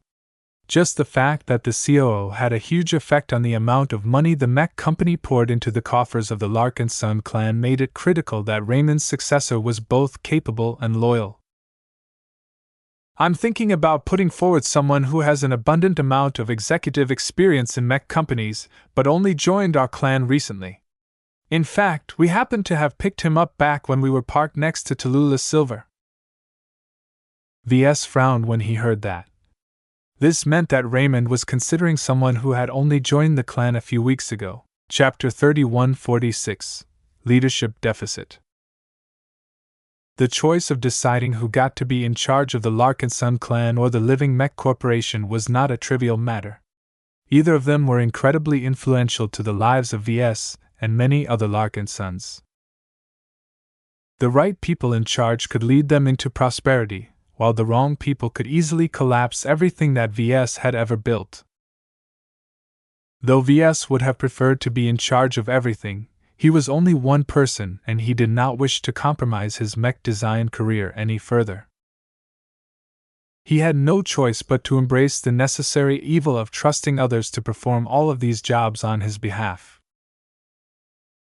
VS had no fundamental objection to raising Novi Lamperness and Raymond Billingsley Larkinson as two of the three chief ministers of the Larkinson clan. As the first ones to hold these new posts, they would be able to wield a wide amount of influence. They also had the privilege to set up a lot of precedents that subsequent chief ministers would feel compelled to follow. It was therefore critical that the first batch of chief ministers were completely sound. While Raymond was not quite the perfect candidate that VS had in mind, the current COO's age, pedigree, demeanor, prior performance, and trustworthiness completely met his approval. He was okay with letting Raymond take charge of the clan at large. In fact, he had already been doing this in a limited capacity as a member of the soon-to-be-defunct Executive Council. The Executive Council was basically a weaker version of the body of chief ministers. Both of them were supposed to be the main executive branch of the Larkinson clan, but the former proved to be inadequate due to the lack of strong leadership emphasis. It was quite difficult for the clansmen to get excited about being ruled by a glorified committee. Therefore, changing Raymond's second responsibility into his primary one was not that drastic of a change. The only difference was that a chief minister was a lot more authoritative than a mere member of the Executive Council. What VS wasn't so sure about was who Raymond had in mind as a replacement. Raymond's projection adopted a serious expression. There is no easy way to say this, but the Living Mech Corporation has long suffered from an increasing shortage of executive talents. It's easy enough to fill up the vacancies at the middle and lower level of the hierarchy with existing clansmen who have been studying hard to increase their qualifications, but there are limits to how much you can improve. For a company as big as the LMC, you can't promote any average middle manager to a crucial executive position. We need to draw from a different pool of manpower. But the issue with that is that this pool is incredibly tiny within our clan. VS saw where this was going. So you decided to draw talents from a larger pool. Correct. When our fleet was parked in the Pelsa Rindover system, we instructed the recruiters to allocate some resources to headhunting potential executive talents. Tallulah Silver's manpower pool is much more extensive than ours, so we had no problem finding plenty of decent executives. Still, when we brought them to our fleet, we encountered quite a bit of issues when we tried to induct them into the clan. Let me guess. These guys failed the loyalty test, right? Yes. Raymond sighed. Unlike the bulk of the recruits who have yet to achieve success and are sincerely grateful to our clan for giving them an opportunity to rise, those who already feel as if they are winners are considerably less committed. So all of those prospective executives you picked up were selfish bastards who only cared about filling their pockets and taking advantage of the LMC's lack of senior leadership talent to land a cushy job that allows them to play around with trillions of hex credits, is that right? Close enough. In the end, only a fraction of our selection managed to get through, but that makes them all the more remarkable. They are less selfish than others and developed a genuine bond with our clan and people. VS didn't care too much about the executive positions these newcomers took up. What he did care about was making sure that the person at the top was firmly in his pocket. As long as this was the case, the LMC probably wouldn't harm his interests. Tell me about the person you think is a worthy candidate to lead the LMC. Raymond transmitted a brief record over the communication channel. VS quickly read through the material. He was mildly impressed. Dr. Gilbert Hantler studied to become a mechanical engineer in the Ivina Federation and graduated with honors, the elder Larkinson said. He went on to work for a major mech company that was founded by a senior mech designer. He slowly climbed his way up the ranks before switching over to a management track. He did well in this capacity and continued to study in order to increase his leadership qualifications. In his last years at the company, he served as the company's chief production officer. This was quite a solid track record. Dr. Handler had managed to accomplish more than almost any other citizen of the Ivina Federation in the 60 years of his life. What impressed Ves the most was that the man possessed a common civilian background and slowly climbed his way up through his own efforts. Why him? Ves probed. Why not another recruit? I doubt he's the only candidate that is acceptable to you. What puts this guy ahead of your other choices? There are several reasons why, but if I have to pick the most important one, it's that Dr. Handler is the most steady and conservative out of all of the other choices. Oh? Raymond smiled. When I interviewed them about what they wished to accomplish while they were in charge, all of them presented bold visions of a larger and more proactive living mech corporation. They all had the impression that their primary responsibility was to do their best to grow the company so that it can channel more profits to the clan. Is there something wrong with that? While it is certainly important to ensure the company's profits can keep up with the growth of our clan, I believe that it is more important to ensure our company is not at risk of collapsing at some point in the future. The plans the candidates set forth are too risky for my tastes. Many of them involve increasing our leverage in order to explosively expand our market reach and presence. While these plans are sound on the surface, when you look deeper, they all serve as preludes to unbridled expansion and risk-taking. As someone who wasn't a stranger to risks, Ves didn't think it was wrong to pursue an ambitious goal. Sometimes, a company might end up in dire straits if it remained stagnant for too long. That said, he understood what Raymond was worrying about. Officially, the LMC is like any other company that exists to provide as much value to the shareholders as possible. In most cases, this means issuing fat dividends or raising the share price. While it's nice to earn more money, that's not all I want from my mech company. In our current state, the LMC is an irreplaceable source of income to the clan. If anything happens to the profitability of our main cash cow, our clan will heavily suffer. I don't think you want that to happen. This is why I have settled on Dr. Gilbert Handler. Because of his engineering background, he is more focused on optimizing our company's processes than trying to expand our market shares. That is not to say that he is inept in marketing, but he is the best person to put in charge if you want to increase the stability and efficiency of our mech company. Ves fully understood Raymond's rationale now. Many of the other executives who obtained degrees from fancy business schools were trained and taught to conduct business in a more entrepreneurial or proactive fashion. This made sense, as what was the point of hiring a manager if nothing ended up changing?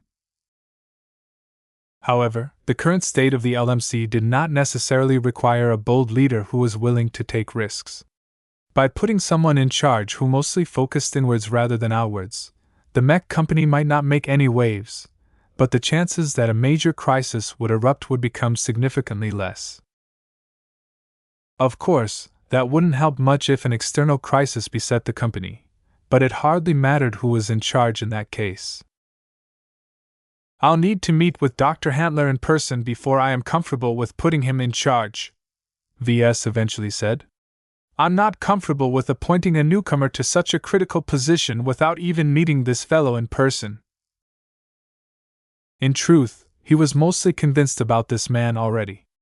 The candidate's track record along with Raymond's endorsement were worth a lot. Ves just wanted to verify Dr. Handler's qualifications in person as a final check. If he detected something strange or if his intuition felt something amiss, then he could step in before Gilbert Handler was in a position to harm the clan.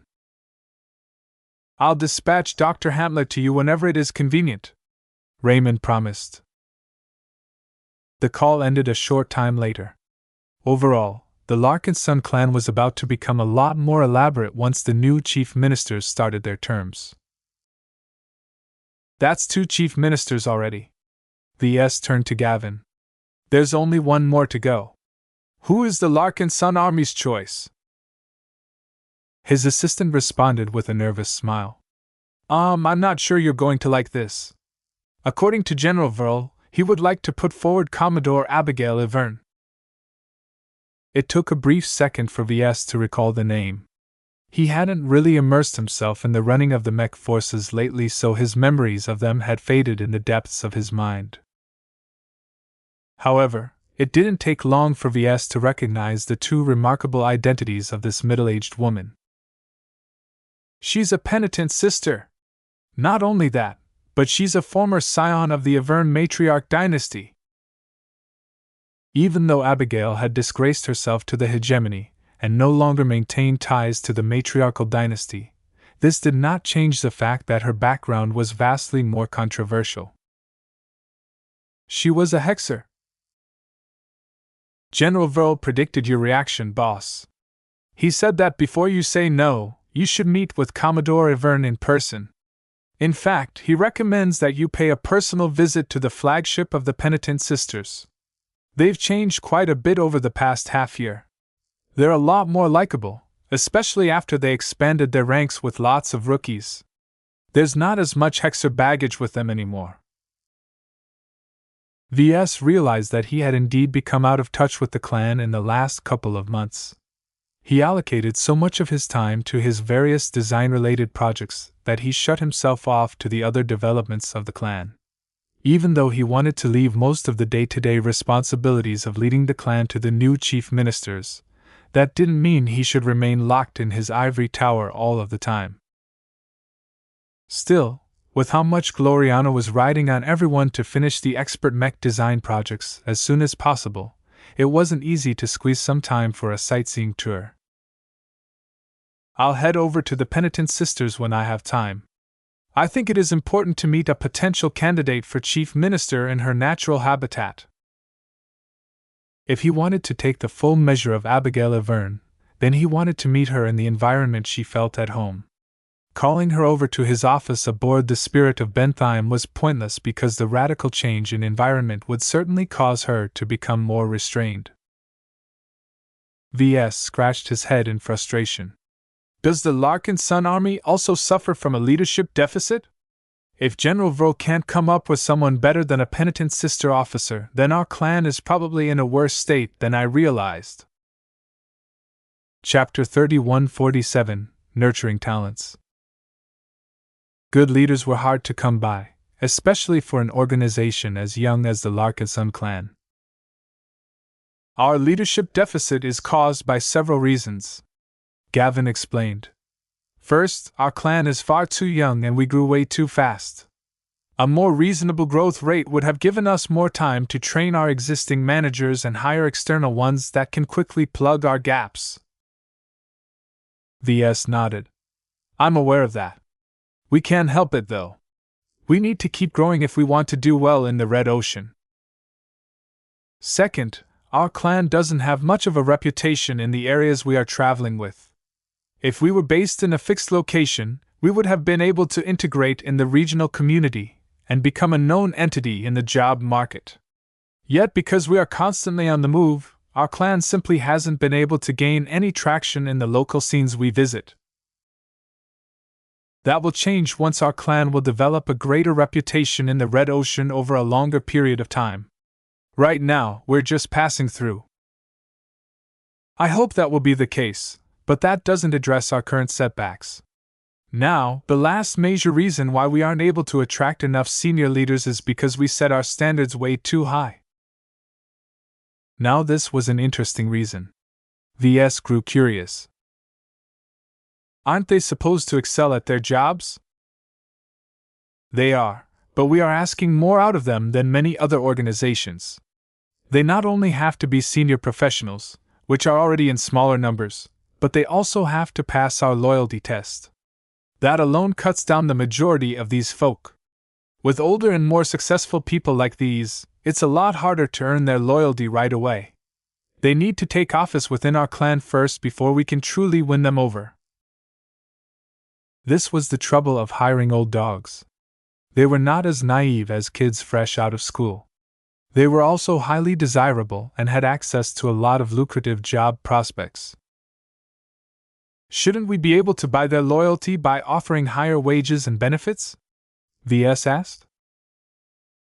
That's not possible for these types of people. Gavin shook his head. Raising the remuneration to higher levels will only cause us to attract a greater proportion of talents who are mainly motivated by their greed. These are exactly the people who are least likely to pass the loyalty test. What we seek are earnest applicants who want to become a part of us because they believe in our cause and care about family and so on. There are actually quite a number of people like that out there, but hardly any of them apply to join the Larkinson clan. Why so? What scares them away? We're heading into completely foreign territory. Not only that, but we're heading into a very dangerous territory that has already become notorious for the amount of pioneering fleets that disappear every day. Those who valued family and were less driven by greed were not as attracted to the prospect of traveling to the Red Ocean. Instead of abandoning everyone they knew to travel hundreds of thousands of light years away, they would rather settle for working for a more boring company that was closer to their current homes. Gavin mentioned several credible factors why the entire Larkinson clan was having trouble with recruiting enough senior managers and executives to fill up the upper hierarchy. The Larkinson army suffers from this deficit the most, with the LMC coming second, Gavin mentioned. The clan administration is better off at the moment due to the participation of all of the Pernissers, but that will only help us for a while. Ves rubbed his smooth-shaven chin. This is a difficult issue, then. What do you suggest we do to resolve the shortage? Well, how about rescuing other fallen influences like the Perness family? This seems to be the easiest way for us to obtain a batch of highly capable upper management types. We're not going out of our way to pick another fight, Benny. Any confrontation is dangerous, and I don't want to delay our journey to the Red Ocean. It's also unreasonable for us to keep butting into local affairs all of the time. The incident with the Perness family proved that no one was as innocent as they looked on the surface. Ves did not want to risk the lives of his Larkinsons yet again just to bail out a bunch of bastards who held no sincerity towards the Larkinson clan. Besides, I don't think we'll be able to find a suitable organization that is conveniently in need of rescue. The galaxy is quite big, boss. Who knows what you'll find in the local star sectors? We're not going to adopt this strategy of recruitment again. We need time to develop in peace. Once they ruled out this option, they didn't have any easy answers left. Eventually, Ves just threw his hands up and let out a loud sigh. Whatever! Let the chief ministers handle this problem. That's what they are for, after all. Ves felt much more at ease once he made this realization. Before this moment, he primarily placed his attention on how much control he would lose. It was only now that he acknowledged the benefits of these arrangements. He could just dump every difficult leadership problem onto their laps and let them sort out the mess. If the chief ministers failed to do a good job, then they could just take all of the blame. In just a single minute, Ves turned from feeling reluctant about appointing the chief ministers to embracing their coming. After finishing his briefing session with Gavin, Ves handled a few other chores before heading over to the design lab. The Sentry project had already progressed quite a lot under Gloriana's motivated drive. It had reached feature completion a while ago, and was now in the process of refinement. If everything went well, then the journeymen would be able to fabricate their next expert mech within a couple of weeks. Surprisingly enough, Gloriana hadn't dove into her design work at this time. Instead, she was looking over the lab section where the second batch of assistant mech designers were in the process of studying essential subjects. Due to his wife's high technical standards, she demanded that every member of a design team possess at least a minimum amount of competence in technical design and quality control. She didn't want anyone with a poor foundation in those areas to botch their future assignments and cause delays because of their sloppy approach. Ves approached her side and looked in the same direction. How are they? There are some mildly promising seeds, but I'm not seeing anything exciting yet. she casually replied. The good news is that they're all young, so they might be able to surprise us in the future. When he swept his gaze towards the 100 men and women who were still not ready yet to participate in the design projects, Ves wasn't quite as hopeful. It's not that easy to become a journeyman, as I'm sure you know. We can train them and push them all we want, but at the end of the day, they have to find it in themselves to reach beyond the boundaries of what is possible. Gloriana smirked at Ves. Aren't you helping Michael and Xanther do just that? The latter has been especially enthused about his studies lately. I think that at least some of these assistants will be able to stand out as long as we nurture them correctly. The two can't be compared. The seeds that I'm raising are younger and more malleable. These new recruits all come from different backgrounds and they're not even the cream of the crop of their respective states. We'll have to invest a lot of time in mentoring them if we want to see an actual difference. I don't think we have to waste so much time and effort to achieve results. We already have a robust reward mechanism in place, but I think we can expand it a bit in order to motivate the assistants into working even harder. Oh? What do you have in mind? Ves asked. We need several different journeyman-level specialists in order to expand our versatility. For example, we need an energy weapon specialist, a kinetic weapon specialist, a neural interface specialist, a heavy mech specialist, and so on. We don't have to obtain them all, but it would be a considerable help if we can get 2 or 3 additional specialists. What are you trying to say? Don't you realize it, Ves? Since we already have a firm idea on which specialties we need, we can split the assistants in different groups based on their specialties and force them to compete against each other. We can offer them attractive rewards such as tutoring, exclusive textbooks, and even opportunities to publish their own mech designs, however bad they might be compared to our own work. Ves looked skeptical. I'm not sure about this. You'll pile up too much pressure on their shoulders. Also, the camaraderie of the assistants won't be as good if they have to treat each other as competitors. Then we can just skip that, Gloriana simply replied. We can still keep them grouped together in order to encourage them to swap ideas and gain new inspiration from their exchanges. The main point is that we can encourage them to study specific topics and complete specific assignments that will lead them to developing the specialties we need. Ves immediately frowned. That sounds too controlling for my tastes. We should give them the choice to pursue their own specialties without interference from above. What you're doing is pushing them onto a path they might not be truly passionate about but aren't able to recognize this due to their youth and inexperience. Hey, that's not the case. In my plan, the assistants are free to choose which specialty group they want to join. It can be related to their current interests or not. As long as they have made their decision, they will receive thematic instruction in one of several broad categories of specialties. For example, an assistant mech designer who joined the heavy mech group would be able to learn all about heavy armor systems and receive exercises related to heavy mech design. What exact specialty the more talented assistants ended up developing was up to them. The chance was likely that their choice directly reflected their specialty group. As Ves thought this over, he felt that it could work. While it provided the assistants with more direction than he liked, as long as the Larkinson clan would be able to produce a handful of extra journeymen this way, then he did not object. It's kind of like a virtual game. Gloriana nodded. That's exactly the inspiration that I got. In some games, you have characters that can choose to specialize in several different classes or professions. I think that we'll be able to cut down on their confusion by a large margin if we structure their development in this fashion. Choice. There was something about this approach that Ves found compelling. When he looked down at the rows of silent mech designers who were quietly immersed in their studies, he realized why he felt this method was so significant. Classes, choice, specialties.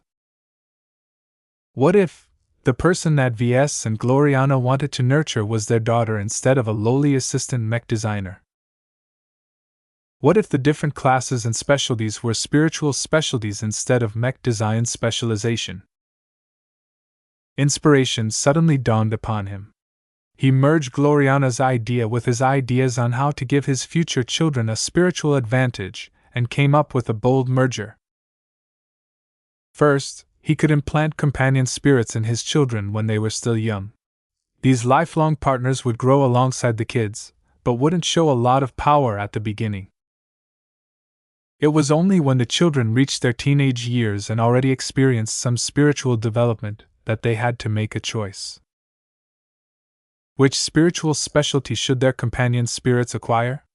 Should their spiritual cats help them become more empathic? Should their companions be able to summon defensive shields in order to protect them in battle? It was not possible to impart all of these abilities in a single companion spirit at full strength.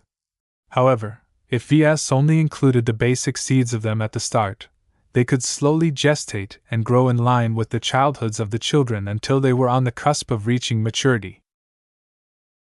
To put it in a simpler analogy, the companion spirit of his daughter would start off as a blank sheet. While this companion spirit would be able to acquire several special abilities based on the ability seeds that Ves put in, they weren't too impressive when his children were still young. It was only after they had leveled up to a certain age or stage that their companion spirit was ready to evolve. At that moment, his children would have to choose which evolution form or specialty their companion spirit should develop. It was a two-stage growth process. One that sacrifices some power at the first stage, but allowed for greater fit and power at the second stage. Compared to his original idea, this two-stage growth process offered his children much greater choice in determining their own futures. After all, Ves would no longer be making that choice in their children's stead when he decided upon the abilities of their companion spirit. Only they had the power to choose. What a brilliant idea! I can even apply it on a wider scale. This spiritual augmentation approach was not only applicable to his children, but anyone else he wished to provide with the same treatment. Chapter 3148 Growth Framework. The moment Ves came up with the concept of a two-stage or evolvable companion spirit, it was as if lightning had struck his body. The potential of this idea was a lot greater than a regular companion spirit. Instead of deciding everything on behalf of the recipient from the start, Ves could just create a more open-ended spiritual product and allow the user to choose from one of several different specializations in the future. In fact, this idea can be applied to more than just a companion spirit. Ves even felt it could be applied to mechs as well as many other applications with spiritual components. He could already imagine a future where he incorporated this novel concept in a versatile mech like the Bright Warrior Mark III. While there was no denying the mech had to be bland from the start in order to ensure maximum compatibility with different kinds of mech pilots, as they grew from continual use, that might slowly change. Along with slowly becoming more adapted to their assigned mech pilots, the next generation Bright Warriors would also be accumulating energy for a breakthrough. Once a given mech gathered enough energy, the pilot could choose to initiate a breakthrough, allowing the user to choose and lock in a particular spiritual specialty or advantage that complemented the person's fighting style the best. Still, it's a bit premature to apply it on any mechs. He immediately recognized several problems with this particular arrangement. First, mechs were rarely the exclusive property of any mech pilot. It was customary to reassign mech pilots from one mech to another one when situations changed. This meant that it was not entirely practical to apply this tiered evolution concept to mass production models. The only way this arrangement would make sense was if the owners of the mechs deliberately adopted a long-term pairing approach, essentially turning mechs and mech pilots into married couples that lasted for at least a decade. Ves could implement this easily enough in the Larkinson army, but he wasn't entirely sure if this was the right strategy to adopt for his troops. As a mech designer, Ves frequently designed new mech and better mechs. Since the founding of the clan, the oldest Larkinson mech pilots already had to switch their mechs several times as newer and better machines became available. Ugh, all of this is too complicated. I'll just talk to General Verl about it in our next meeting. The most relevant part about the evolvable companion spirit concept was that he could easily apply it to his children, and other people for that matter. The only real limitation he had to take into account was the spiritual capacity of the recipient. While Ves could attempt to create a living spiritual construct that was stuffed with powerful abilities, that would increase its spiritual weight to a point where it could easily crush any person's spirituality if he tried to merge them together.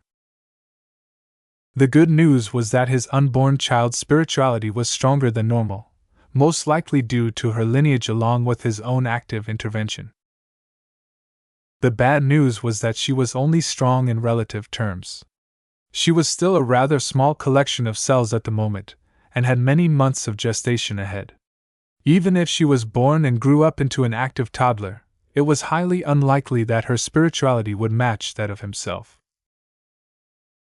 She's too young. Just like mech design, Ves could not possibly add everything in his wish list into a single mech design. He had to plan the capabilities of his next companion spirit extremely carefully in order to add what was necessary while leaving out as little bloat as possible. It's like designing a third-class mech again, Ves depressingly said. No, it's worse. It's like designing a fourth-class mech that is only a quarter the size of a normal machine. Fourth-class mechs officially didn't exist, but it was a popular colloquial term that a lot of people used to describe a mech built way below standards. If that was the only issue, then Ves could still work something out, but the fact that he had to slim his product down by a huge amount was especially painful.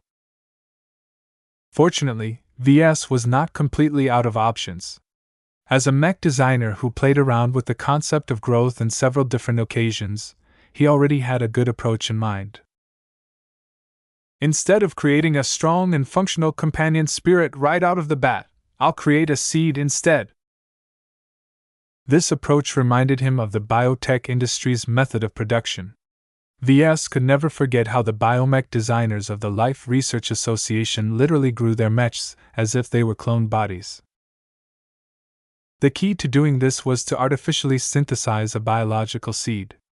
This ball of flesh and bone was not a functional mech but contained the core structure as well as the growth instructions of a biomech. By placing these biomech eggs in giant nutrient pools, their biological programming would automatically extract useful materials from the culture medium and slowly grow the seed into a biomech.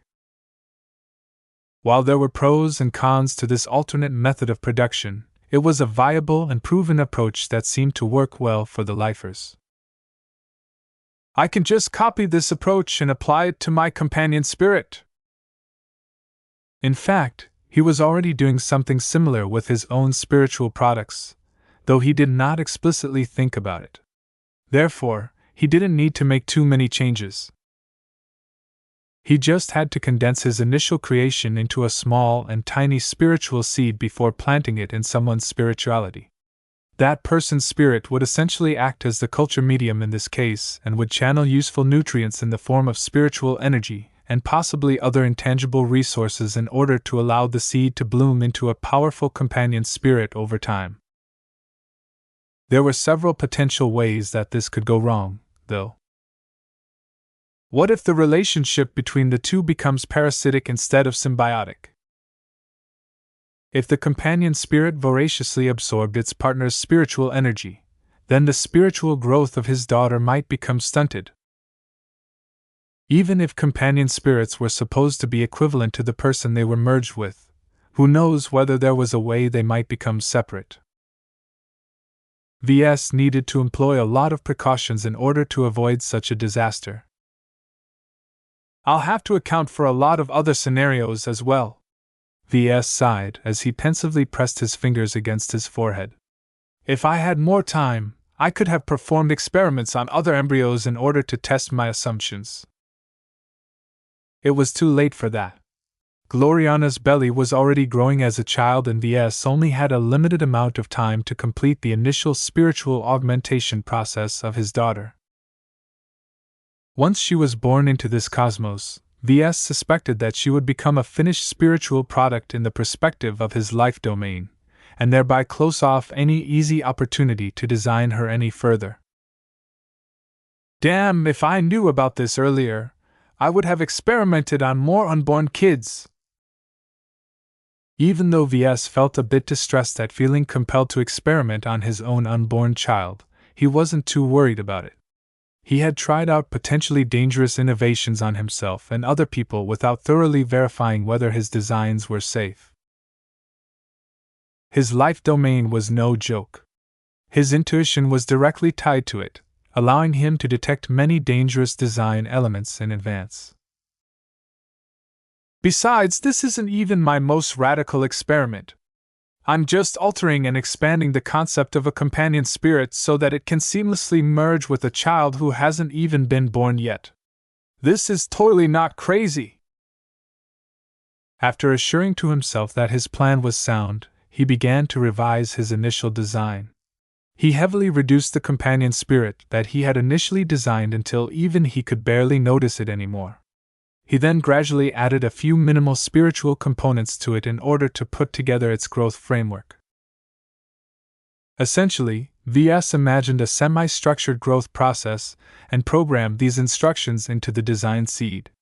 Since they were merely instructions rather than actual spiritual components, they hardly took up any capacity in the seed.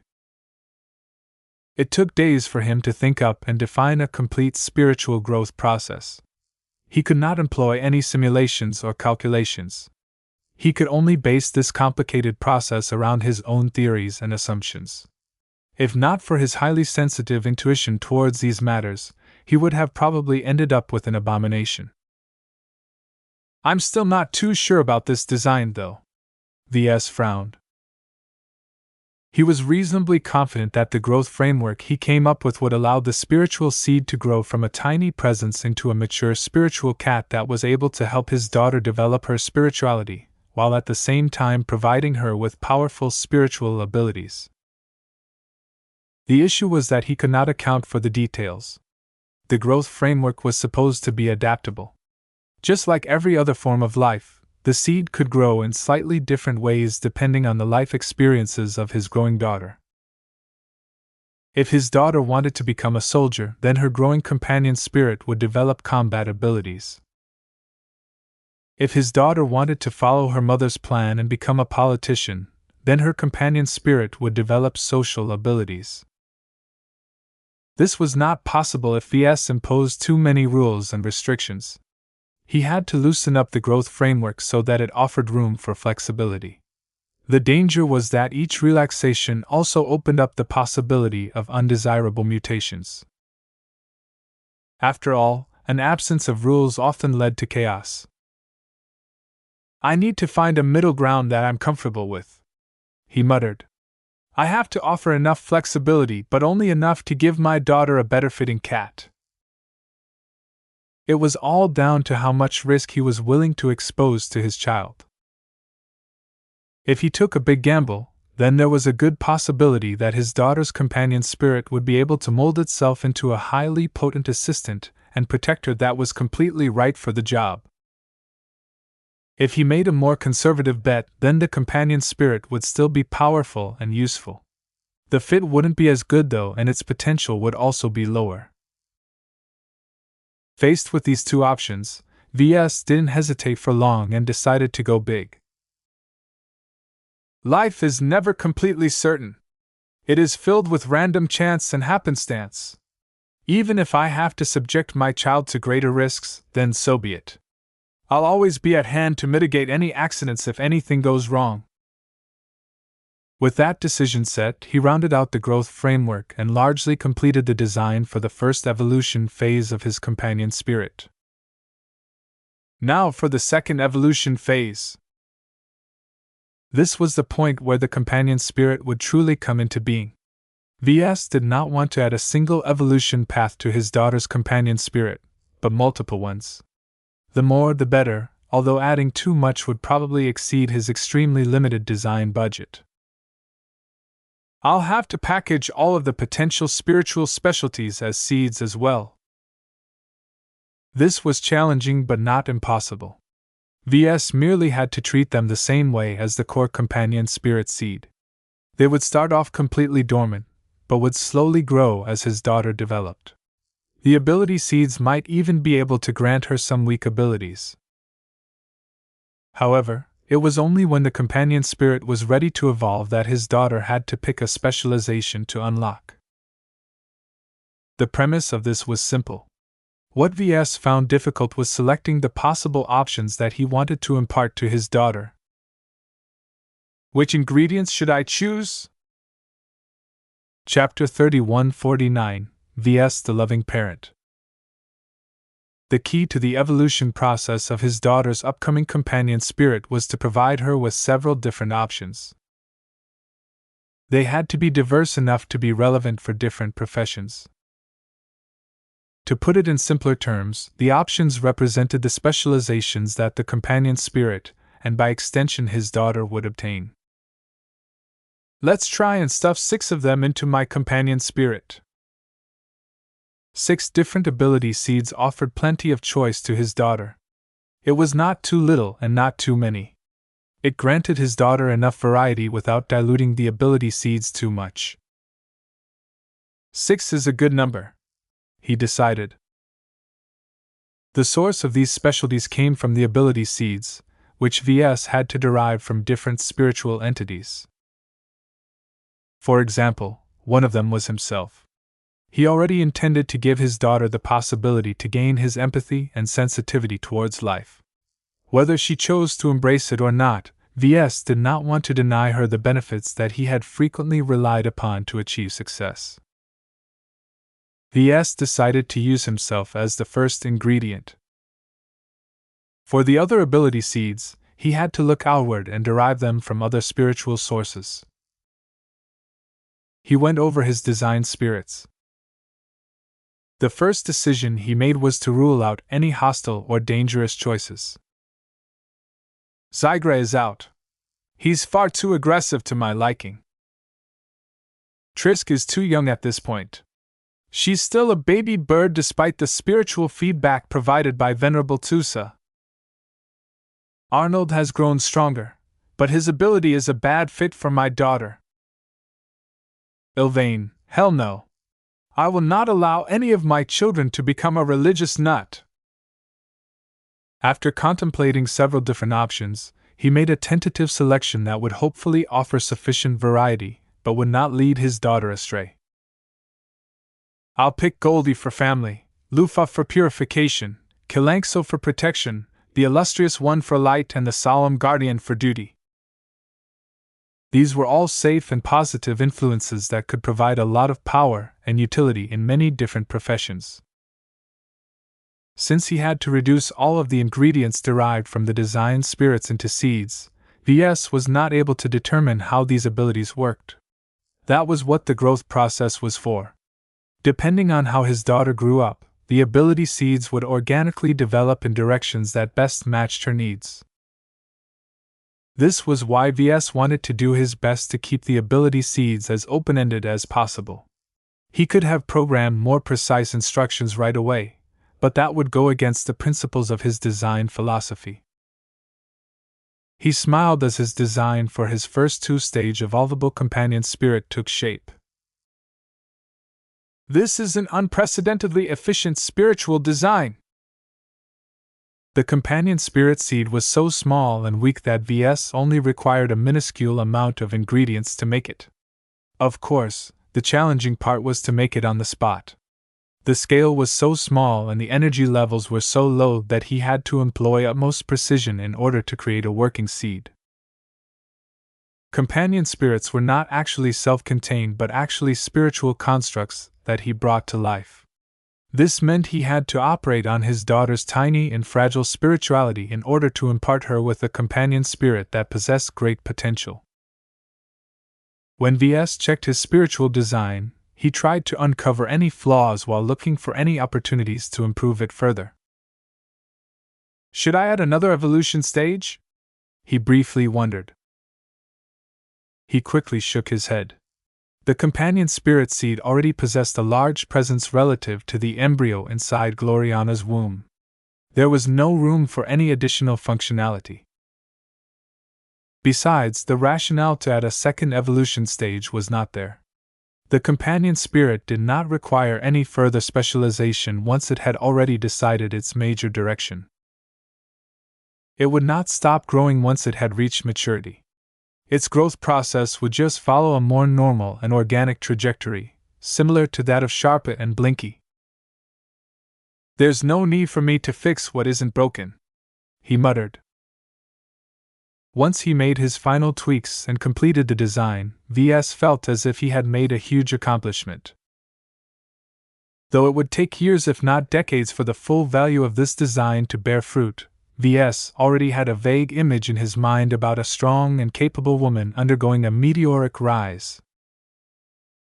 This was one of several gifts that he intended to impart to his future daughter. The fact that he was driven by pure love and affection caused the companion spirit design to hold a lot of significance to him.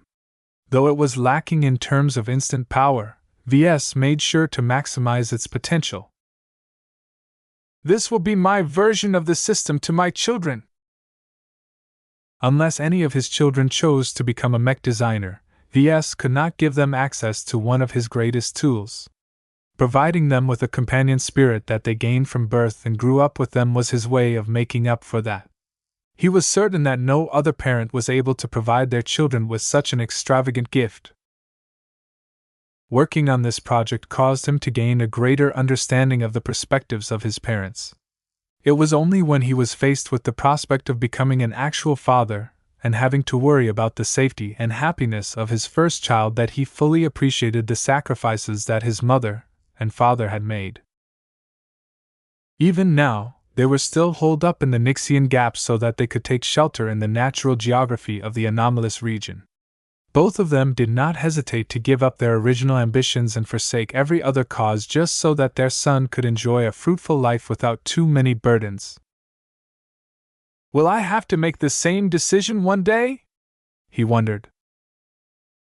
If he had to make a choice between sacrificing ambitions and sacrificing his child, he genuinely didn't know which one he was willing to drop. This was an agonizing dilemma that every working parent had to face. Mech design was such an integral part of his life that he could never completely give up on it. He could not turn his back on his children either. Raising a child was one of the greatest joys of life. Ves did not want to miss out on it, and neither did Gloriana. Both of them had to do their best to juggle their priorities and make sure not to neglect either of them. Considering how long they could live, Ves did not find it unacceptable to slow down his mech design career in order to allocate sufficient time for his children. Well, I can consider that later when Gloriana's pregnancy is over. A few days passed by as Ves waited for the right opportunity to form a companion spirit seed for his daughter. At this point, his unborn child was way too young and fragile to bear any spiritual load. Ves expected that it would take at least a couple of months. In fact, there was a considerable chance that she might never reach the minimum level of strength before she was born. If that was the case, then he needed to slim down the spiritual design, which was bad because it would definitely impair the companion spirit's strength and versatility. I need to strengthen her as best I can. He found out that the most optimal way to do that was to regularly pump a small portion of his spiritual energy into the embryo. Even though his growing child was extremely weak in spiritual terms, when Ves took a stroll in Durham on the 8th deck of the Spirit of Bentheim, he paid close attention to other women who were in their early pregnancies. The happy spouses who gathered together in parks and cafes were completely oblivious that Ves swept their bellies with his spiritual senses. Anytime he detected the minute presence of another life in their bodies, Ves tried his best to measure and quantify the spiritual strength of the fetuses. All of them are weaker than my child, he observed. This was rather peculiar because the women he scanned were at least several months into their pregnancies. What Ves was able to conclude from this observation was that his first daughter was already significantly ahead in this area. The only uncertainty was that Ves wasn't sure if his active intervention was the main cause of his daughter's accelerated spiritual development. Since he didn't appear to be doing any harm, he decided to continue this treatment. With each day that passed, Ves would always place his hand on Gloriana's belly. He had become so practiced with this procedure that it only took a second to give his growing offspring a small spurt of purified spiritual energy that Blinky had prepared beforehand. Ves.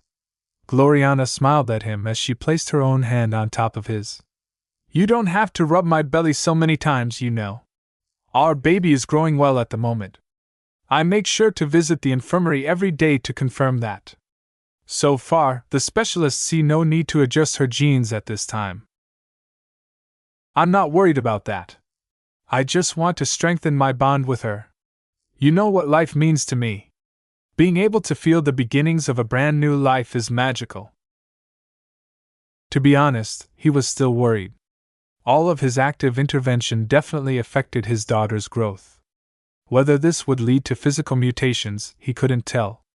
All he could do on his end was to monitor her spiritual development and make sure it wasn't moving in an undesirable direction.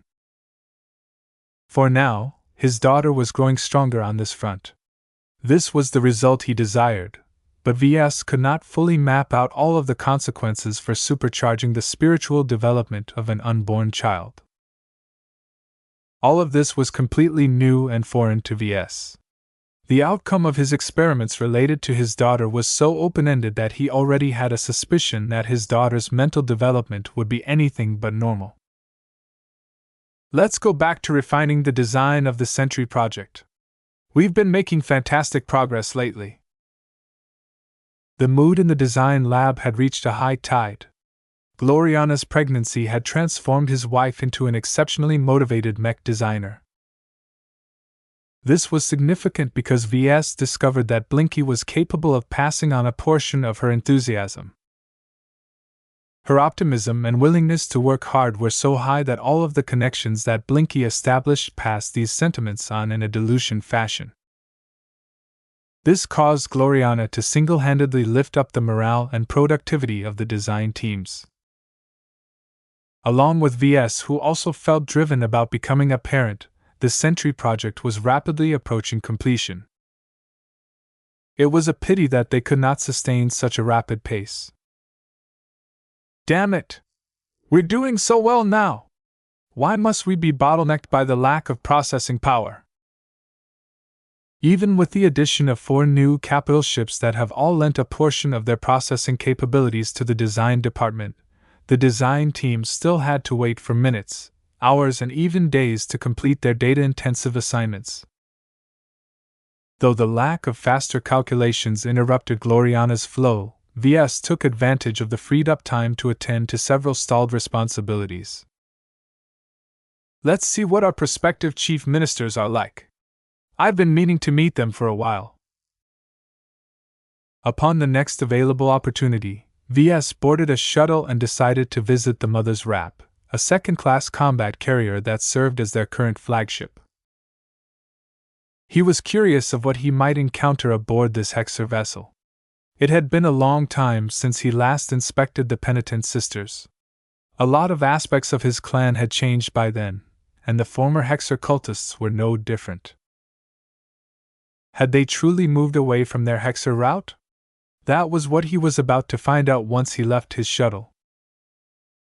Chapter 3150 The Two Saviors. His honor guard stepped out of the shuttle first. Even though the chance that anyone aboard the Mother's Wrath would threaten him was low, Nita and her team never let down their guard. The moment Ves stepped out the vehicle, he could already tell that his guards likely wouldn't have to take action at all. A whole array of penitent sisters stood in the hangar bay. As soon as he appeared, the female uniformed soldiers all raised their fists at an angle.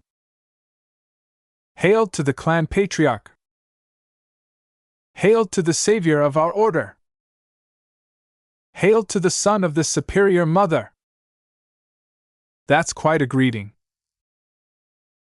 Ves had a feeling that the penitent sisters poured their greatest emotions when they roared the last phrase. He wasn't sure whether he liked that. He wanted them to respect him for his own status and accomplishments. Fortunately, the show didn't last for long. The penitent sisters still had a lot of work to do and soon dispersed to go back to their normal duties. Commander Valerie Chansey and Commodore Abigail Laverne both approached Ves and saluted. "We are honored by your visit, Patriarch," the leader of the penitent sister greeted. She appeared to be much more enthused to be in his presence than before for some reason. "We have prepared a brief tour for you. The Mother's Wrath may not be an impressive combat carrier, but we have tried to make the best out of her after we have lost the surly cockatrice." The original flagship of the penitent sisters had perished long ago during the battle against the Abyss. The cockatrice was one of the few sturdy second-class combat carriers that Ves and the Larkinson clan had at their disposal. The ship did not go down without absorbing a lot of enemy firepower. "Let's begin." They first toured the hangar bay itself. There were several mechs on standby or in the process of being worked on. Naturally, only two different mech models dominated the space. He first directed his attention towards a couple of Valkyrie Redeemers. The model that started a line of Valkyrie variants was one of his great successes. Compared to a brand new living mech, the Valkyrie Redeemers that the penitent sisters were already using for a while had grown by quite a significant margin.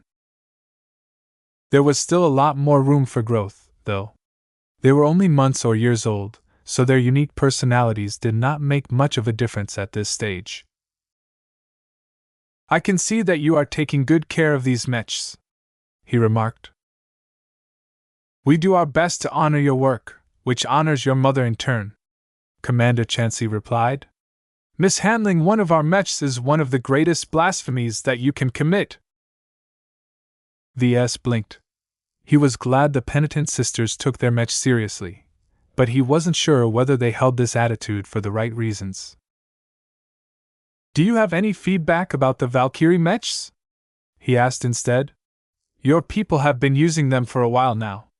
Have you discovered any quirks or made any observations that aren't obvious from the surface? Anything you say will help me design a better revision when it comes time to update this model." Hearing that their feedback would potentially lead to an improvement in a possible Valkyrie Redeemer Mark II, both women looked at each other for a moment. "The Valkyrie Redeemers are excellent performers," Commander Chansey began. "We are completely satisfied with them. However, if there is one aspect that we would like to see an improvement, it is the ranged armament of our Marauder mechs."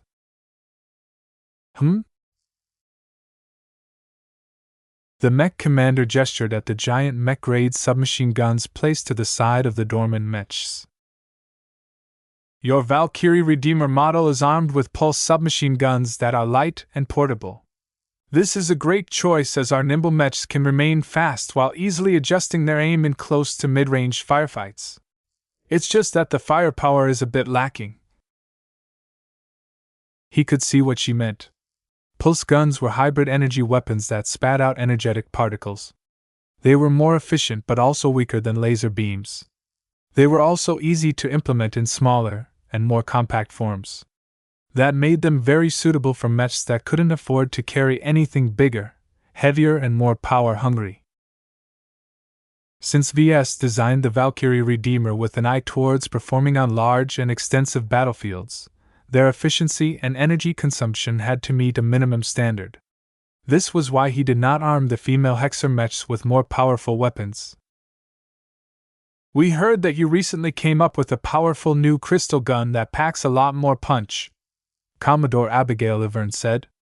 "We would like to request that you provide us with submachine gun or carbine-sized weapons so that we can give our Valkyrie Redeemers some actual teeth at range." Ves could easily imagine what would happen if the Valkyrie Redeemers were armed with crystal weapons. The marauder mechs would no longer be forced to perform a charge in order to deal serious damage. Their tactical flexibility along with their effective battle contribution would certainly rise as a result. "You can say that about any mech armed with an energy weapon," he responded. "There are many mechs in our fleet that could benefit from such an upgrade. Right now, our production capacity is fully taken up by the need to fabricate more mechs.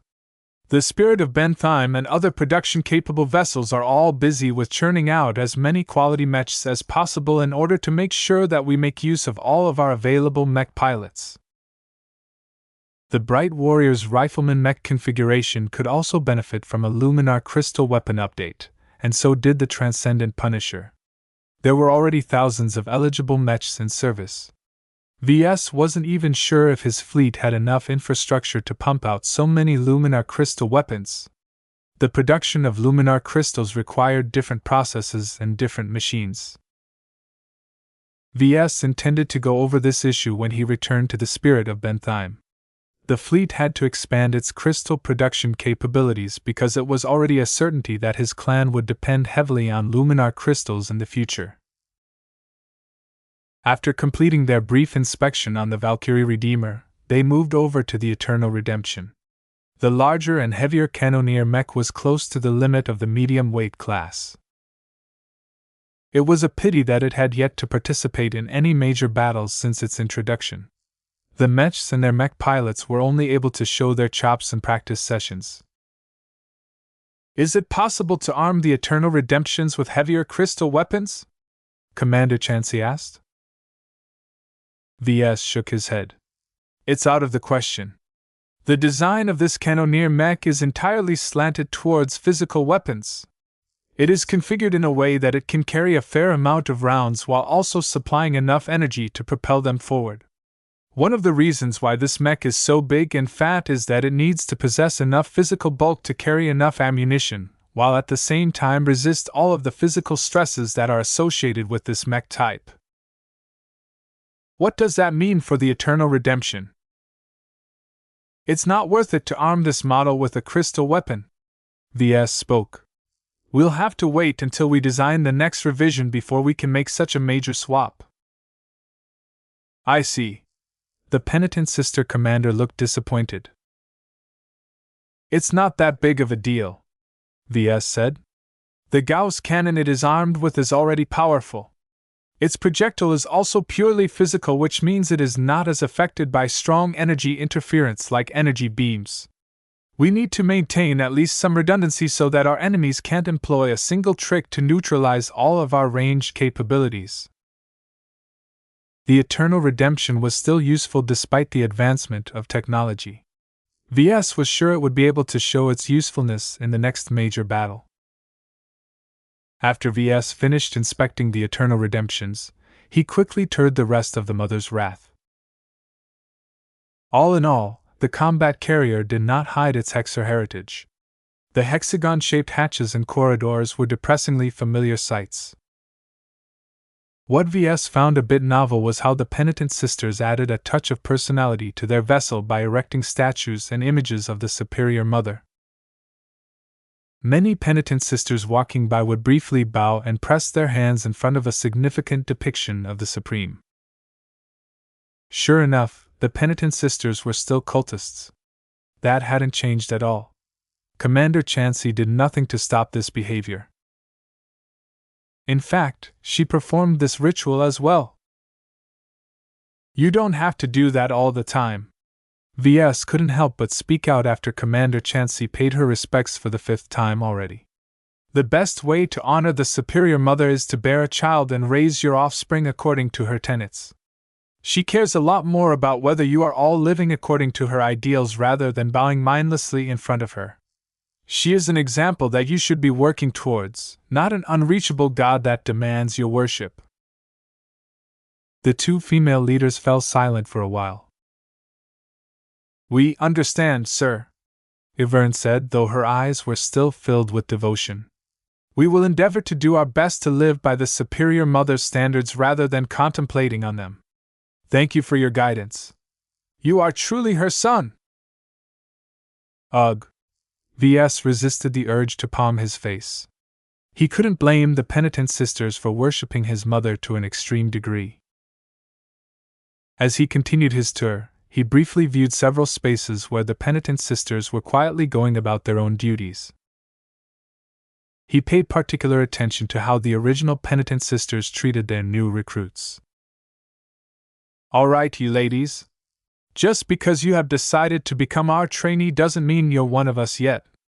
A stern-faced officer spoke to a row of younger women. "The first lesson you need to learn is that we are all guilty. If the clan patriarch hadn't saved us, we would have likely died while failing to redeem ourselves. Now, I'm sure you're wondering what that has to do with you.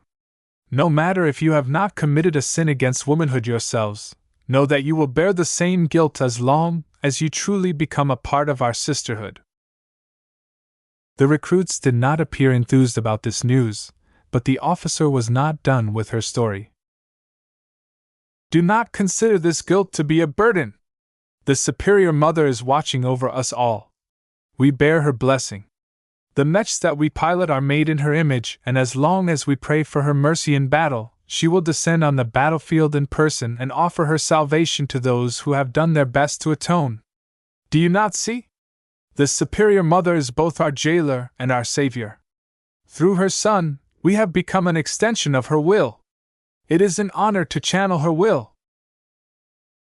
Ves twitched his mouth as he listened to what was clearly an indoctrination session. The penitent sisters hadn't changed at all when it came to their fanaticism. As he observed the women further, the only good thing he could say about their attitudes and behavior was that they had cut off all ties with the Hexers and the Hexadric hegemony. "We are Larkinsons, not Hexers," Commander Chansey elaborated. "We have committed a great sin against the hegemony. We do not dispute that.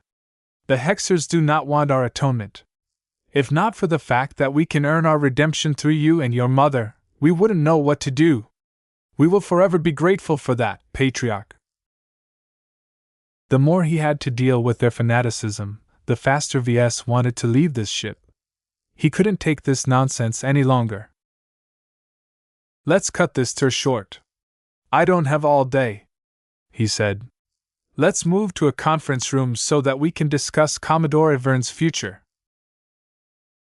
As he threw a glance at the naval officer, Ves wasn't as certain as before whether it was a good idea to turn her into a chief minister.